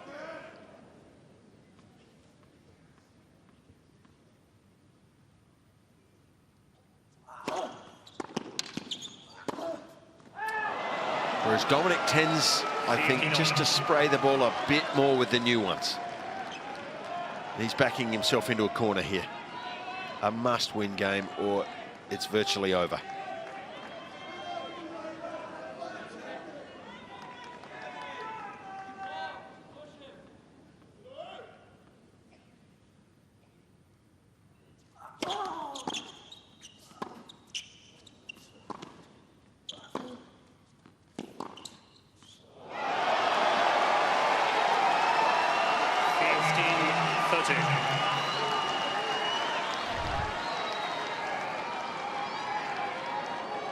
What a player.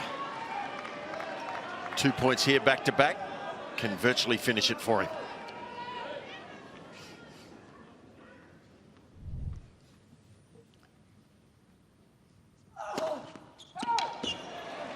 Mr. Thiem is challenging the call on the left center service line. The ball was called out.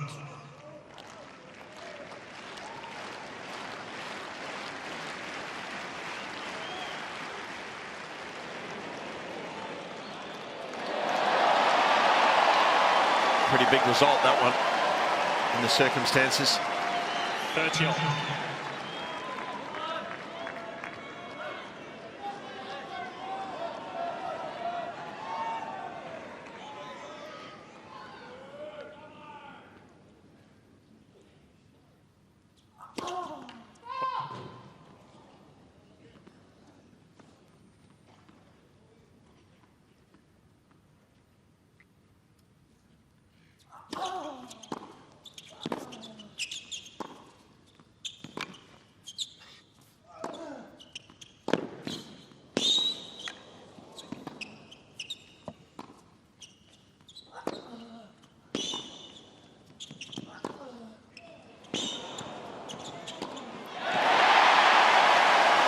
Precision, power, picture perfect, and it needed to be. Yeah, it had to be. I think he hit 2 lines there virtually on either side of the court, Dominic, and had to handle a difficult overhead here. High forehand volley. That can be dangerous.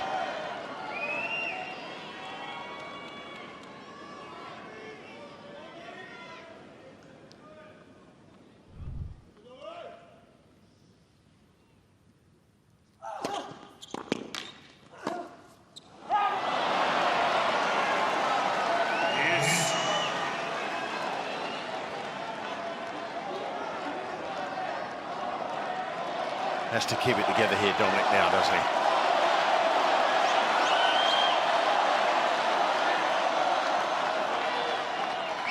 Novak can smell blood.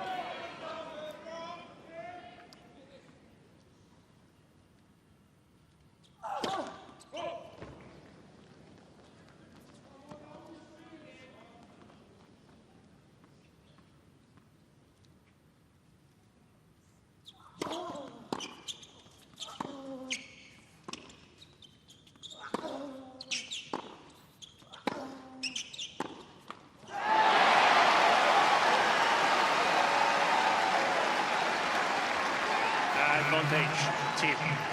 Do you sense more drama coming? Be hard to bet against it. It continues to deliver.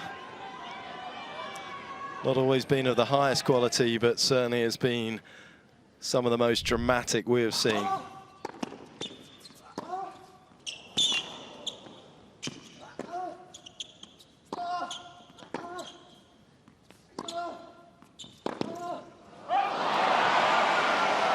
Well, he doesn't really want to take that on, but he just couldn't find a way back into court, I don't think. His legs getting heavier, their hearts also getting heavier. His manager.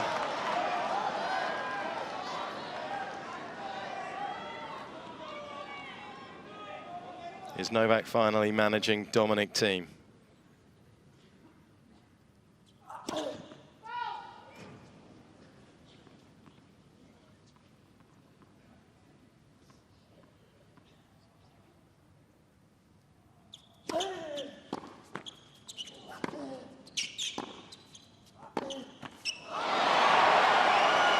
Well, the match is right here. Virtually, and I say virtually, a match point. 2 breaks of serve here for Djokovic. It's nearly impossible to see him not winning.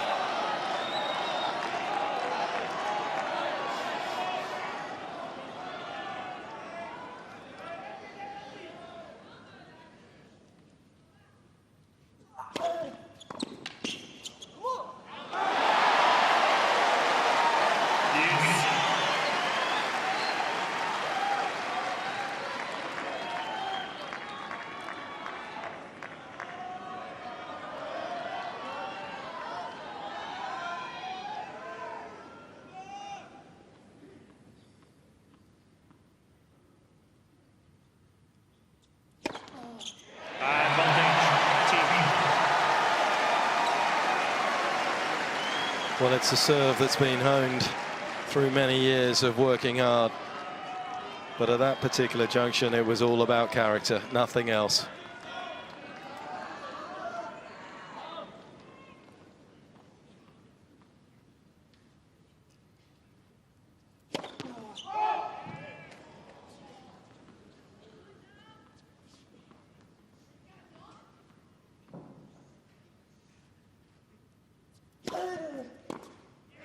What a hole. We still have a contest.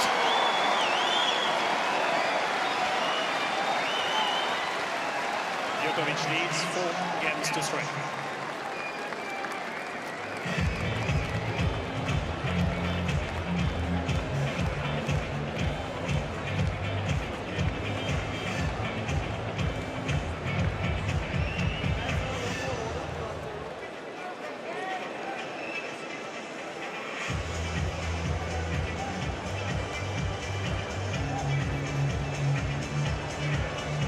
Novak so tantalizingly close there to the double break. Dominic Thiem doing everything within his power, considerable power, to keep the world number 2 at bay.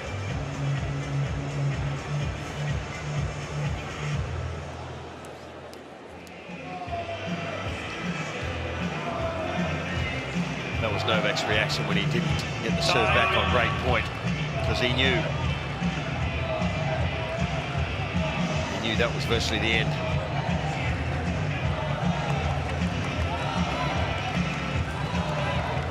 Many stars of Australian sport there. A couple of the big ones on the court right now.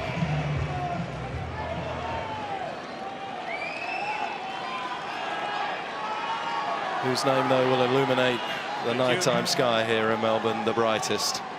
Djokovic, who has the break, or can Thiem turn this around? Halt.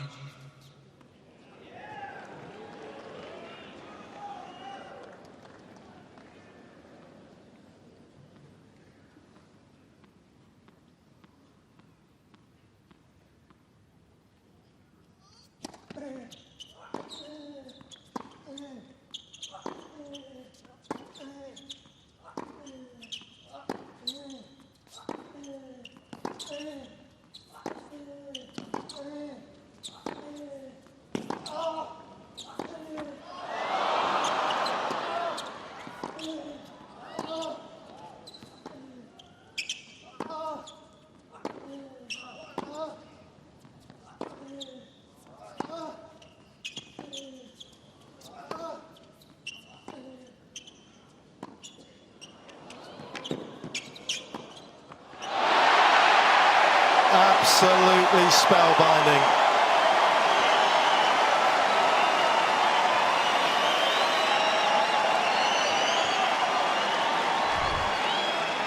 Love 15.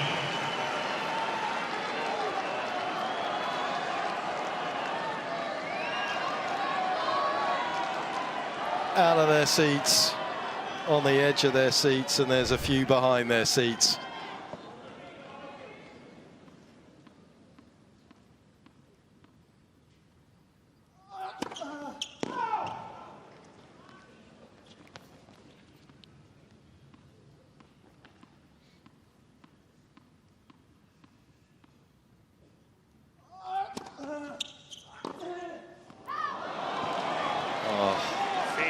That's his favourite. Probably a bit deep in the court, but it's his favourite shot, isn't it? I think you've got to give him licence to have a crack at that.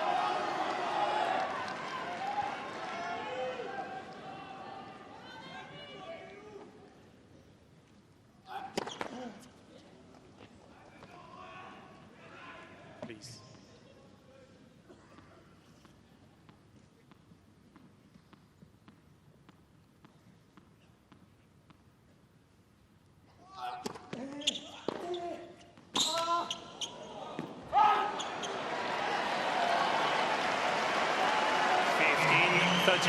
So all of a sudden, that gutsy hold of serve from Dominic Thiem has given him a little bit of adrenaline here.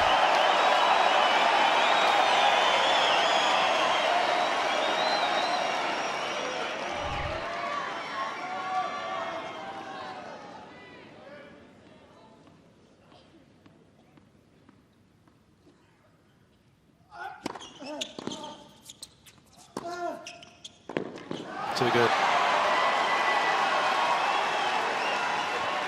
30-all.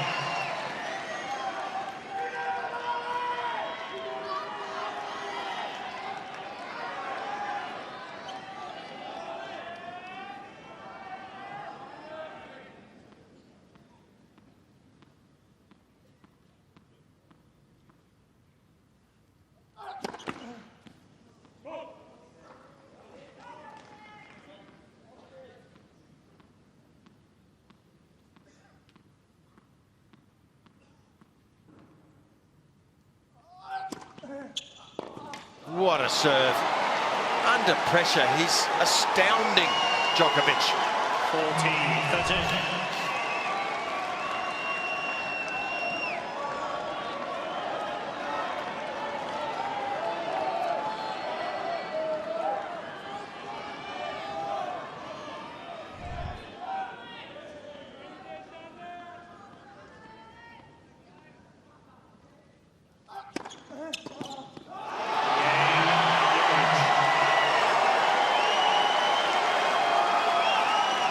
An 8th Australian Open title would seem to be in his destiny. It's certainly well within its grasp now. Djokovic leads 5 games to 3.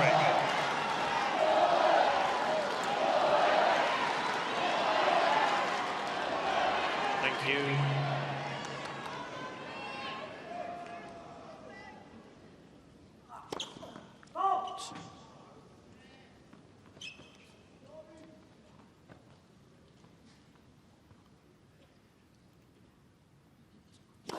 Let second service.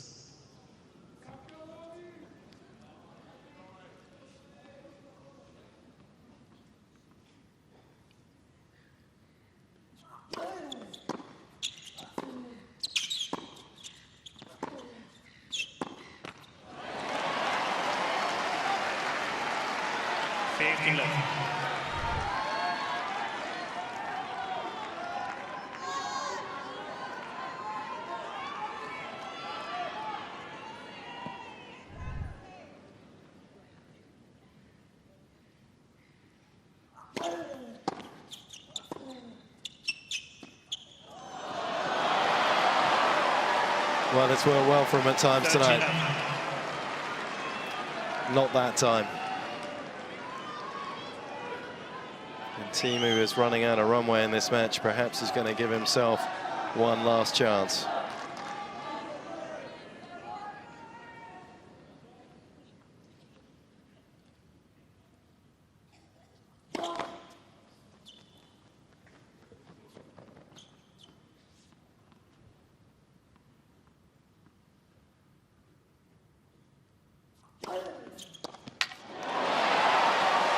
Seemed like he was coming in, didn't it, Djokovic? He was running at that backhand. Was going to hit it down the line and move forward, I think. But this just too fast and too close to the line for a second serve.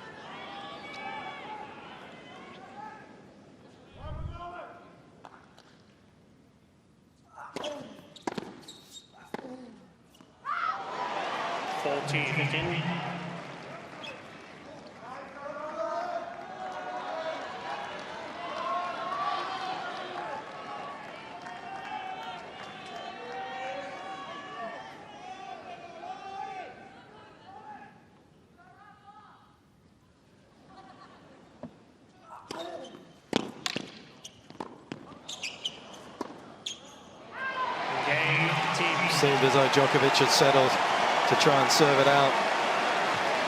Save all the energy he can for one last push for the title.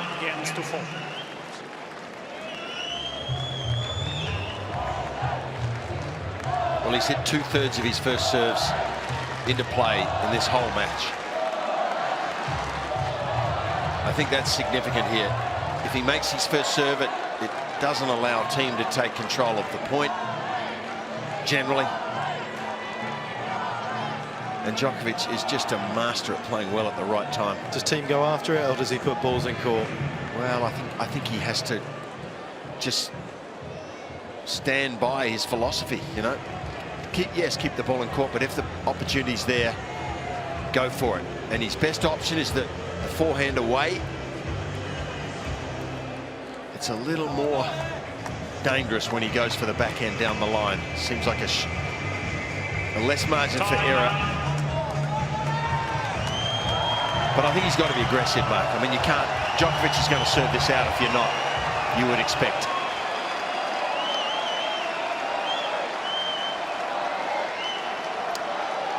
So it comes to this.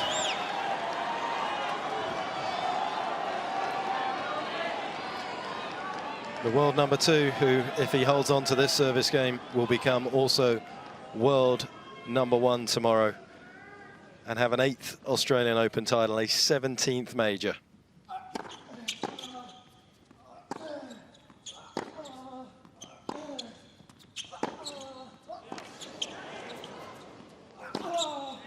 The crowd want more, and Thiem may well give them more. That was everything he had. Yeah. And Djokovic thought he was going for his favourite. He hustles here and backs away. He thinks Thiem's going for his favourite off forehand, but no.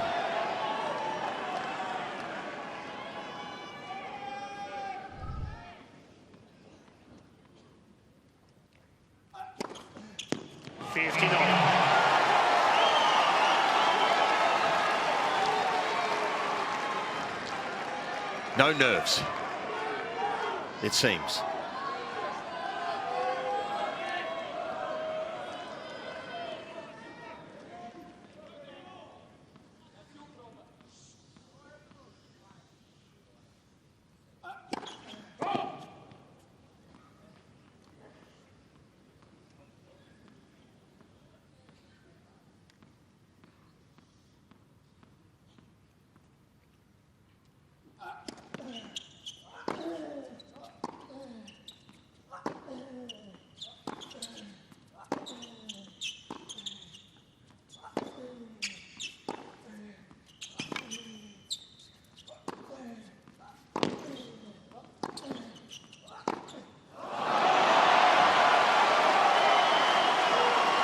He just can't pierce the defences in the same way that he could in sets 2 and 3. And Djokovic hung around long enough in this final to find the second win that he needed.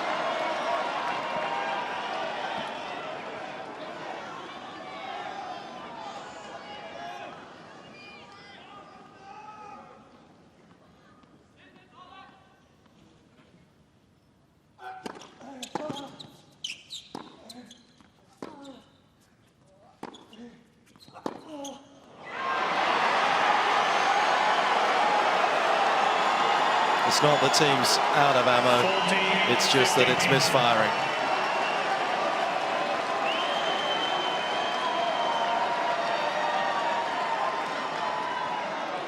Two championship points.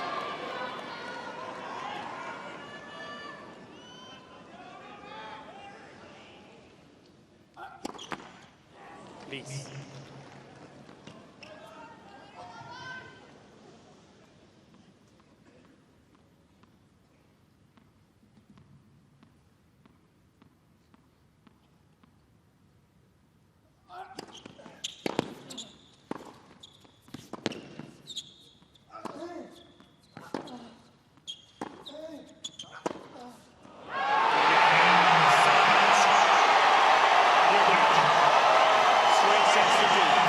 It's the miracle in Melbourne.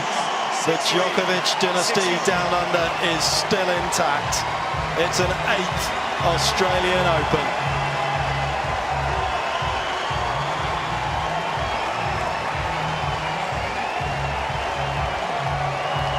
Once again, he's the last man standing.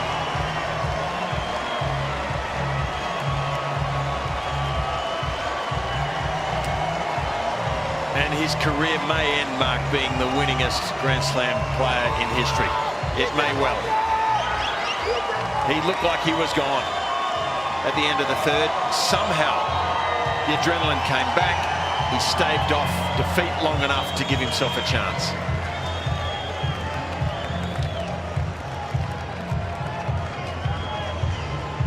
And let's take a moment to applaud and salute Dominic Thiem's contribution to this final. That's his third major final now that he's lost on the stroke of 4 hours. Couldn't have been any tougher for the Austrian to take on Nadal in Paris and Novak in Australia, and he has done himself proud. So much to admire about his game. He'll be back, he'll hopefully win one, but it's going to sting right now. I think when he wins one, he might win several. He's a good enough player. And now he's proved, I think, beyond doubt that he can win. Not just the French, he can win the Australian Open and he can win the US. What a performance from both of these champions. Over 4 hours ago, these were the scenes. The sun was still in the sky.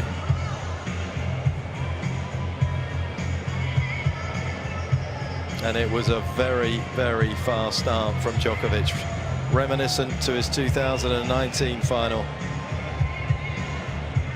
And it showed a lot of courage and backbone from Thiem to get himself involved in the opening set. At the end of it, it turned again, and it seemed he refused to be broken down. His defences stood up, and I think the serve had a big influence as well. He served beautifully throughout. Yep, for Dominic Thiem sitting on the other side. For him, tennis is everything, and if you love something so much, it's probably going to break your heart a few times. It has done in Paris, it's now done it here in Melbourne. He'll be back.